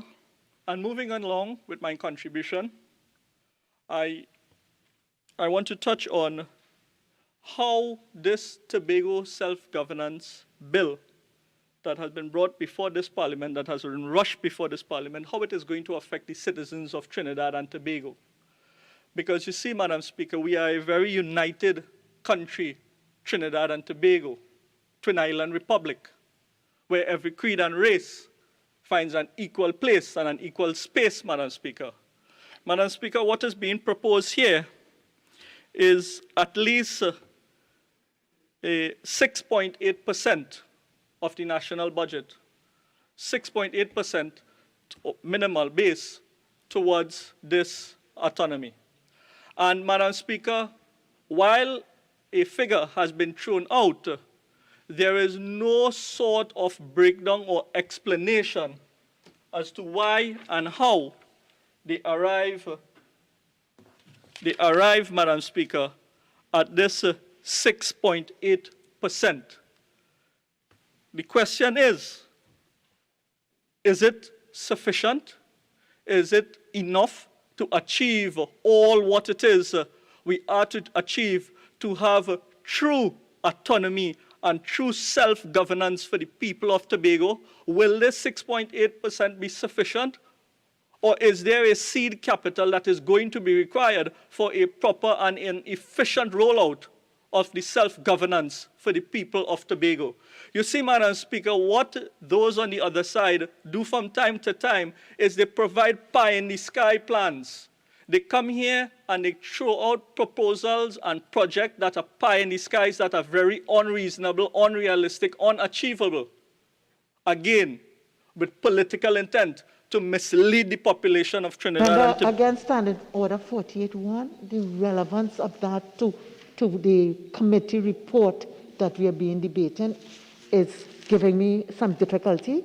So if either you make that connection now or move on to another point, please. And again, I think that your latitude is being expended at this stage.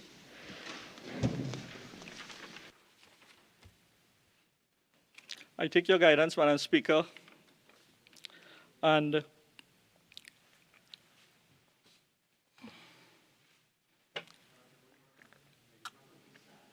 I take your guidance, Madam Speaker, and I move on.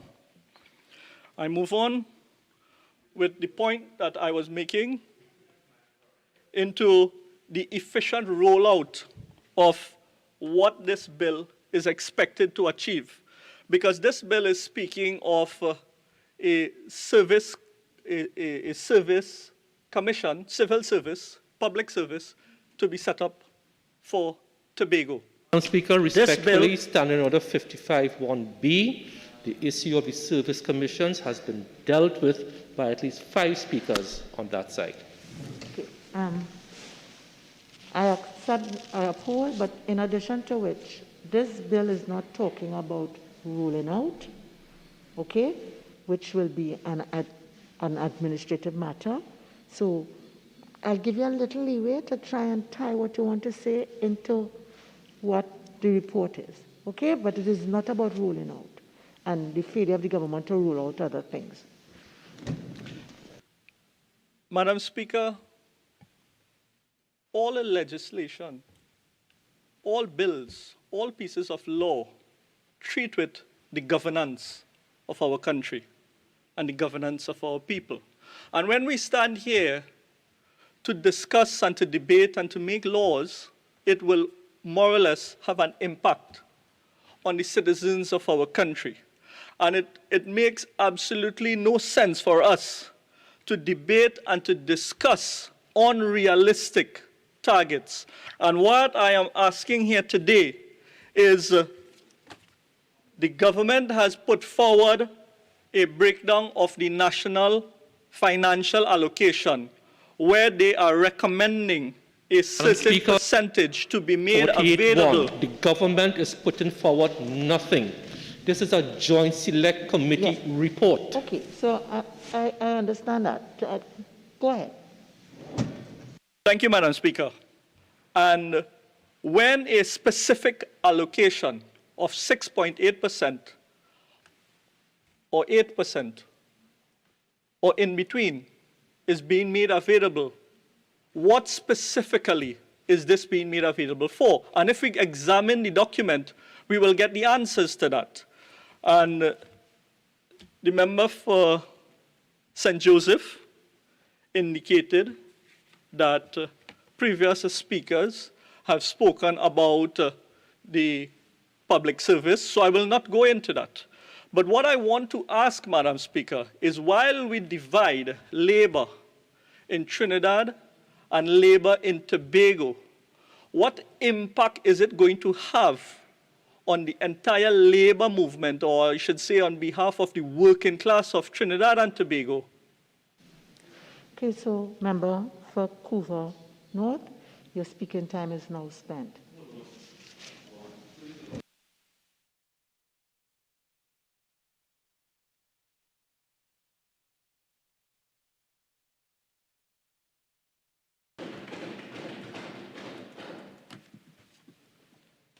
Thank you, Madam Speaker.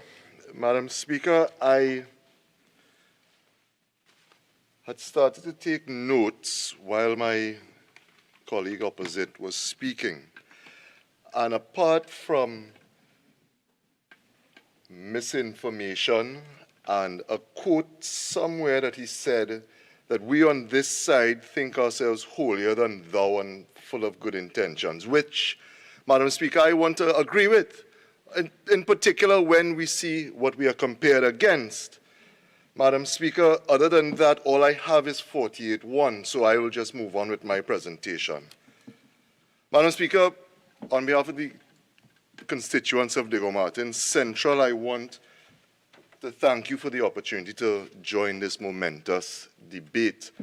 And while I am here to speak on their behalf, I am hoping that they and you will give me a moment of personal testimony. Madam Speaker, I love Tobago. I have an inextricable connection to the sister isle that makes the opportunity to stand here and add to the debate a profound honor and privilege. Madam Speaker, generations of my family have made their life in Tobago, up to and including my late uncle and godfather, Symon de Nobriga, who lived there for many years, worked in the hospitality industry until he was unfortunately called by the father at an early age. Madam Speaker, my daughter took her first steps in Tobago. Both my children learned to swim in Tobago. There are so many personal milestones, too many to mention, but Tobago is a place that I find peace, and my love for the island and its people are in many ways beyond the telling of it. However, Madam Speaker, our presence here today signals a watershed moment in the history of the relationship between Trinidad and Tobago, and it represents what has got to be among one of the most significant pieces of legislation that this 12th Parliament will have the opportunity to debate during its entire tenure. Madam Speaker, in preparing for this debate, I thought about the idea of relationships in general. and how typically they are the coming together of imperfect beings in an attempt to create a union that strives for perfection. And, Madam Speaker, it is always an ongoing process. It is a process of learning, of compromising, of learning and of compromising, and of adjusting our expectations, our wants, and our needs. But, Madam Speaker, the pillars on which any successful relationship must thrive, must exist, has to be respect, trust, commitment, and a real desire to see your partner become the best version of themselves. Madam Speaker, that is what this debate is about. The potential outcome of this debate, Madam Speaker, is a comprehensive overhaul of the governance relationship that currently exists between the islands of Trinidad and Tobago. And it will substantially alter the manner in which our sisters and brothers in Tobago govern themselves, and it is a debate that has been long in coming. Madam Speaker, while I was doing my reading and preparing for this debate, I came across the submission by the current leader of the National Joint Action Committee, Kwesi Mutima, in his submission to the JSC. And Madam Speaker, he said, and I'm quoting, "NJAC is of the opinion that this current move to amend the Constitution of the Republic of Trinidad and Tobago to accord self-government to Tobago is a timely opportunity for our nation to make a bold step towards this process of constitutional reform by implementing appropriate measures in this bill. Such measures should point the way forward as an example of a new direction for Trinidad and Tobago, rather than just mirror what currently exists in the present Constitution." Madam Speaker, that is not a PNM member speaking, is not a party group. That is the National Joint Action Committee leader, and NJAC, once formed, was once a partner in their People's Partnership. Madam Speaker, I think that his submission perfectly encapsulates what we are here about today. Madam Speaker, as I listen to my colleagues opposite, from the very start, as they fumbled and bumbled and struggled to arrive at a place of relevance in this debate, the recurring decimal in their presentations has been this need for additional and more in-depth consultations. Madam Speaker, they are tripping over themselves, not only fumbling and bumbling, but stumbling, Madam Speaker, to create some sort of not so transparent attempt to demonstrate compassion and empathy for the views and opinions of our brothers and sisters in Tobago. But, Madam Speaker, their duplicity has failed miserably. And, Madam Speaker, there are two things about that failure. The first thing is this, that the longer this matter of Tobago's autonomy is tied up in their attempt of a paralysis of analysis, the longer that we continue in consultation after consultation is the longer that they compel the diatribe that this government does not care about the people of Tobago. And they continue to do it today, Madam Speaker. The longer this matter can stay unresolved, Madam Speaker, the longer that some of the players who are making the wrong since for donkey's years. Madam Speaker, 55B, standing order 55B. Okay, so, Minister, I'll give you a little leeway and ask you to move on. Just give you a little leeway and move on. I take your guidance, Madam Speaker. The truth is that the matter of greater autonomy in Tobago, within that matter of greater autonomy for Tobago within the unitary state of Trinidad and Tobago can no longer be sacrificed so that others can continue to play this blame game and pappy show Tobagonians. But, Madam Speaker, the second point is this. The bleating and braying that comes from the opposite side is not, while not entirely unsurprising, must be seen for what it is, Madam Speaker. But as I take your guidance, I also take the guidance of the words of our first Prime Minister, who advised on how to ignore bleating and braying, and I will encourage the good people of Tobago to do the same. Madam Speaker, it is with the greatest respect to my colleagues on the other side that I urge them to pick a struggle and pick a fight, but greater autonomy for Tobago is not one of those things. You have never cared, you have never listened, you have never sought to represent them. So, Madam Speaker, in the words of my younger constituents, rest me now. Madam Speaker, I am certain it is not too distant a memory for persons in here that in 1988, there was a group called Mike and the Mechanics who had a song called In the Living Years, which began with the words, every generation blames the one before, and all of their frustrations come beating at your door. Madam Speaker, the lyrics of the song speak about a son who is so full of regret for not resolving his conflict with his father before his father's demise. Madam Speaker, we will do future generations a great disservice, and they will be perfectly right to come beating at our door if we are not able to put aside our differences, if we are not able to put aside if we are not able to lay bare the prejudice and the fears that have become almost symbiotic. Madam Speaker, while I'm listening to the member, I crave your indulgence under Standing Order 48-1. Continue, member. Thank you, Madam Speaker. Madam Speaker, 48-1 should not apply to any person on that side in any conversation about Tobago. Madam Speaker, the fears that we have held about this symbiotic relationship between Trinidad and Tobago for not being able to see beyond the narrow parochialism of party and electoral power and to see instead a new day dawning for those prepared to put Tobago first. And Madam Speaker, we on this side are prepared to put Tobago first. But Madam Speaker, it is also important for us to be cognizant of the issues of mistrust, of paternalism, of condescension, of imbalance and inequity that have in part been a component of the relationship between the two islands since their annexation in 1889. We cannot wish that away, and we should not try, Madam Speaker. But today, ours is the opportunity to begin correcting that perception of imbalance and inequity that has found root because of the governance arrangements.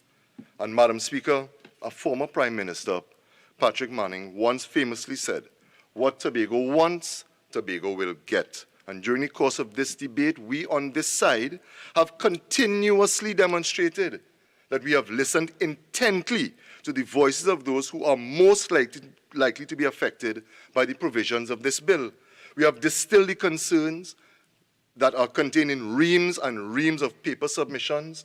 We have gone through an exhaustive GSC process and recognized the right of the opposition to submit the minority report that they have, all towards the objective of giving Tobago what Tobago wants.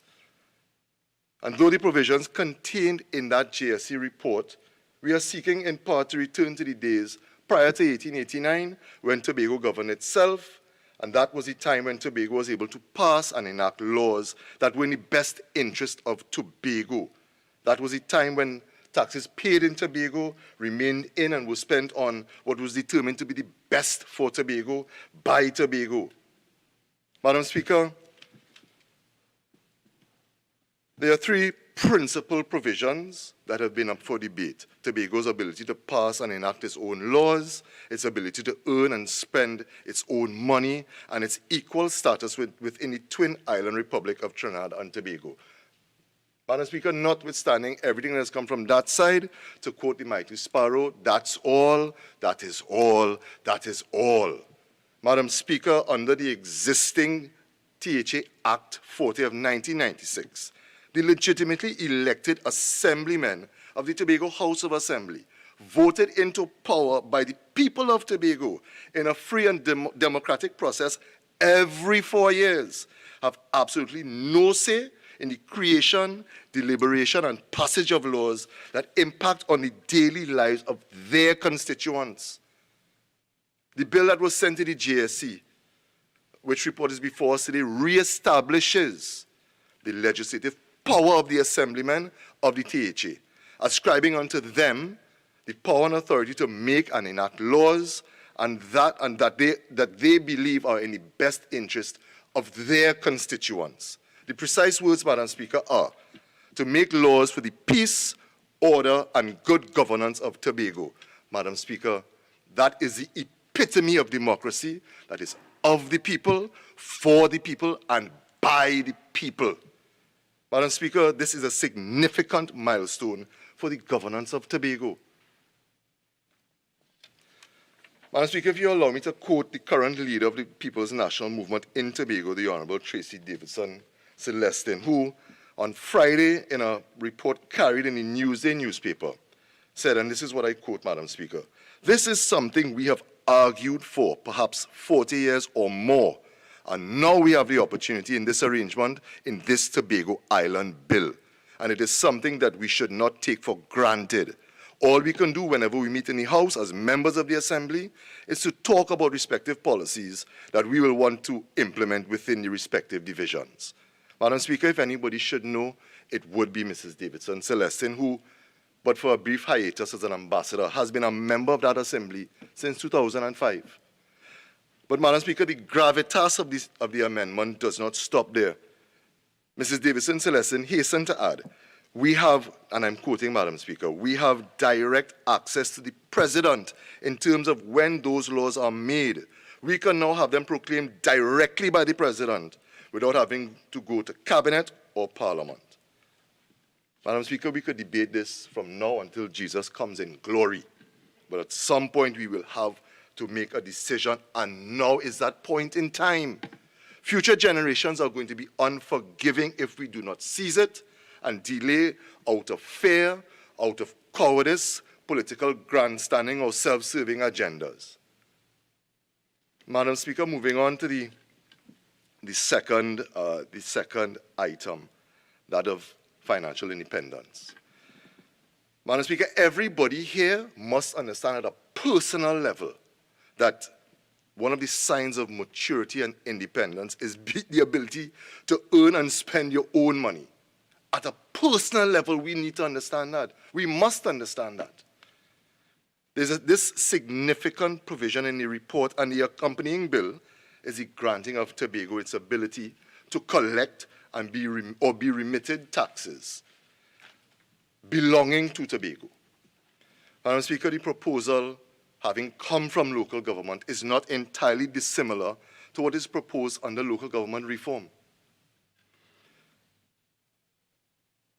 And it will remove once and for all this image that is very often painted, sometimes by those opposite, of Tobago coming cap in hand to beg for funds from central government. Madam Speaker, it removes the anomaly of a legitimately elected assembly not being able to debate its own appropriation act, just as we do here with the annual appropriation bill. Additionally, Madam Speaker, it also places a more onerous responsibility on the shoulders of Tobago's elected representatives to manage their own monies, but one which we on this side believe that they are capable of handling successfully. Madam Speaker, the third issue surrounds the perception held by many that Tobago is not an equal partner in this unitary state of Trinidad and Tobago, and indeed the wording contained in the literature legitimizes that perception, as Tobago is described invariably as a ward of Trinidad. The truth is, Madam Speaker, to continue to describe Tobago as a ward of Trinidad is to do a serious disservice to our beautiful sister isle. And Madam Speaker, without fail, nearly every submission made over the many years of consultation on this matter have unearthed this perception that has been deeply embedded in the Tobagonian psyche, that they are wards of Trinidad and that the actions of successive administrations have only served to deepen that wound. And today, Madam Speaker, through the provisions proposed in this bill, this PNM administration, led by a proud Tobagonian, will apply the salve that begins to heal that wound. Madam Speaker, I want to join with the rest of my colleagues on this side in offering my unreserved support for the provision in the proposed Tobago Island Governance Bill that will forever banish from our local lexicon the words in the Trinidad and Tobago Order in Council 1898 that provides that the island of Tobago shall be a ward of the colony of Trinidad and Tobago. Such a provision, Madam Speaker, if accepted, and we genuinely hope that it is, will reverse an anomaly that occurred over a century ago.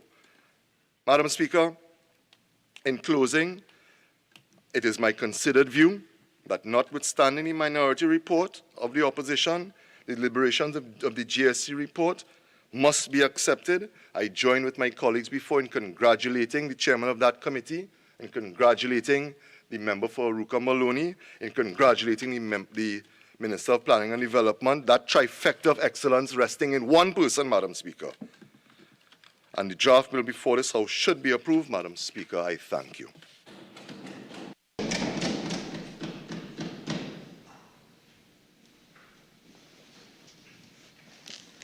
Member for Chaguanas East.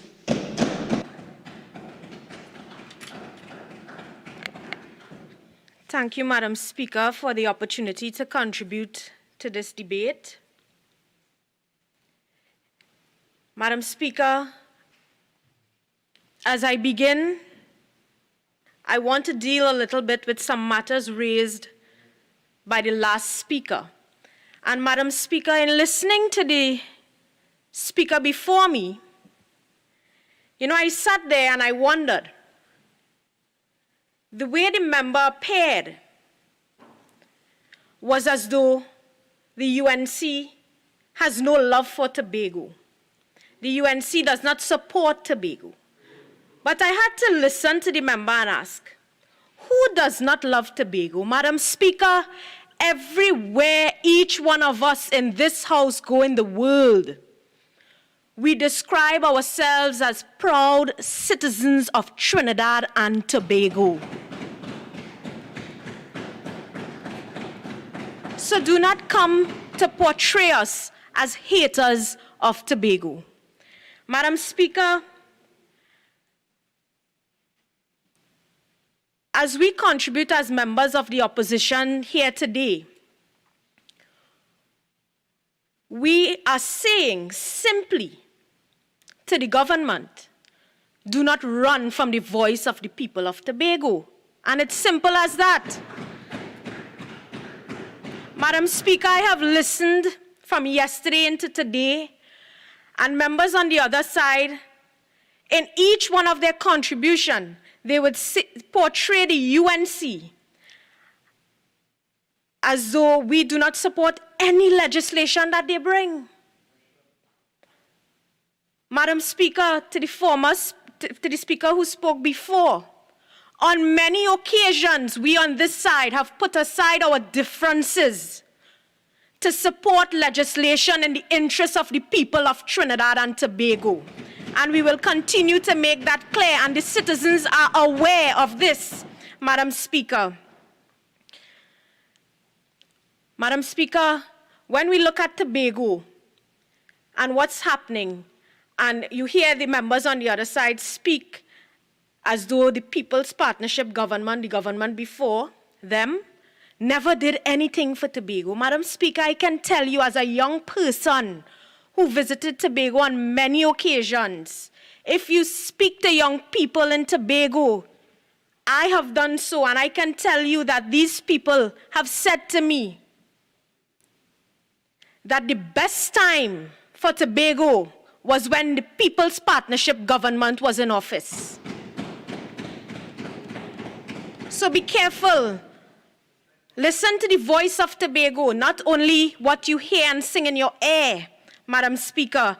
Madam Speaker, we are simply saying, give Tobago what they want. The member said, the speaker before mentioned, let us give Tobago what they want. We are saying, yes, give Tobago what they want, but do it in a manner of care for the people of Tobago, Madam Speaker. Nobody is against Tobago dealing with their laws. Nobody is against Tobago dealing with their finances.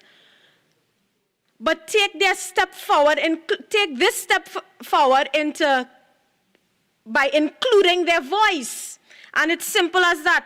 Madam Speaker, from yesterday into today when we have, while listening,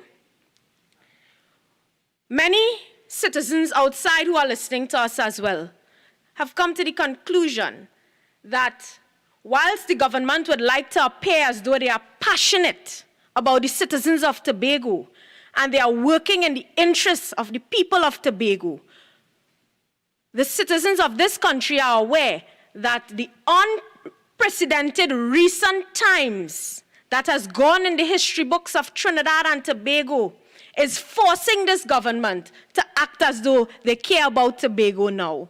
And that would reflect on the recent elections in Tobago, Madam Speaker.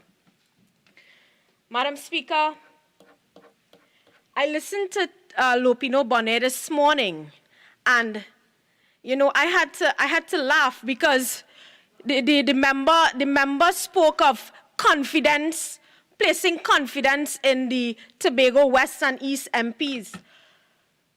You cannot bully us into placing confidence when these members have they hold portfolios in this government and they have failed the children of this country, they have failed the women of this country. I rise on standing order 48-1.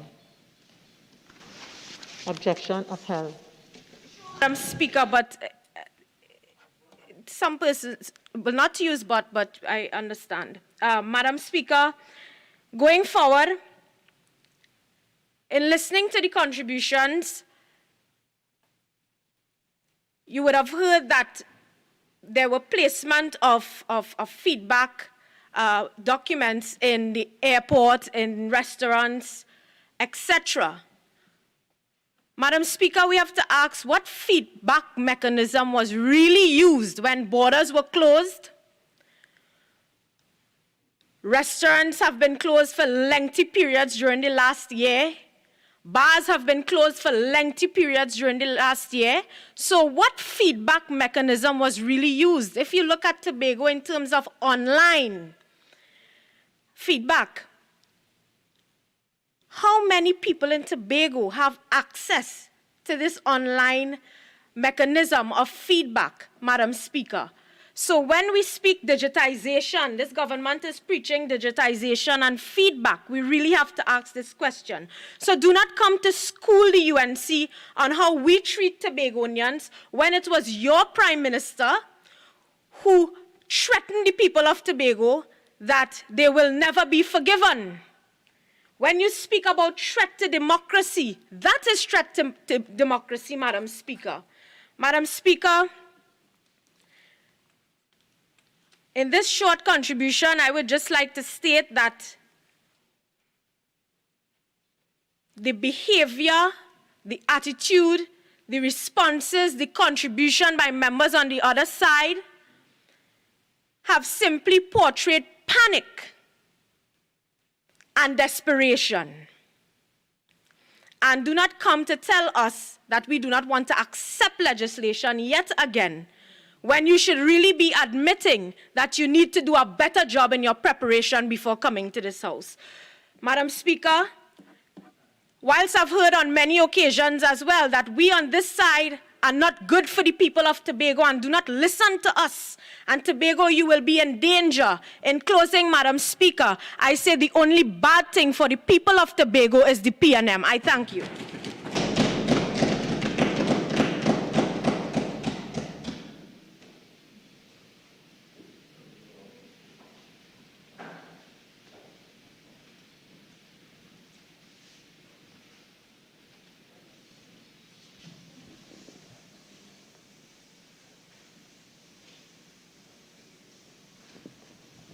Member for Dabadi, O'Meara.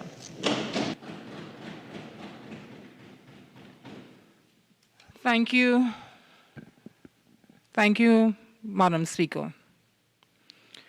Madam Speaker, I came here excited to be on the right part of history, but I must say I am disappointed by the disgraceful attempts by the opposition.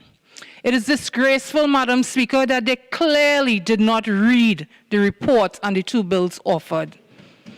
It is disgraceful, Madam Speaker, that they believe that a cheat sheet is the best way to serve Trinidad and Tobago.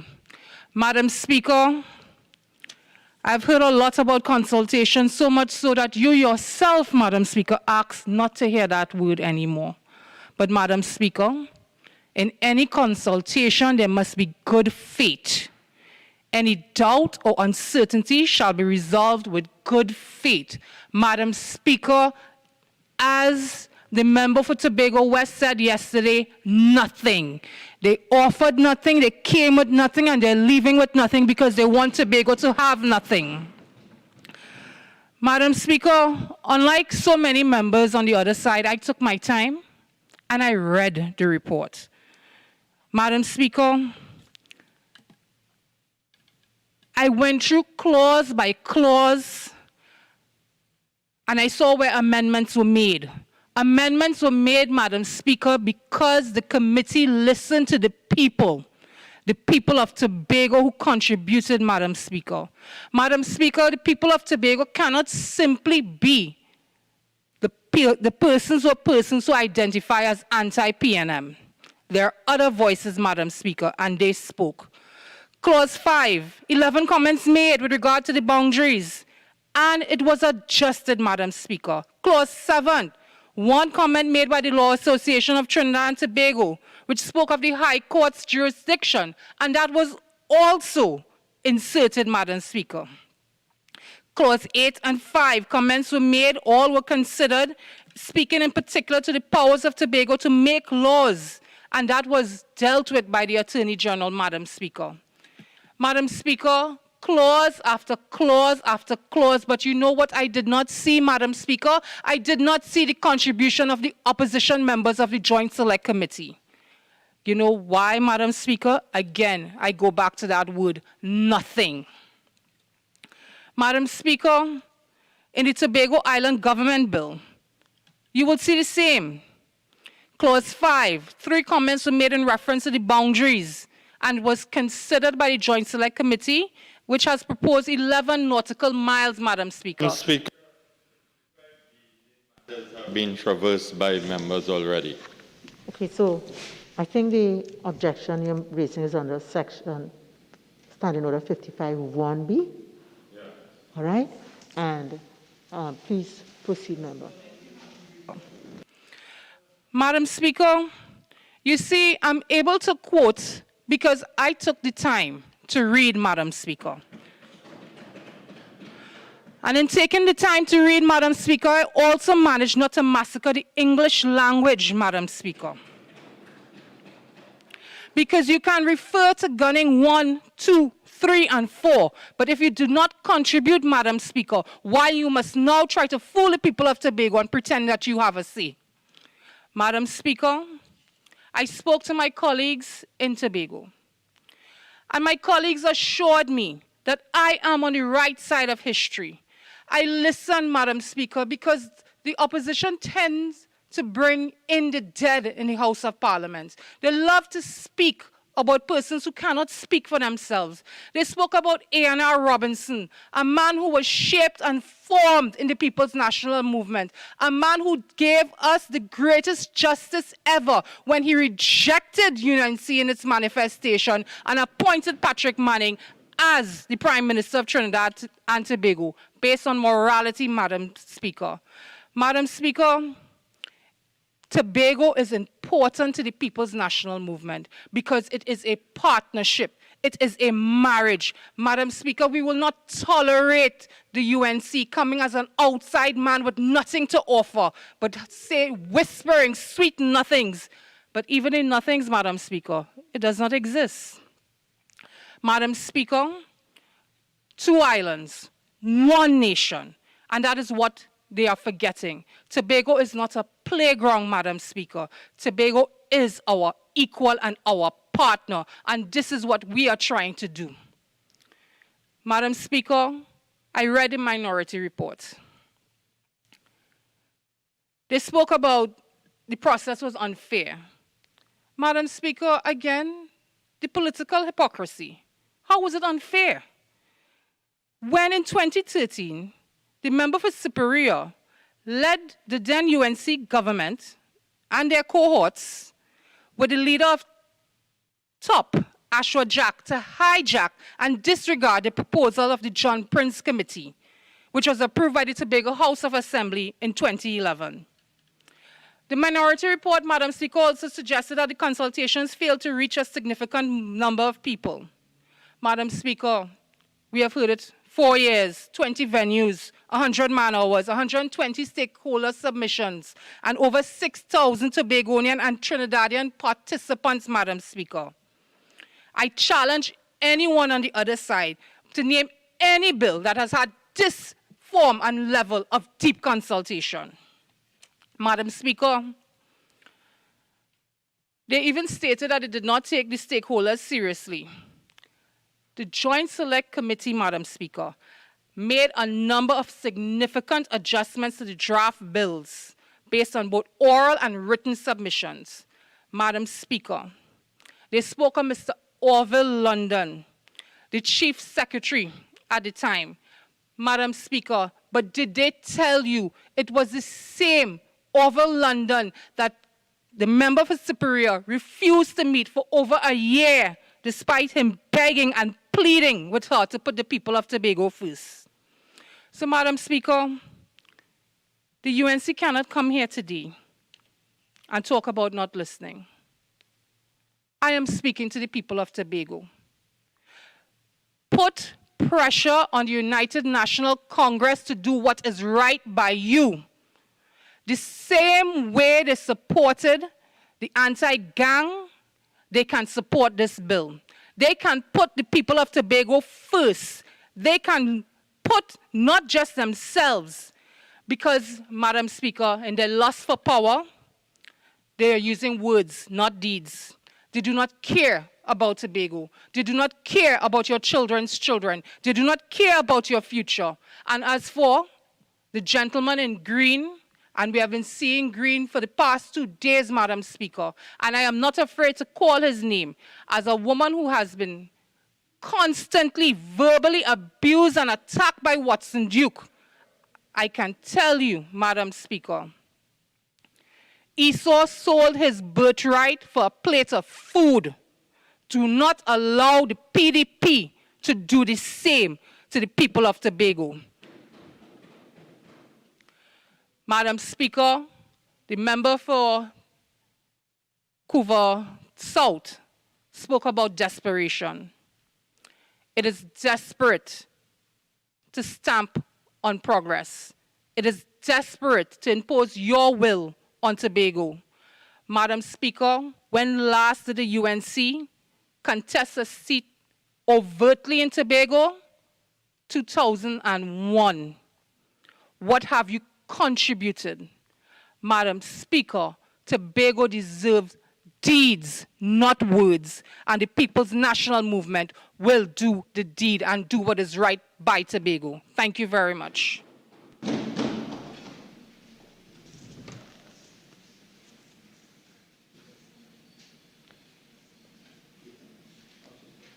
Prime Minister. Prime Minister, you're joining the debate at this time. Prime Minister, you asked?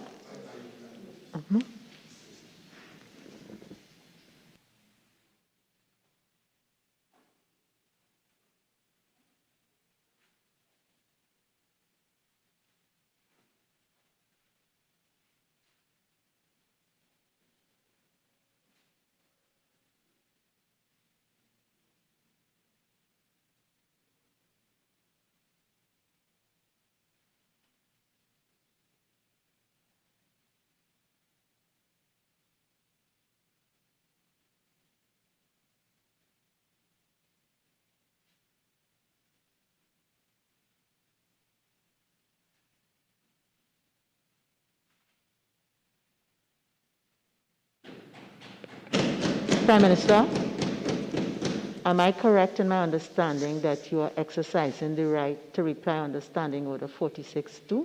Yes, Madam Speaker. And therefore your time is 60 minutes. Madam Speaker, I am also assuming that in representing the member for Aruka Maloney, and therefore I think I am entitled to ask for a little bit more time on that behalf. I'm winding up in my capacity as leader of the government and also as representing the mover of the motion. Yeah, so I understand, Prime Minister, that you are exercising the right of reply under Standing Order 46-2 because the mover would have ceded her right. I understand that. So that under the motion that exists, it is 60 minutes. And how much do I have? 60 minutes, Prime Minister. Thank you, Madam Speaker.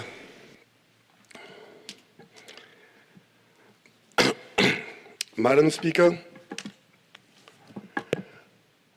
this is quite a strange feeling for me to be doing this at this time. Madam Speaker, but it's also with a sense of history that I take this responsibility to wind up this motion. Let me begin by thanking all members of this House on both sides who have participated in this debate, which one way or the other, Madam Speaker, would be seen as a historic debate. Because, Madam Speaker, if my colleagues on the other side are moved to provide the 9 votes that are required to add to our 22 votes, this country would be changed for the better forever. If, on the other hand, Madam Speaker, my colleagues do not provide that support to make this historic movement forward for the people of Trinidad and Tobago, in particular the people of Tobago, history will not be kind to us.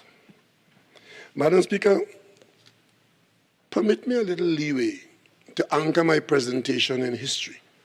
Yesterday I had the opportunity to ask one of my younger colleagues in this House about a date of birth. And I was told that the date of birth. Madam Speaker, just on a point of clarification under 46.2, Standing Order 46.2, a minister may conclude a debate or any motion that is critical of the government or reflects adversely on or is calculated to bring discredit upon the government or a government officer. This Joint Select Committee's report is certainly not critical of the government, and I seek your clarification in under what standing order the Prime Minister is winding up. As I said, and I think it was clear on the record, the member for Raruka Maloney has ceded her right under 46.1. The nature of the debate has been critical of the government.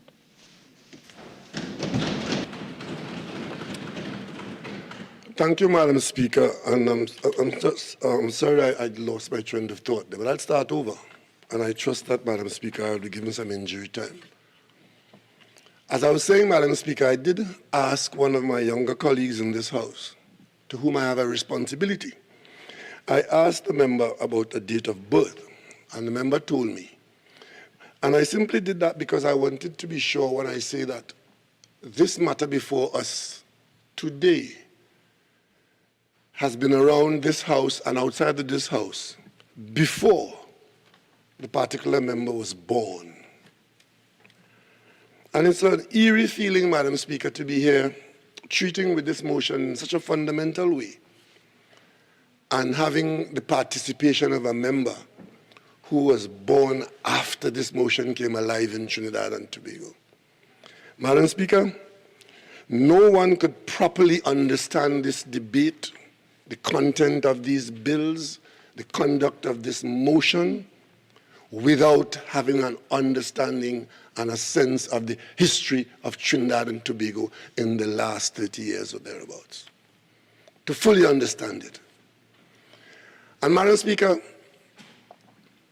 it is for that reason why I want to say to all members of this House, and particularly members of the Tobago community, who are being told that this motion is some disservice to them, something that is backward, something that is unworthy of acceptance and so on.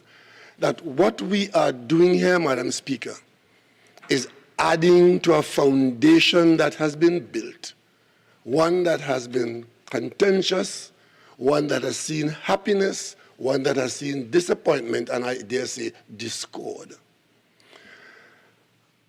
In my own case, Madam Speaker, I could say that I have been there from the beginning. And it is on that basis I ask that you tolerate my reflection of where we've come from, where we are, and where this motion is likely to take us. Madam Speaker, we came from a period in the 70s, which happens to be the time when I joined the PNM in 1974. Today, I lead that party as head of the government of Trinidad and Tobago. And I heard a lot about the PNM in this debate today.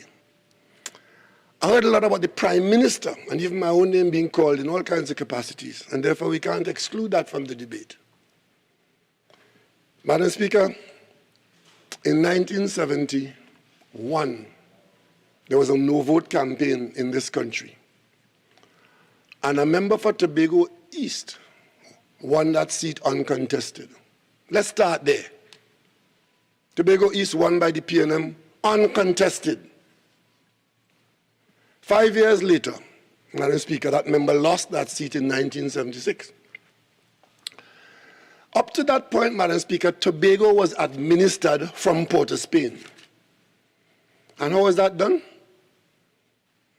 It was done by each ministry focusing its responsibility for Tobago through a Ministry for Tobago Affairs. That Ministry for Tobago Affairs had tentacles in every ministry in the country administered from Port of Spain. And in the eyes of many Tobagonians, and on the street, on the conversation outside, is that Tobago was run by Trinidad, from Trinidad. And there was this sentiment of Trinidad versus Tobago. And during the election campaign of 1976, the big issue on the ground where I was present as a new member of the PNM, having joined the party 2 years before, was that they did not want a Ministry for Tobago Affairs. Tobago deserves better than that. Tobagonians can do better than that. And Tobagonians would like to administer their affairs in Tobago. That was the election campaign in Tobago. And it sold well because most Tobagonians, the vast majority of Tobagonians, are of that view, Madam Speaker, that Tobago can do better for Tobago and for Trinidad and Tobago if Tobagonians are given responsibility and authority on the island within the unitary state of Trinidad and Tobago. Madam Speaker, the PNM took a little while to understand that. In fact, some people in the PNM in Trinidad even thought that that was being ridiculous. But it took a while for the politics of that to soak into the PNM. But time is longer than twine. Eventually, Madam Speaker, the very PNM that had a difficulty understanding that did that within the party when we created a Tobago Island Council of the People's National Movement with autonomy for the PNM in Tobago, and that is there operating today, Madam Speaker. Madam Speaker, that election of 76 that generated the end of the Tobago Ministry for Tobago Affairs that nobody wanted in Tobago saw a conversation for internal self-government led by Ayanna Robinson, who had come out of the PNM and was seeking his political future along that line. Successfully, he did so, Madam Speaker. Alongside him was Dr. Winston Murray. That matter ended up in this parliament. And Dr. Murray rooted his argument in the history of Tobago And he raised in this house and on the ground outside this whole question of the return of the Tobago House of Assembly as a replacement for the people of Tobago. And that happened, Madam Speaker. Interestingly, it happened when we thought that it had collapsed in this house politically because the mover, Mr. Ayanna Robinson, he walked out when he thought the PNM would never agree to it. The mover of the motion, I'm surprised, the French say the more things change, the more it remains the same. The mover of the motion today is not winding up this motion. In 1980, the mover of that motion for Tobago self-government did not wind it up. It was A&R, it was Winston Murray and Bonnie Padmore. Go to the Hansard and you see that the Tobago House of Assembly, which came into being in 1980 to satisfy that demand on the street in Tobago, those are the two people in this parliament who fought, agreed, cajoled, and got all the colleagues to agree, surprisingly, when the mover walked out. And we had the Tobago House of Assembly, Madam Speaker. That was 1980. And many people in Tobago thought we've got it. But it can also be shown that progress can be had. Later on in 1996, another movement was made in this house when the election results in Tobago were quite different, not in the PNM's favor, but we supported. I was in the opposition, Madam Speaker. I served 3 terms in opposition in this country, and on the opposition bench, Madam Speaker, this matter of 1996 came up. Act number 40 of 1996 had the support of the opposition. So the creation of the Assembly and the amendment to the law, the upgrading of the law in 1996 had the PNM support. I had to sit here and hear neophytes from the other side, wet behind the ears, snotty in the nose, saying that the PNM does not support Tobago as an excuse for them not doing what they do now. The only reason why Tobago may not get what these bills promised them is because the opposition today is not the kind of opposition we had in 1996 to support the bill brought by another political party. But, Madam Speaker, I'm not surprised that is the case, because if you listen to the debate, much of what was said in repetition by my colleagues on the other side, one could only come to the conclusion that they believe that this matter before the House is a PNM matter. I want to rectify that and correct that now once and for all for the record. What is before this House today is the work of the entire Parliament, a joint select committee of which the PNM participated. It had opposition members, it had independent members, and so far, the government members and the independent members support this motion with their signature. They support this motion. So let us forget this. This is not a PNM matter. And you know, interestingly enough, as members on the other side will try to portray and present this matter as a PNM matter, I heard my colleague from St. Augustine this morning saying that this matter is not about the UNC. So when it is time to obstruct, it is not about the UNC. When it is time to support, it's about the PNM. Madam Speaker, I want to say to my colleague from St. Augustine, it is about the UNC. Political matters of this nature are about the political powers and persuasions that adjudicate upon them. Go turn on your television right now, Madam Speaker, and you will see huge debate taking place, fundamental debate taking place in the United States. It is between the Democrats and the Republicans. You go look back at Brexit in the United Kingdom, and you will see it was between Labour and the Conservatives. So don't come here today and shirk your responsibility and ask and say it's not about the UNC. This bill will rise and it will fall on the support or lack thereof of the UNC's 9 votes. You cannot hide from that. You took an oath of office and you cannot resile from that now. If you were unfit to take that oath, then tell us so now and create a vacancy for a by-election. But I don't think that is so. If it is too much for you to carry, then say so and the PNM will help you. But we can guarantee to the people of Tobago that this matter requires 31 votes and there are 22 PNM votes to be cast for this motion, and it needs 9 more for Tobago's future to be changed. Madam Speaker, let me at this point dispense with a very disappointing presentation made yesterday by the member for Naparima, who somehow thinks that he impresses his colleagues by being as obnoxious as possible. When the member spoke yesterday, the member opened his presentation by attacking the Election and Boundaries Commission. And he went as far, I don't know if he's authorized to say so, but he went as far as to say, speaking for a leader who is absent, in a motion like this, the opposition leader is absent and has nothing to say. I wonder if the people of Tobago understand the meaning of that signal. But the member spoke for the leader. He said that the opposition has no confidence in the Election and Boundaries Commission. The Election and Boundaries Commission happens to be one of the few institutions in this country which has not been undermined.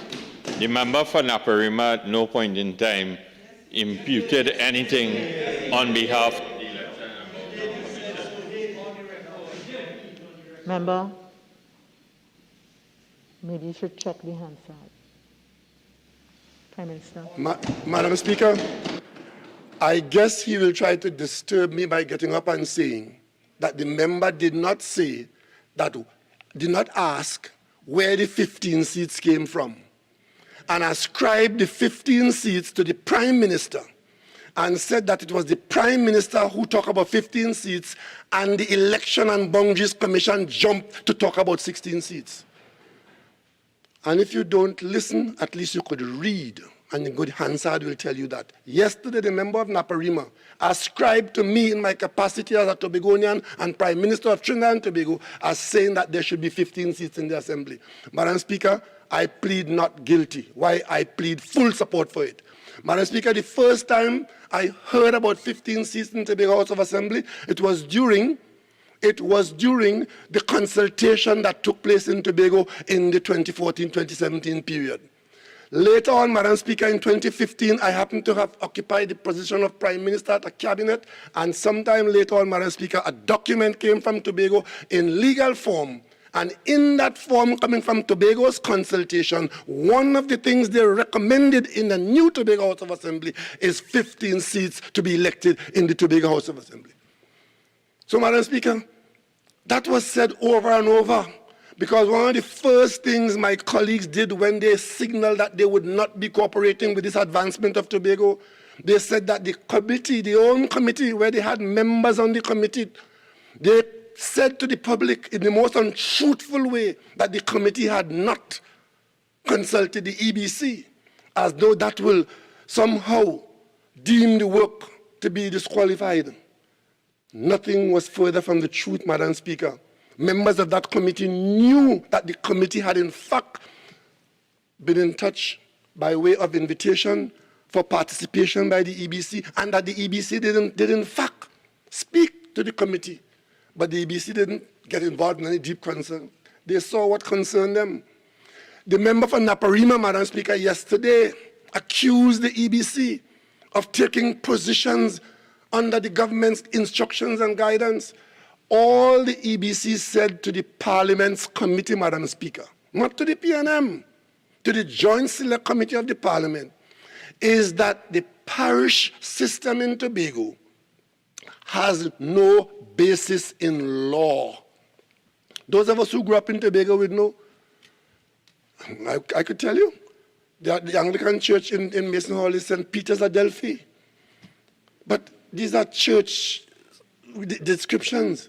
The EBC pointed out to the committee that you couldn't use a parish to determine what goes into the assembly, because one, the parishes have no basis in law, and two, the population is not evenly distributed or distributed in any significant way by parish.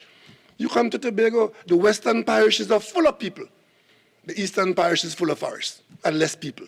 So the EBC pointed that out, and they kept themselves out of the rest of the discussion left to the politicians. So it was quite wrong for the member for Naparima to come here yesterday and cast aspersion on the EBC in the attempt to undermine the work that the EBC has to do as we go forward. Madam Speaker, I rest that there for the moment. There's another member who spoke about borrowing and Tobago's abuse of the public purse. I wonder if his friends from the PDP heard that. Because one of the big arguments in Tobago from some people who are claiming to be rejecting this approach and these bills is that the bills contain the provision for the Assembly, the Tobago Island government to borrow. But in that borrowing, it requires some element of oversight by the country's Minister of Finance. The law calls for that. But his colleague here, an erstwhile political brother, is saying, who is going to authorize these elements in Tobago to borrow and to bankrupt the country?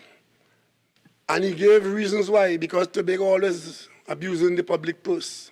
The Auditor General report speaks about something. Every government department, Madam Speaker, I've been in this parliament for decades, I could find unfavorable comments about every government department, including the presidency, where the Auditor General find that in terms of management of public affairs, there's need for tightening up or there's need for further accountability. But they're holding that up and say Tobagonians must not be allowed to borrow. Well, we believe that Tobagonians are responsible people.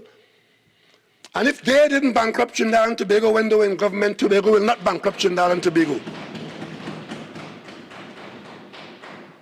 Madam Speaker, many of them spoke about bringing proper legislation.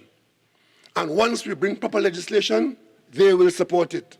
Madam Speaker, we know if I was allowed to do it, I could speak about one of them who over and over tells the country at press conferences every 2 or 3 days that they will support nothing that the government brings to the parliament because they have some kind of grouse. Take an oath of office to look after the people's interests without fear or favor, malice or ill will, but going out there and telling the media every Monday morning they will support nothing that the government brings here. And that is true, you know, Madam Speaker.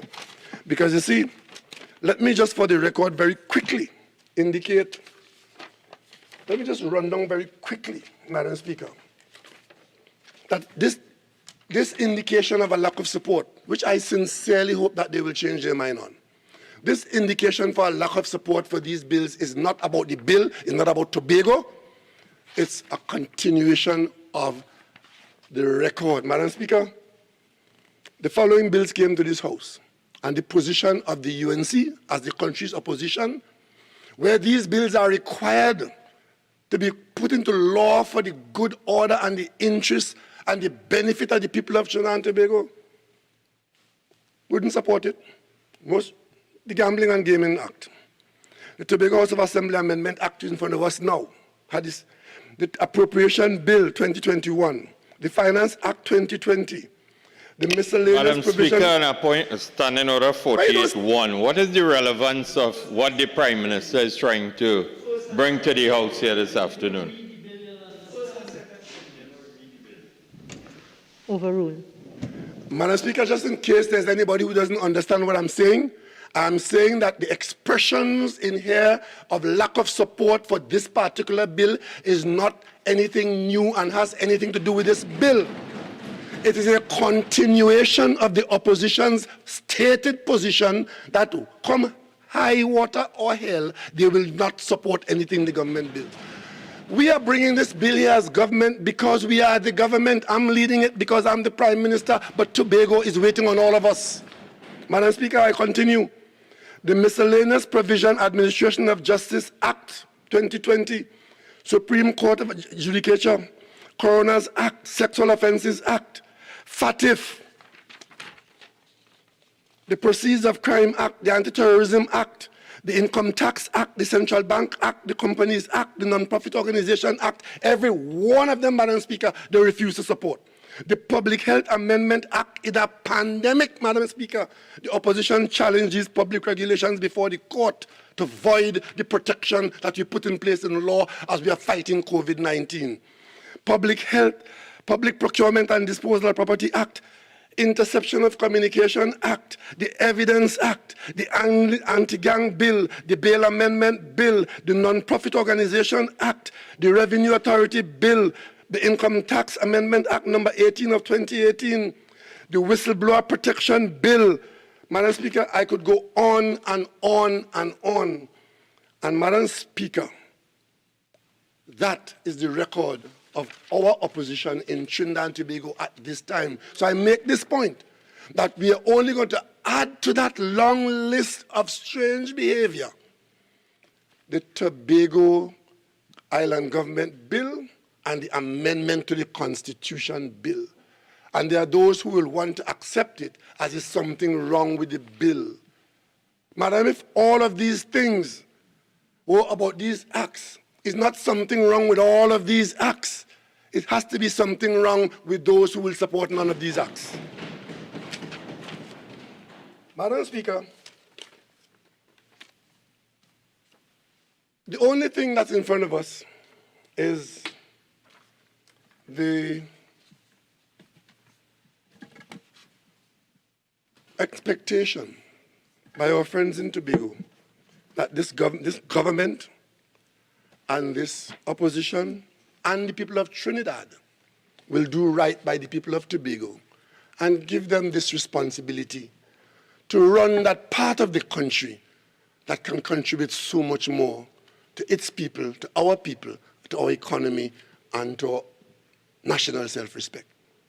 Madam Speaker, my colleague from Pointe-à-Pitre got up here this morning. He is the opposition chief whip. You would think that he would lead us into a place of some light. He made one point, Madam Speaker, my colleague from Pointe-à-Pitre, one point worthy of note. And the point he made very pointedly, he wanted to know about the paternity of the Tobago Island Government Bill that is before us here today. He wanted to know where it came from, why it wasn't laid in the Parliament. And he spoke in such a way that the uninitiated person would feel that he was making an accusation against the government for doing something underhand. Madam Speaker, how in Almighty's name could the opposition chief whip come and make an issue, take up 20 minutes of Parliament time to question the paternity of the Tobago Island Government Bill and imply that this bill somehow surreptitiously found its way into this Parliament and we're being asked to vote upon it? Madam Speaker, in case you don't understand the father or the pedigree of that bill is the work of the committee that gathered information from the whole nation for 3 years and determined that these things are to happen to and about Tobago and to create an island government, which is for the people of Tobago, and you had to put it in a codified law in such a way that it can be passed into law in Tobago. Madam Speaker, how many young ladies, some of them in school uniform, want to use pepper spray? And the government, I as Prime Minister, said, yes, you will have it. But after that is said, you know what has to happen? We had to come to the... Madam Speaker, I stand on standing order 48-1, please. Overruled. Madam Speaker, I would like you to take note of these interruptions because I'd like every minute of my time. Madam Speaker, I'm giving you an example of the pepper spray issue, which is so simple to everybody. But before pepper spray could be made available to any member of the public, it had to go through the creation of an amendment to the Firearms Act. So, but the same way he could come today to ask where this bill came from. When the Attorney General came in this House to amend the Firearms Act, he could have said the same thing too. Because it is an amendment to the Firearms Act that will proceed to give life to the intention of having people have pepper spray. But the opposition chief whip comes here to ask questioningly, suggestingly, as to where this island government bill came from. And Madam Speaker, I must emphasize and re-emphasize that the opposition had 3 members on the committee. This committee has been meeting since March 2018. And that brings me to the point, Madam Speaker. 95% of what they repeated in this House in this debate, in various forms and fashion, was about not enough consultation, Madam Speaker, the consultation on this issue goes back to 1977. It resulted in the creation of a Tobago House of Assembly Act in 1980. Further consultations and conversations took place. It resulted in a new act in 1996. 25 years later, after consultations in Tobago, between 2014 and 2017, greater consultation that even took place more than when we were going to be independent. When we were supposed to become independent and there was consultation in this country, there was a conference, Madam Speaker, at the Queen's Hall. Madam Speaker, and from there, Madam Speaker, this is getting ridiculous now. Madam Speaker, I stand on Standing Order 55B, consultation. All previous speakers have spoken. I'm on my legs. Member for Carney, member for Couva, no? The Prime Minister, you may not have been in the chamber, is replying, closing up in reply, and therefore he's entitled to address everything. And also, I just want to caution that while members are entitled to stand upon a standing order, there is also something called abuse of the standing orders. Thank you, Madam Speaker, and I hope that the new members in Parliament would have learned something from your intervention, because it can't be that every time I say something they don't like, or if I'm going to say something that he doesn't like, that he jump up and interrupt the debate. Madam Speaker, I was saying that there was so much, the lack of support as identified by the opposition has to do with not enough consultation. I was going down the route of the consultations that took place. By the time, Madam Speaker, the consultation in Tobago, which took place in virtually every village in Tobago, it was put into law in legal terms by eminent lawyers, and that came to the cabinet, and the cabinet had it forwarded to the Parliament. And we, this House, all of us, agreed to have it adjudicated upon by a joint select committee of the houses. Not just this House, this and the Senate. Members from this House and members from the Senate, they were driven by the authority of this House to go out, conduct hearings, receive representation, receive memoranda, and to come back and advise the Parliament by way of recommendations what should happen on this issue. Madam Speaker, the committee that is reporting today is not the same committee that started out in 2018. There was a change of government in 2020. There were people who left their position and had to be replaced.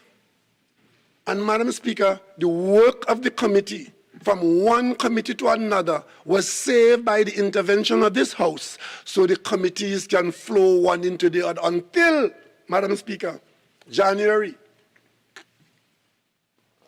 of this year. It was January 24th, I think it was. And I want you to note the date, Madam Speaker. Before that, the work of this committee was mentioned in this House. After the committee was instituted in March 2018, its work and its progress was mentioned in this House for continuation Friday, September 2018, December 2018, the 3rd of May 2019, December 2019, July 2020, and January 21st, 2021. In January 21st, 2021, the committee was close to completion of its work, and the committee was authorized then to proceed to report by the end of May 2021. Madam Speaker, during that time, you would have heard during the debate how many hours of consultation and who was consulted and where the consultation took place and what was represented to the committee. But the bottom line is the committee was due to present its report, its final report, by May 2021. Having said so to the Parliament on the 21st of January, Madam Speaker, I make this point in detail to disabuse all those who believe that this work of this committee is in fact as a result of the 6-6 tie in Tobago. I've heard it said by no less a person than my friend from Cuba South, who is now leading. He led the debate yesterday for the opposition. Many others who say that, and there are people outside saying it. Madam Speaker, on the 21st of January, there was no election in Tobago. The election took place after. And all of us were surprised by the result of 6-6. And therefore, it is not only disingenuous, it is just patently untrue or convenient to some to say that what is happening here now is anything but the ending of a long process. This process in this House started in March 2018, and it was due to end May 21st, when we expected a report, May 2021. Madam Speaker, it was on that basis, when the results came in 6-6, that I, as Prime Minister, I went to Tobago and I sat down with the 12 successful candidates. And I said to them, as Prime Minister of this country, I first told them, I said, I'm proud of all of you, as young people in particular, who would have come forward and taken responsibility for Tobago. But you have this political problem here now of 6-6. I pointed out to them that I would encourage them to find a way, if they can, to work together in the intervening period, because it appears as though we're going to have to go back to the polls. But having said that, I pointed out to them that in the Parliament was a joint select committee whose work was due to be ending in May, and in that committee, it would very well result in sometime soon after some election, so we were in a two-election situation. I asked them to do the best with that information. Either you find a way to work, or go back to the polls then, or failing that, you could end up going back to the polls. So what do you do? And I left them to work it out. And you know, Madam Speaker, the time has passed. We're now in July, you could say. And of course, we are now faced with a report from the committee.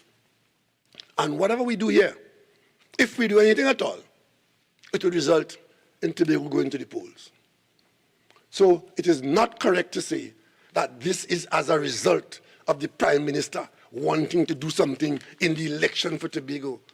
To have said that seriously mean that in 2018, when I brought it here, I was looking around corner to see 6-6 and know that bringing it here 3 years before was for the elections. I might be good, but I ain't that good. Madam Speaker, it brings me to the point of, just for the parliamentary record, I heard one of my colleagues, I can't remember which one of them, talking about the Bill Hospital in Tobago. Let me just put that down on the record. You all stop saying that, because I personally paid a price for that hospital in Tobago. I was put through the ringer. The building of the hospital in Tobago, I was in the government when you all came in the Parliament and sought to destroy and damage me. I appeared before a number of commissions because you made allegations against me that were not true. So it wasn't your hospital that's being built. It was a hospital being built. I tell you more than that. It was I who invited the president of the IDB to come to Tobago and took him on that site. And he agreed with me, and the IDB provided a loan to build that hospital. You were nowhere in sight. Of course, by the time it was completed, the government had changed, and you put your name on a stone, as I could have done in Cuba Hospital, but you put the stone there while it was being built. Right? You opened Cuba Hospital while it was a construction site. But of course, so don't say you built the Tobago Hospital. I was the Minister of Planning and Development that initiated that. The construction took place there. The PNM government awarded the last contract to outfit it. So you all, for heaven's sake, learn to speak the truth.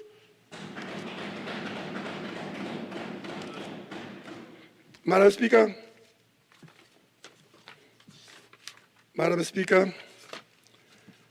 our colleagues on the other side served on this committee. And I heard in the debate that in the last go-around when the committee met, the last committee you extended, our colleagues sat in that committee and had absolutely nothing to say. In Tobago, we said they have PIP. They can't talk. Something happened to their tongue.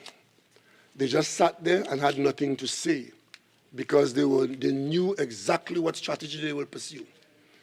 Don't commit themselves to anything. Look at this bill, Madam Speaker. Look at all the clauses in this bill. To do all of these things, amendment to the Constitution, giving Tobago the right to make law, giving Tobago access to funding, giving Tobago access to an extended public service commission. They have absolutely nothing to say about any of the specific clauses. They're so concerned about further consultation, but they could not tell you at all, Madam Speaker, what the further consultation would bring. Is it that we are going to consult further to determine that what doesn't matter what the government says, we are going to put a hard boundary between Trinidad and Tobago? And once we do that, we lose 4,000 square kilometers of ocean space out there and ocean floor resources out there? Well, let me tell you one time, consultation or no consultation, there's no way the PNM agreeing to that. Because that has to be madness. As an archipelagic state, we start measuring a boundary from the northeastern corner of Tobago. And if you don't understand that, go ask the member for Diego Martin Northeast. When you all were in your diapers, the member for Diego Martin Northeast, myself, Lennox Bala, Francis Charles and others, we were on a light table. That was before GPS was the way it is today. We had to use a light table to make sure that in our borders between us and Venezuela, out in the Atlantic Ocean, we did not give away territory because your friends in the NAR didn't know anything about that. Right? Today, there's no difficulty between Trinidad and Tobago because we fought that fight and that is now behind us. Today, you're going to come and tell us to listen to people who have read nothing, is qualified in nothing, who know nothing, going to tell us, put a hard boundary between Trinidad and Tobago. Make somebody in Mason Hall feel good. And the result of that, having done that as an international action, we lose 4,000 square kilometers of... Look, you all could not be serious. Madam Speaker, I'm not surprised that they wouldn't have read anything about that. Because, Madam Speaker, when the Parliament sent out this document to members of the House, as they sent all around Tobago and elsewhere, but worse, I saw my colleague from St. Augustine saying, no, they didn't send it to us, because you know why she said that? Another one was here, Madam Speaker, saying that they got this Friday evening. The usual suspect, my colleague from Naparima, was giving Tobago the story that this document that contains all of the bill, the document is the Joint Select Committee report. They're telling the Parliament and telling Tobagonians that they can't really debate it properly because they want more time because they only just got it. Madam Speaker, these parliamentarians know that the average Tobagonian in the street will not know that this document was on the Parliament's website for them and the world since the 9th of June. From the night of the 9th of June, every member of Parliament and the world had access to this document. But a member of Parliament will come here and say that they just got it and they can't read it. And the second one they say, I didn't get it. I saw one who was sitting on that seat say no, and actually handed the member a copy and saying, yes, we got it. So they disown even getting it. So you know they didn't read it. But they're advising Tobagonians to reject it. This is a classic dog and the bone arrangement beyond any belief. And that is why they don't have a single amendment to propose to the House. Madam Speaker, we are talking here about a historic development for the people of Tobago to give them that power to run the affairs of Tobago. The opposition is saying they wouldn't vote for it because they need more time. and they don't understand it, but they don't have a single amendment to a single clause. And what is shocking is that there are Tobagonians following them in their foolishness. Because they figure they're doing the PNM something. All the arguments are rooted in the fact that they feel they're doing the PNM something. Madam Speaker, the only amendments we have in front of us are from two individuals who wrote a communique to the Parliament, and I'll come to that in a minute. But in the meantime, in telling you, Madam Speaker, that Tobago, hear it, Tobago doesn't want this bill, and as a result of Tobago not wanting it, they are supporting Tobago by also rejecting it on behalf of Tobago. And they name Tobago, who are opposing the bill, Madam Speaker. They name them. Brother B, on Rise and Shine. I just want to tell the person who spoke here about Brother B, Cuba South, that Brother B, who he's in contact with all the time, say that the Prime Minister come to Tobago and talk down to him and to Tobago. I don't want to let you know, Brother B, want you to know that I'm a proud Tobagonian, his neighbor, in whom he's well proud. And you are described as a confusion maker. Madam Speaker, Brother B, Ho Choi Charles, Vanus James, Winford James, Stanley Baird, Farley Augustine, Deborah Moore Miggins, they name these people as Tobago not wanting the bill. And I think it is good for me now to say to Tobagonians, and to Trinidadians in particular, it is not only what is said, you need to know the value of what is said by first knowing who is saying it. Because, Madam Speaker, Ho Choi Charles is a man who has made a tremendous contribution to Tobago and Trinidad and Tobago. But there comes a time when your value could be diminished if you start talking things that don't make sense. Madam Speaker, Ho Choi Charles has to be recognized as the leader of the Tobago Platform for Truth. He's a politician opposed to the PNM. So I'm not surprised that he's not supporting what the PNM is advancing. Political difference, you could call that. Madam Speaker, permit me to indicate that while my colleagues will not acknowledge the PNM as speaking for Tobago, and coming here and acknowledging and raising Ho Choi Charles as speaking for Tobago, let me explain to you how the history goes in this. Under the THA Act of 1980, there were 4 elections. 4. Ho Choi Charles featured prominently in that period. There were 48 seats up for grabs during that period, speaking for Tobago. The PNM won only 7 of those seats during that time. The election result first House of Assembly election, 8-4. The next one, 11-1, 11-1, 11-1, 10-1. PNM had the 1 all the time. Madam Speaker, over there they are. The next, after we amended the Act in 1996, there were 84 seats up for grabs in 7 elections, Madam Speaker. The PNM won 67% of those seats, including 12-0 in 2013. And yet my colleagues will come here and pretend that the PNM can't and shouldn't speak for Tobago, but Ho Choi Charles could speak for Tobago. Madam Speaker, the last time Ho Choi Charles was a leader in Tobago, leading a political party, one called Platform for Truth, his 11 candidates got less than 1% of the vote. And he himself, running as a member of Parliament for Tobago in a constituency, he got 6% of the votes. Madam Speaker, Winford James, analyst, political analyst, independent analyst. I know him. We were in school together. But we locked political horns in Tobago when he ran and lost his deposit.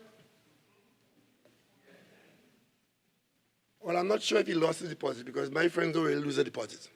I think he got 13% of the votes. I think you need 1/8 or whatever it is. But he got 13% of the votes. Right?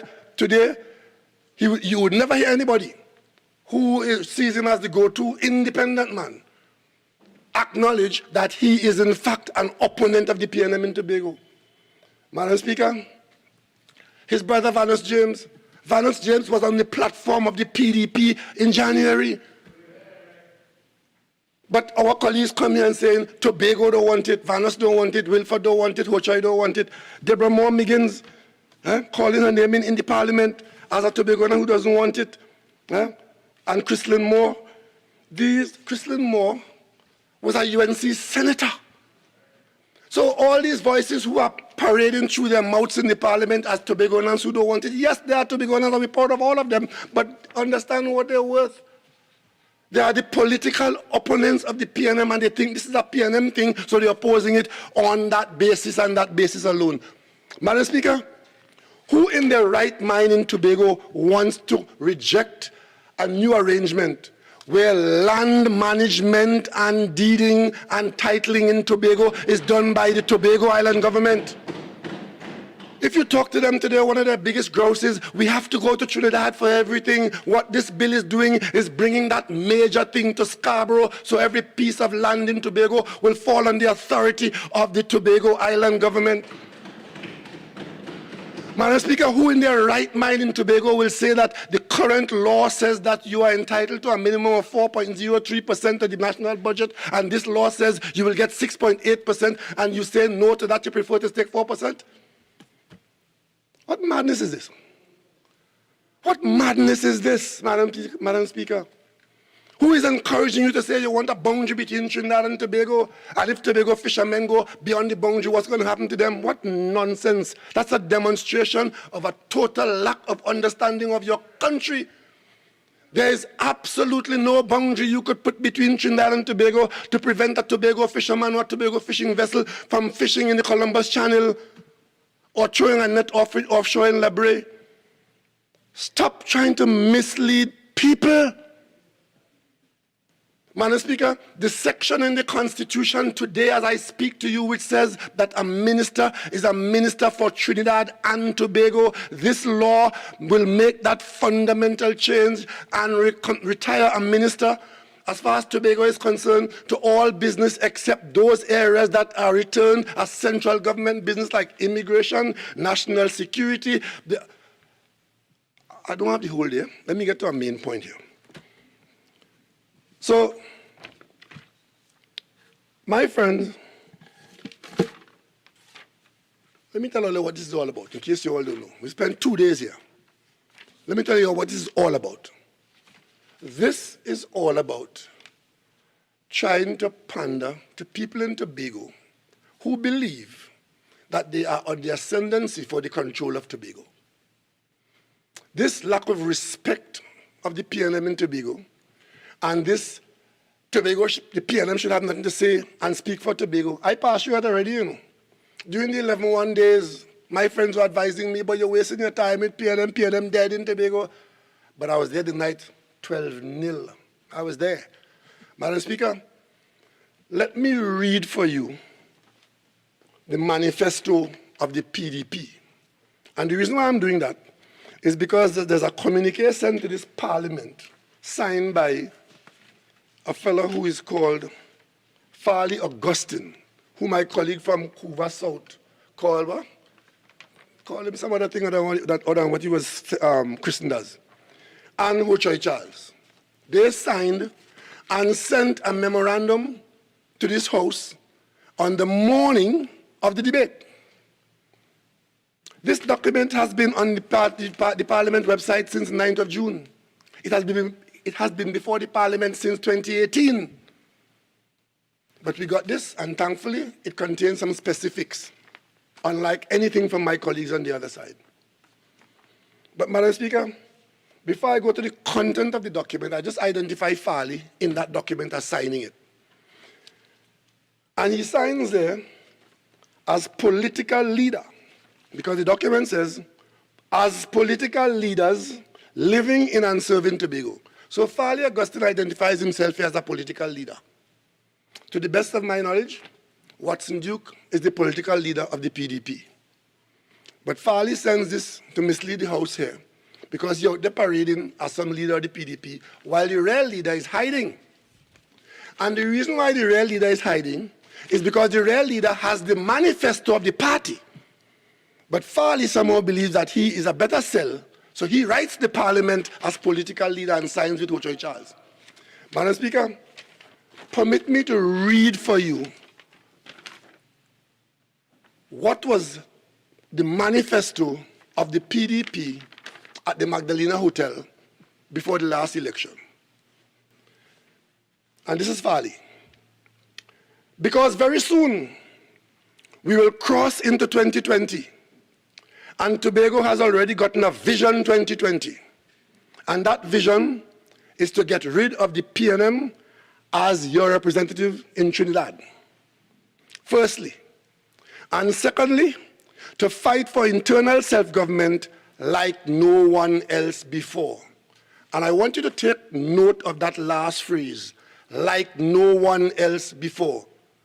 Not like Winston Murray, not like A.N.R. Robinson, not even like Ochoy Charles, not like the PNM, like no one else before. To the uninitiated, you wouldn't understand the importance of that phrase. Because what they want, no one else before has asked for it. So after Farley came off the stage, on the stage comes the leader, Watson Duke. Listen to how they are now different to those who went before. Now let me, and I'm quoting here Watson Duke at the Magdalena Hotel, the manifesto performance. Now let me explain to you what that means. It simply means that we don't want Trinidad judicial system. We don't want that. In other words, Tobago, through them, they're saying that they want a completely separate and independent judicial system from Trinidad. Madam Speaker, I could say now, as head of this government and head of the PNM, I have nothing to do with that. And that is not the position of the PNM, and I know it's not the position of the people of Tobago.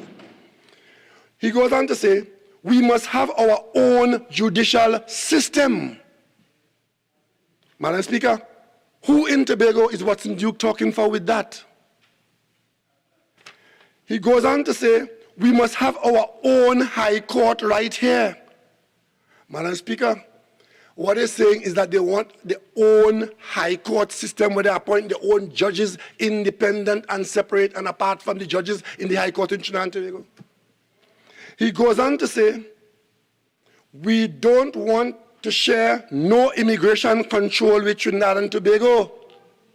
Madam Speaker, if you're not sharing immigration control, aren't you an independent country, separate and apart from? So you could allow into Tobago whoever you want with your own immigration entry, and the people in Trinidad can say or do nothing about it because you're independent. He goes on to say, we don't want no air traffic control with Trinidad. Madam Speaker, as I speak to you today, Trinidad and Tobago doesn't only have air traffic control for the area, the airspace around Trinidad. We control the airspace all the way up, I think, probably up to Antigua. Our civil aviation authority earns significant sums of money for managing that airspace of the Southern Caribbean. A political party in Tobago is saying they do not want to share air traffic control with Trinidad. Madam Speaker, we must control every bloody thing. And it goes on. And if it wasn't clear to you, let me tell you this. What I'm asking for is secession. I want to repeat that for all those who have ears to hear. If it wasn't clear to you, and I'm quoting Watson Duke here, let me tell you this.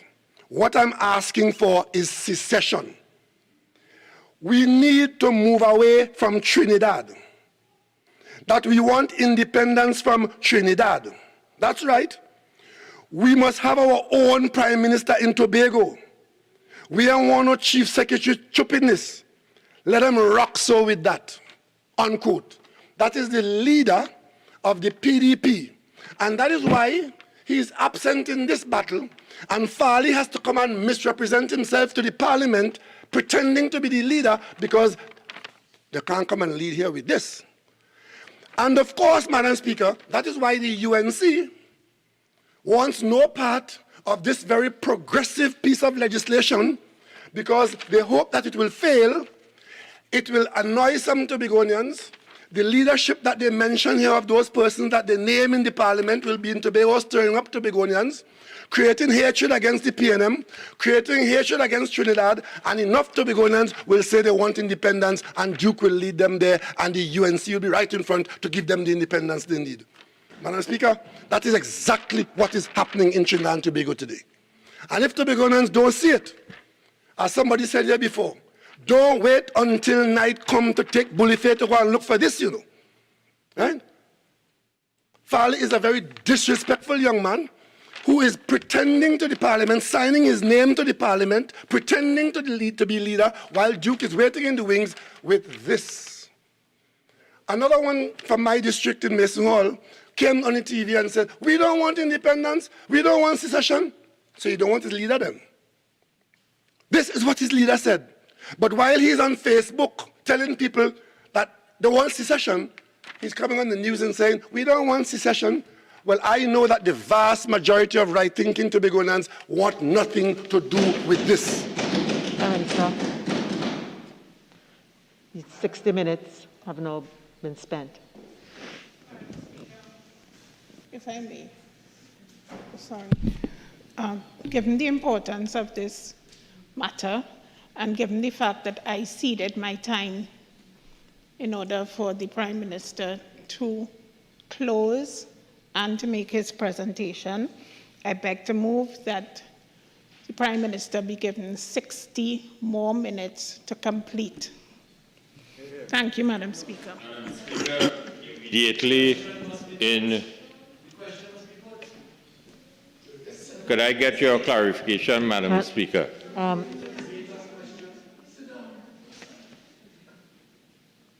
Member for Vancouver South, I see you are acting as whip. I know you're a very senior member, and you know these sort of procedural motions are put without debate.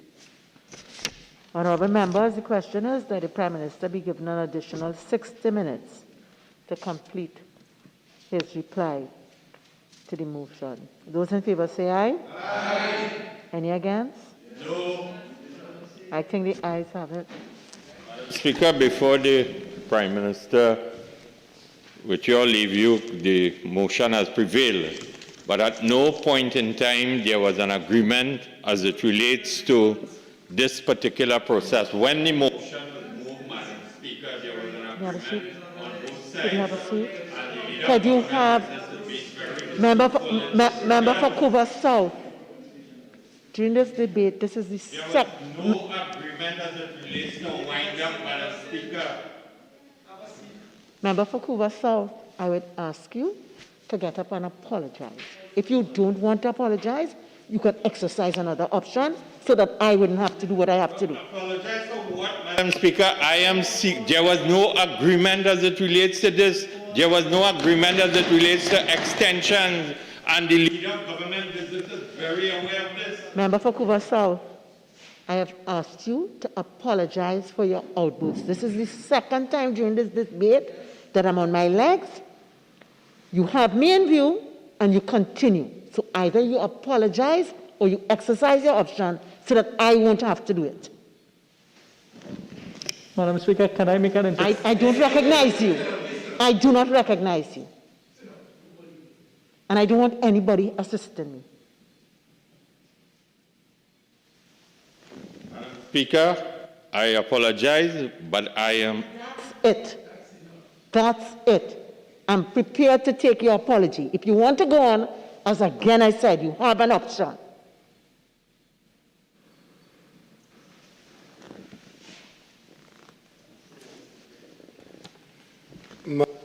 Prime Minister. Madam Speaker, I trust. Madam Speaker, could I be advised as to how much time I have left? Prime Minister, the motion was carried for you to have 60 more minutes. It's now 3:58:50. Oh, well, I will try not to detain you that long, Madam Speaker. But, Madam Speaker, I want to thank my colleagues for the extension. Not everything in life is planned. And sometimes the unplanned is even as valuable. Madam Speaker, How many people are in this house? Member for Naparima, could I ask you please to take your leave?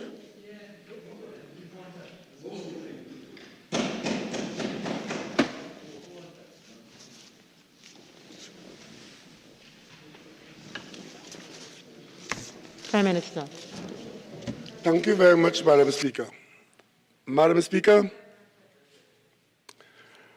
I am not surprised at the reaction of some of my colleagues. Because you see, facing facts could be difficult. But I want to go to the communique, Madam Speaker, from which they quoted liberally. The communique that was sent to this Parliament. Madam Speaker, I just want to interject, there are 9 members on the government bench, and they're allowed 8.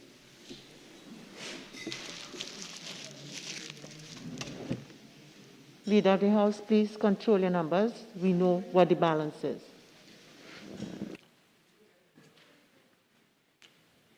Hey, listen.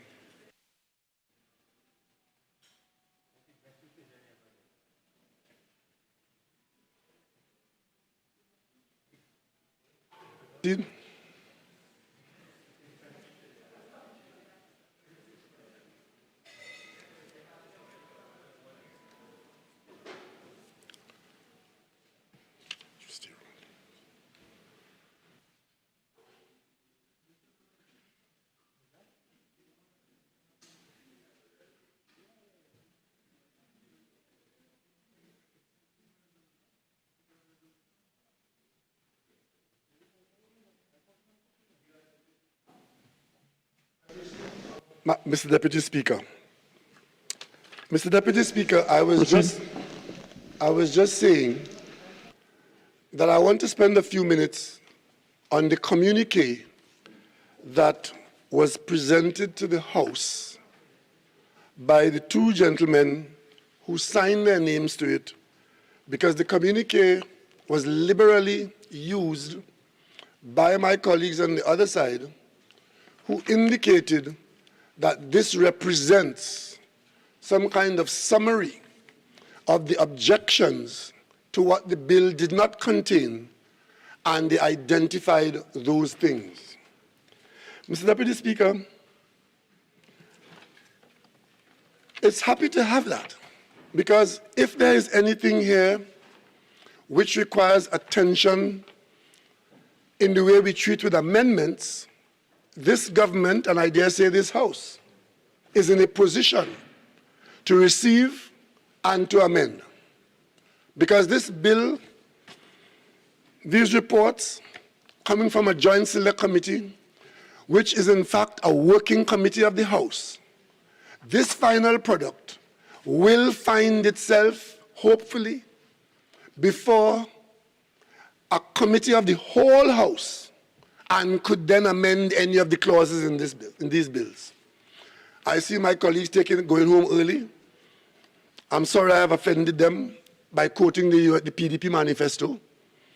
But Mr. Deputy Speaker, we move on. And I want to, there are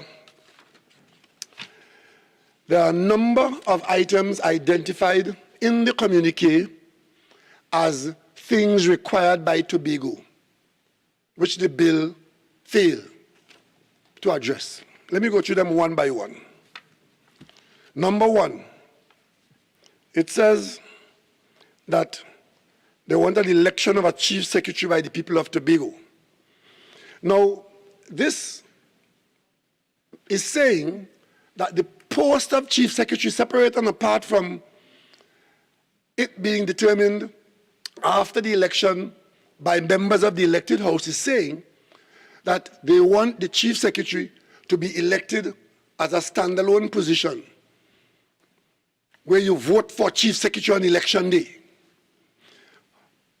I don't know that that is the sentiment of many Tobagonians. It certainly was not part of the discussion going forward, but we could always look at new ideas. And of course, this will require an amendment to clause 19 of the bill before the House. And of course, 141F, appointment of the Chief Secretary and Deputy Chief Secretary. You'll have to adjust that. But at one time in this country, there was a discussion about the Prime Minister's post, or create it's called an executive president, I think it was, where you elect an executive president, and that person, so elected, will appoint people to positions other than the people who have been elected. So you'll have the elected people holding accountable unelected people who will hold office. That is a proposal that was floated here at the national level. It is now floated at the Tobago level, but it's simply a proposal. And I don't believe that it has majority support or any support at all. Of course, this Chief Secretary, so elected, the communique from Ho-Choi Charles and Farley Augustine, they say the Chief Secretary must be empowered to select members of the Executive Council, except the Deputy, and from outside, other elected members of the Assembly. Now, that's a proposal. And this will require an amendment to Clause 12 of 75B, composition of the Tobago Executive Council. I don't know that we'd want to do that at committee stage. Second point there is that the powers of the legislature to make laws and not bylaws. Mr. Deputy Speaker, that is already in the bill. I hear people saying that the new arrangement confined Tobago to making bylaws. Such persons have not read the bills. They have not listened to the speakers who speak in favor of the bills. They have not followed the consultation. And I'm surprised that two people who signed their names as leaders could write to the House and say that the new arrangements do not allow the Tobago Island government to make laws, when in fact that is one of the major provisions. So it only confirms that they either read and didn't understand, or they didn't read, or they're just simply parroting what the opposition has said. Because we now know that the opposition did not read the bill because they didn't have to. They had a position before. So that's in the bill. So they didn't have to write us in the communique to tell us that. That's in the bill.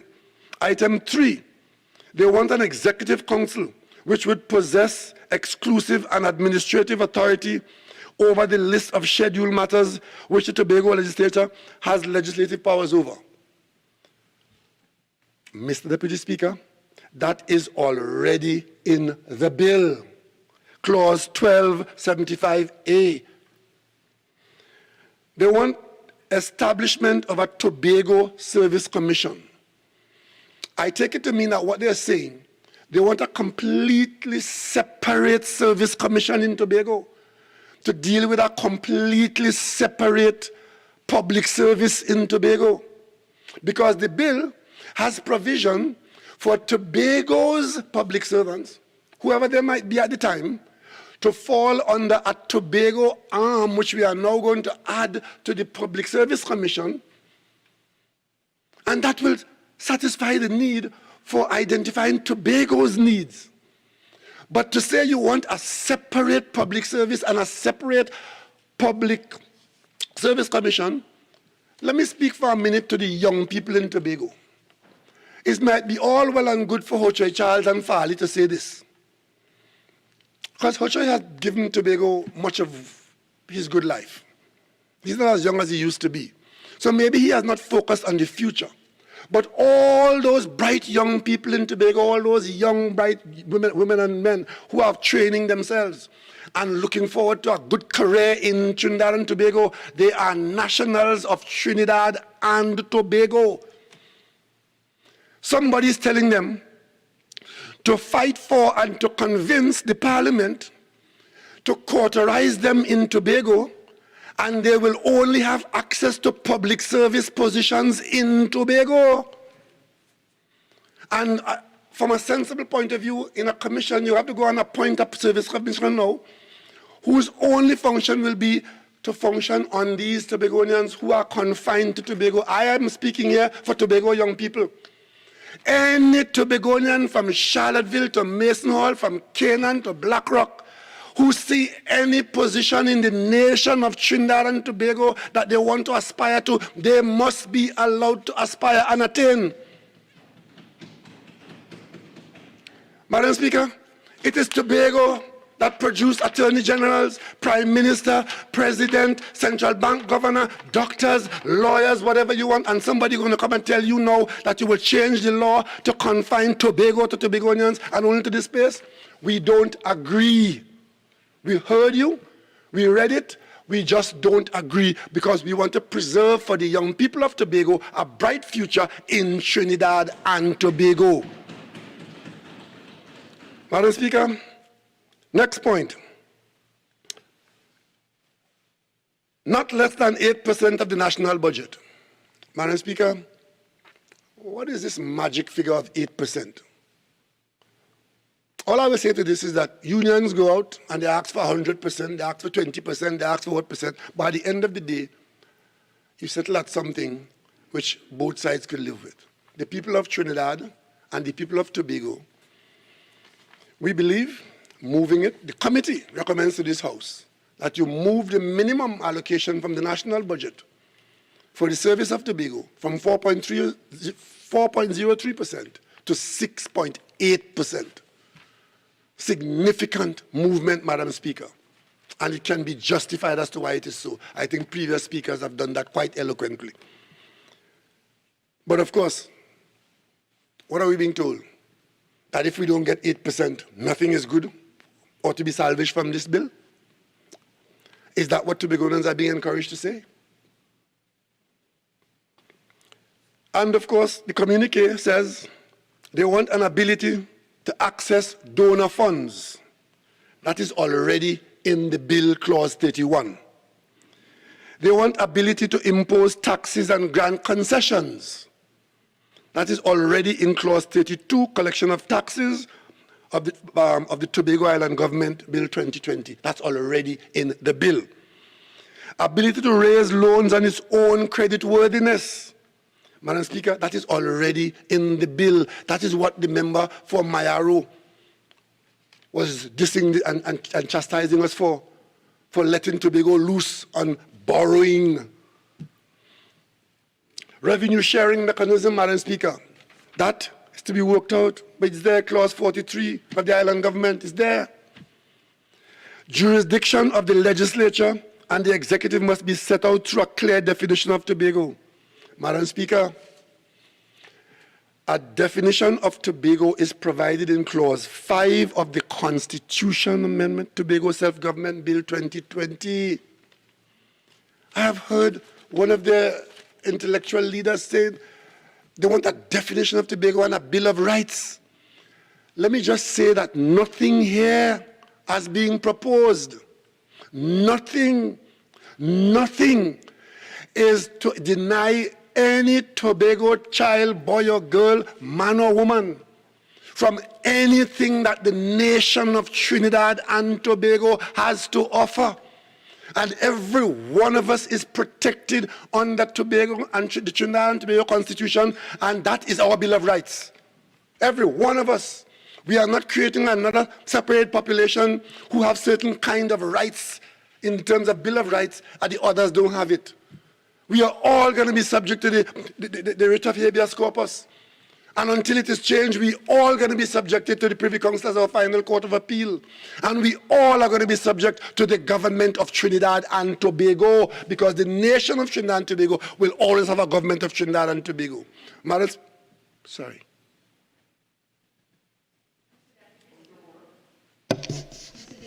This is a total breach of the standing orders of the House. One second. I will have Mr. no Deputy part. Speaker, this is an abuse of the standing. What is your point of order? This is an abuse of the standing. Listen, 1 second. Member, I have no part of There's this an agreement that it abuse. would have been.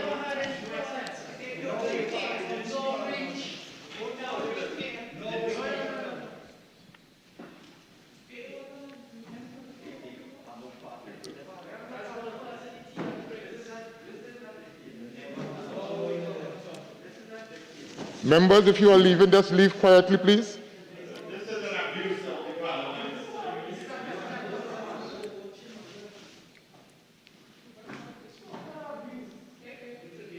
Members, hello.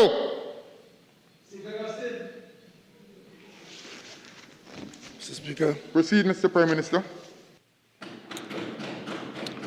I was saying, Mr. Deputy Speaker, that the request for a Bill of Rights for Tobago, the people of Tobago can be comforted that there is no requirement to establish a Bill of Rights for people who are being liberated from your colonial master.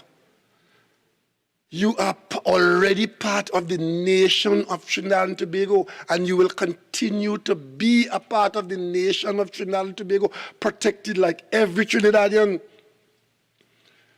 I also saw somewhere else in the basket of proposals, separate and apart from the communique, where it was being said, as another point of view, that the concept of equal status cannot be had in the current arrangement of a parliament for Trinidad and Tobago. Many of the people who speak in opposition to these bills speak about Trinidad as a separate place, a separate country, and speak of the government of Trinidad and Tobago as the government of Trinidad. I want to point out to them, there's no country called Trinidad, and there's no country called Tobago. There's a country called Trinidad and Tobago. And therefore, whatever the Constitution provides for any person in Trinidad, it also provides to any person in Tobago.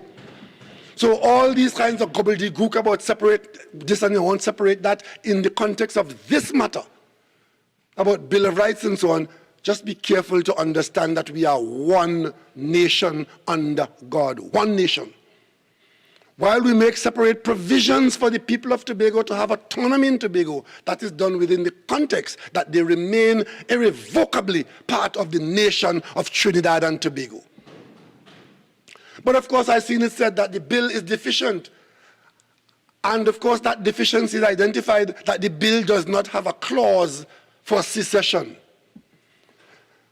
Mr. Speaker, as leader of this government, Deputy Speaker, as leader of this government, I know of no such requirement, because if ever in the future that situation develops where Tobagonians want to secede, there's nothing in the law that says that they will not be allowed to secede.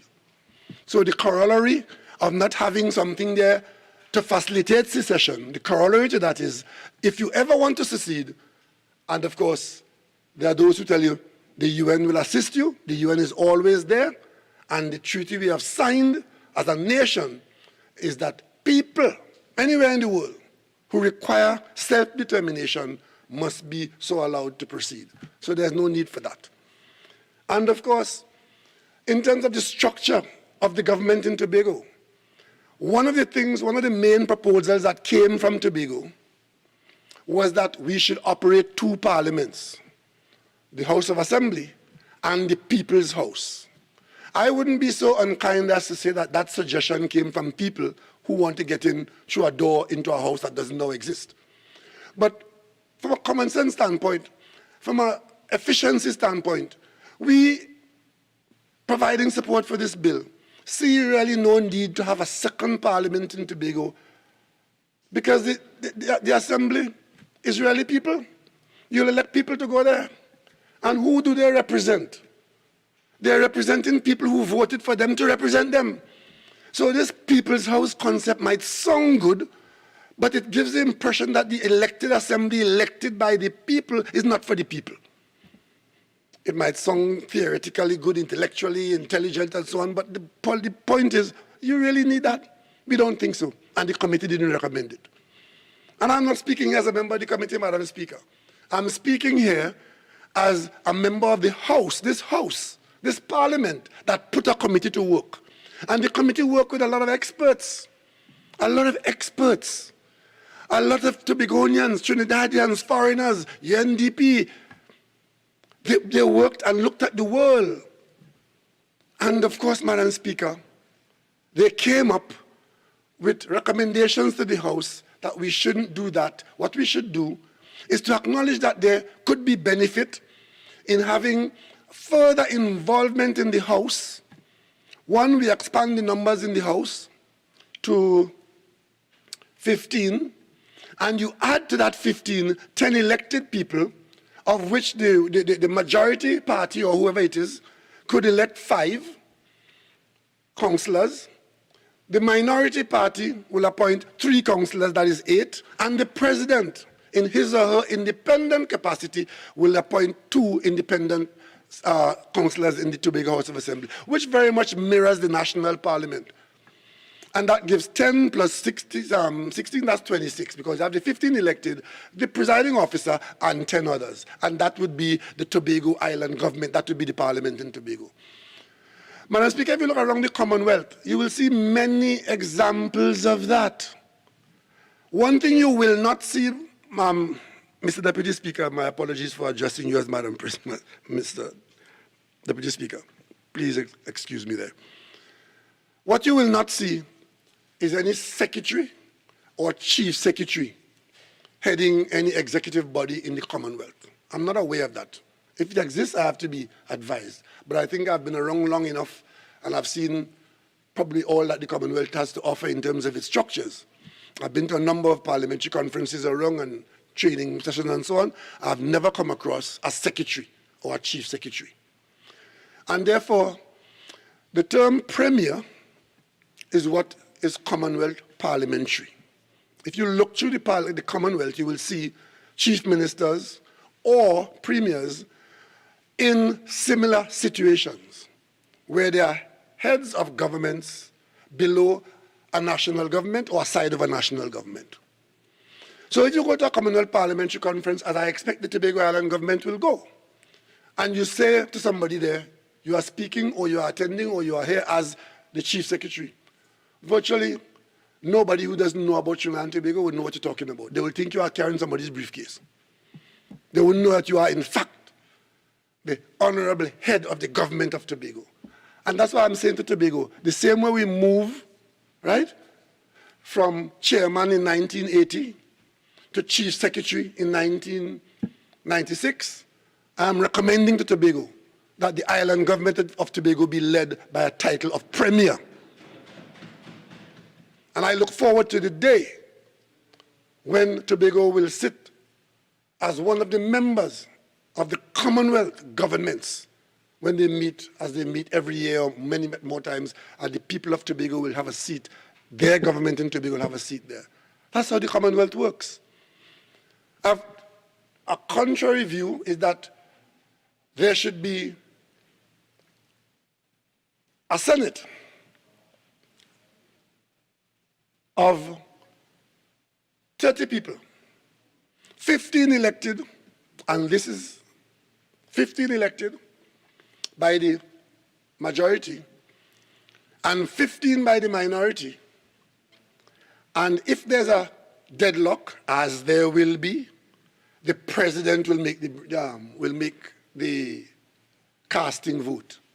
Now that sounds good, but what that means is that every session of that house, the president has to be on standby to go and cast his vote, to break the deadlock. We've seen what the 6-6 can do, but somebody is telling us that let's try a 15-15. with the president to break the deadlock. These are all kinds of proposals we're getting, you know. And these are the proposals that they drum up and they churn up in the media and make it look as if Tobago don't want this, and Tobago don't want that, and Tobago don't want this, and Tobago don't want that. And what they want, as fast as they offer what they want, we hear it, we see it, we treat it respectfully, but in more cases than one, it cannot stand scrutiny of a robust examination. Can't. Mr. Deputy Speaker, I would say that the people of Tobago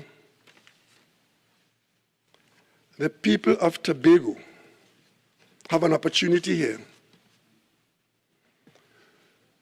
to support these measures. I'm sure that these bills will not satisfy everybody in Tobago or everybody in Trinidad. But even the national constitution is guilty of that. Are we prepared to say that our national constitution has the approval of every single person in Trinidad and Tobago?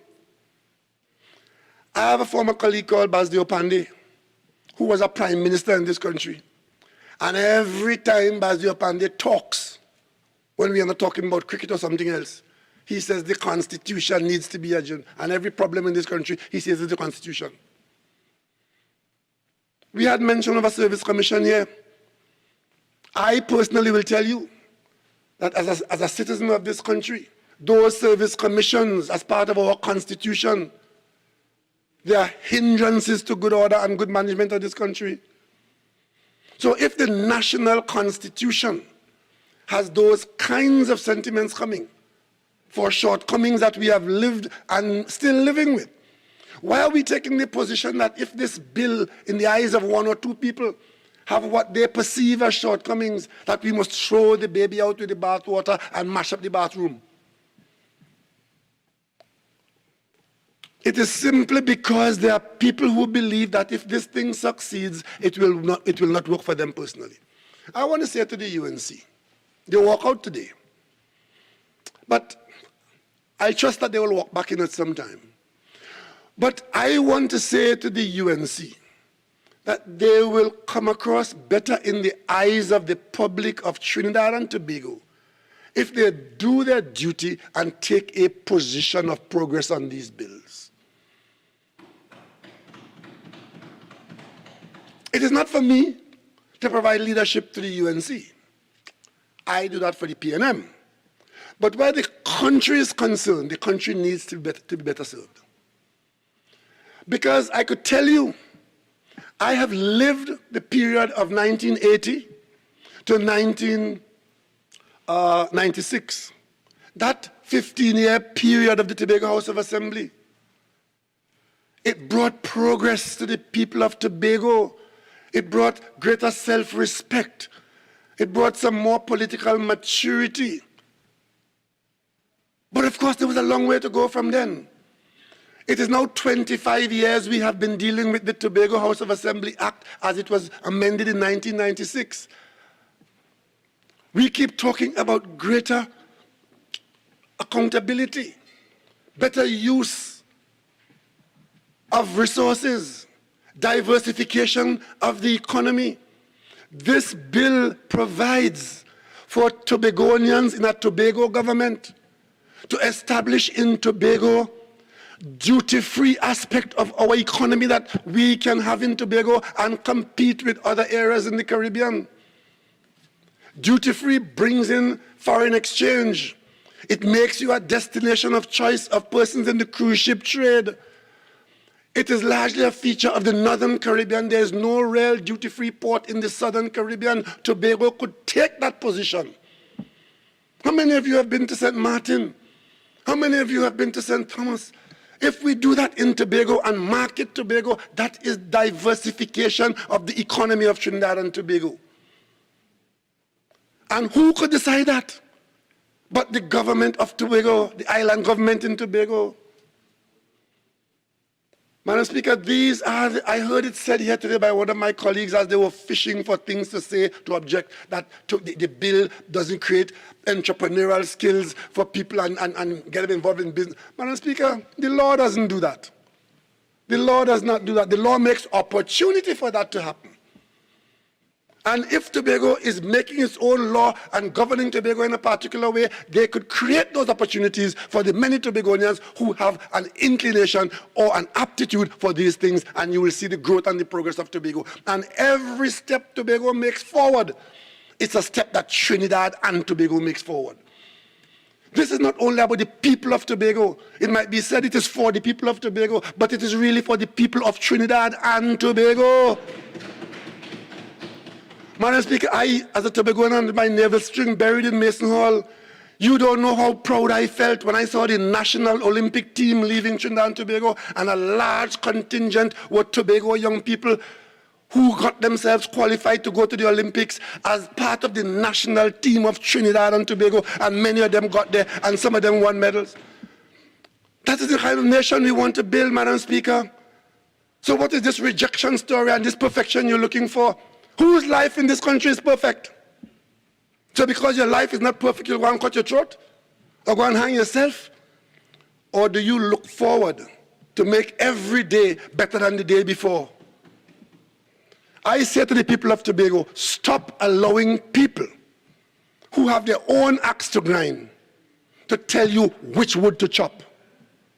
Madam Speaker, you talk about the PNM. Today, I speak to the people of Tobago as the proud leader of the People's National Movement, the government of Trinidad and Tobago. I mentioned earlier on how the conversation goes. In 1976, when the streets in Tobago were alive and well, we don't want no Tobago Ministry for Tobago Affairs, we don't want that, we don't want that, we don't want that. We agree. And I live, thank God, to see the UNC appoint a member of the cabinet as Minister for Tobago Development. The same Minister for Tobago we didn't want from the PNM, when the UNC appointed Delmon Baker as Minister for Tobago Development, there was not a word against that from the same people who wanted no part of the Minister for Tobago Affairs. And the only thing that Delmon Baker went down in history for was some fella interfering with his nipple in Federation Park. You understand what I'm talking about? It was inconvenient. It was hostility. Tobago Affairs Ministry abandoned, and for Tobago people being paid by each ministry, it must have caused problems. Well, they blame Eric Williams for that. But Eric Williams has left here since 1981. It's now 2021. And we are not about names. You know, I so know the sentiment in Tobago. As Prime Minister, I have an office in Tobago. I hardly go there. I'm in touch with the office on a regular basis because the Member of Parliament for Tobago East, when I appointed that minister was appointed in the office of the Prime Minister to keep me abreast of what is happening in Tobago, because the Prime Minister going to Tobago to our office, if I go there once, they watch me. I go there twice, they watch me good. I go there 3 times, they watch me cloaky eye. I go there 4 times, you're in Trinidad, Tobago from Trinidad. I know, you know. I ran for election in Tobago in 1981, Madam Speaker. And friends of mine who I played cricket with, who I adore, kind of thing with, say, boy, you're in Trinidad, you're not Tobago, you're living in Trinidad. And they went and voted for James O'Geese. But I could tell people, that is the best election that I have ever taken part in 1981. I lost by 364 votes. Right? But my friends were telling me, the PNM was dead in Tobago, no chance of the PNM in Tobago, Madam Speaker. But I know my people. I knew that when others came to them in 2013 and sprayed Tobago yellow in money, $60 million worth, Tobagoans went out in droves and they voted PNM in every seat. And for those who raised in this debate that this is about election in Tobago and so on, PNM's position about election is very clear. Since 1956 to now, we have fought every election in every seat in this country. And we take the results that the people give us. Madam Speaker, that has not changed, and it will not change. But on this occasion, Madam Speaker, there is more than an election involved. In fact, there is no election involved. We need to end this matter after 7 years. One of our colleagues here spoke about the arrogance of members of the PNM in the committee. So they want the committee to meet for another 3 years. Who says that the members will be any less arrogant? What, as they get older, they get less arrogant? Because as far as you're concerned, if they don't agree with you, they're arrogant. And Madam Speaker, they can't take that seriously. That was simply making up time. They were given half an hour to talk, an hour to talk, and so on and so on. And therefore, but look, Madam Speaker, I don't want to comment on what happened here today, because you have, as a chair. But I'm saying, look at how other things have gone to know how this thing will go. I have every confidence that the same way Tobagonians progressed and benefited from ACT in 1980 to ACT in 1996, Tobagonians have demonstrated an ability to make full use of improvements offered to them. And that is why I want Tobagonians to accept this, support it, and expect that the opposition will support it. If the opposition does not support it, I've said so to Tobago, expect that it wouldn't go anywhere. It will not go anywhere because it requires their support. Because it is so far-reaching that it requires the Constitution to be amended. And our 22 seats in this House cannot amend the Constitution. So those who can facilitate the amending of the Constitution ought not to be given a pass for any reason other than they do not want this to happen. Because if they provide the support, this will happen for the benefit of all of us. Madam Speaker, I don't want to detain you any longer. Permit me to end on this note. I had never thought that I'll be doing that, but let me do so. Let me end on the note as presented to all of us, you and the rest of the House, especially our colleagues on the other side. There's a letter that was written and published on May 28th. That letter was written by Ramona Ramdial. Ramona Ramdial, for all times, the record will show, was a member of this House. She was a minister of government. She was a minister of government when Tobago was a part of that government. The Tobago MPs were part of that government. Then, in the opposition, she was a member of this Joint Select Committee. Not the last one here, the one before. But she worked on this matter. She worked with this committee. She worked in this committee. And as these bills came to the House in conclusion, and she saw and heard her colleagues and their performance and their behavior, and she, while she was in the opposition, she was the Tobago shadow minister. The same person who came here now in that green outfit, who didn't come here for the whole debate, came here to disturb the parliament most uncouthly. She appointed Ramona Ramdial as the shadow minister for Tobago for the opposition period. And what happened then? 2015 to 2020, Ramona Ramdial spoke from these benches for that 5-year period about Tobago, Tobago, Tobago, and she was in touch with Tobago. And hear what she says to her colleagues, Madam Speaker. And I'm not going to read the whole thing. I'm going to read only 2 paragraphs. about self-government for Tobago. She says, based on my experience and the process these bills underwent, a very intense and good job was done by the Parliament in considering every aspect of self-government without losing the fundamentals of the unitary state that is Trinidad and Tobago. Madam Speaker, that is Ramona Ramdial, a member of Parliament of this House, who serves in a cabinet of a government that was not the PNM. She served as the opposition shadow Tobago minister and as a committee member on this matter. She went on to end her text by saying, critics may say the timing is not right, but regardless of the reasons, the bills are before the Parliament now. And if we keep waiting for the right time, Tobago's self-government may never happen.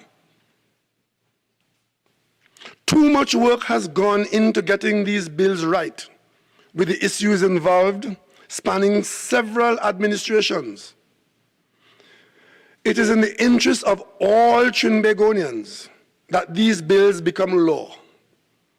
If for some reason they fail, the motives of those who would have been responsible for scuttling them would definitely invite further intense interrogation, unquote.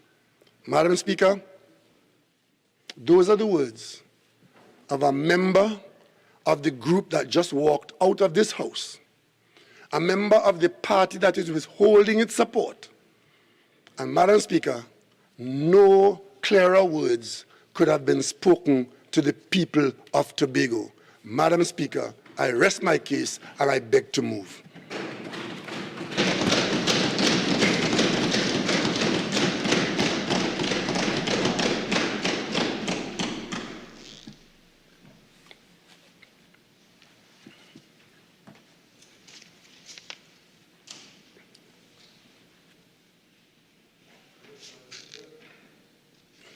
Having moved, I expect that. Yeah, I know. I'm putting my. Prime Minister, I'm just giving you an opportunity to put on your mask until we I speak in thought you were waiting for further contribution. Mm-hmm.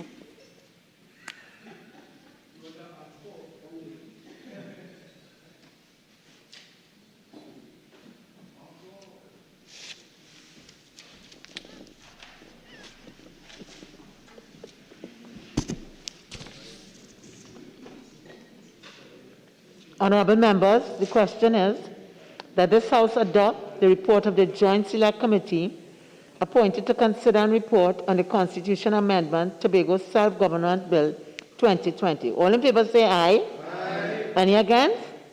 The ayes have it. The report is therefore adopted. Madam Speaker, in accordance with Standing Order 66-4, I beg to move that a bill entitled An Act to Amend the Constitution of the Republic of Trinidad and Tobago to accord self-government to Tobago and for related matters be forthwith read a second time.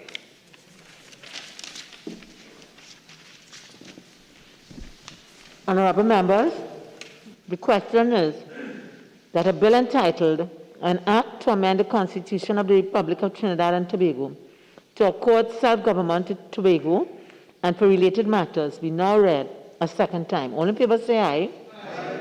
Any against? The ayes have it. A bill entitled An Act to Amend the Constitution of the Republic of Trinidad and Tobago to accord self-government to Tobago and for related matters. Prime Minister. As provided by Standing Order 68-1, I beg to move that the Constitution Amendment Tobago Self-Government Bill 2020 be committed to a committee of the whole. Honourable members, the question is that the Constitution Amendment Tobago Self-Government Bill 2020 be committed to the committee of the whole. All in favour say aye. Aye. Any against? The ayes have it. This House will now go into the committee of the whole to consider the bill clause by clause.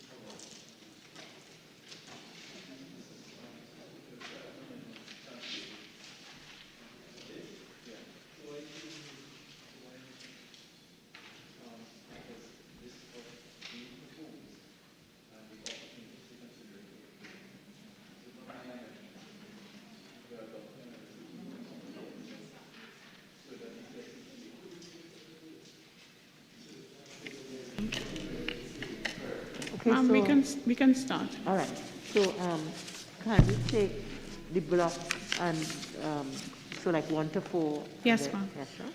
Okay. Clauses 1 to 4. The question is that clauses 1 to 4 stand part of the bill. The question is that clauses 1 to 4 now stand part of the bill. Those in favor say aye. Aye. Those against say no. I think the ayes have it. Clauses 1 to 4 now stand part of the bill.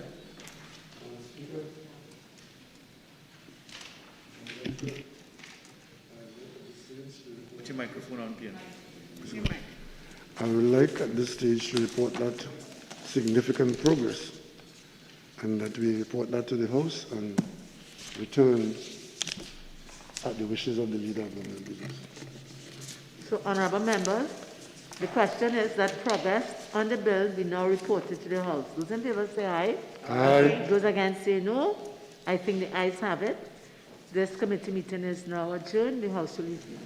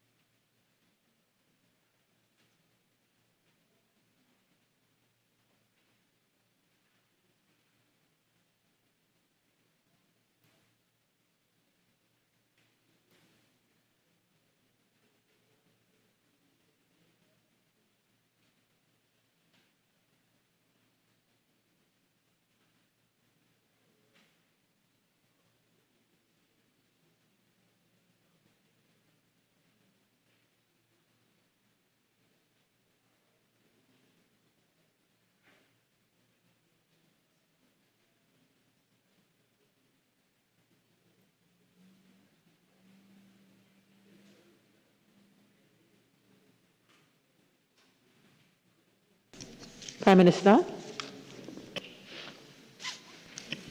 Thank you very much, Madam Speaker.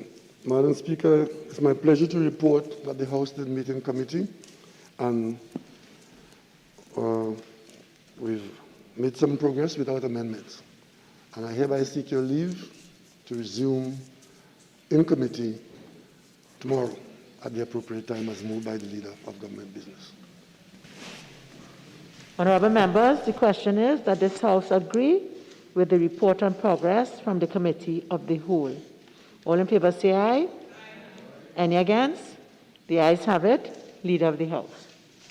Very kindly, Madam Speaker. Madam Speaker, I beg to move that this House to adjourn to Wednesday, the 30th day of June 2021 at 10:30 a.m. At that time, we will continue in committee. Thank you, Madam Speaker. 10 or 10:30, please? 10:30, Madam Speaker. Honourable members, the question is that this House do now adjourn to Wednesday, June 30th, 2021 at 10:30 a.m. All in favour say aye. Any against? I think the ayes have it. This House now stands adjourned to Wednesday, June 30th, 2021 at 10:30 a.m.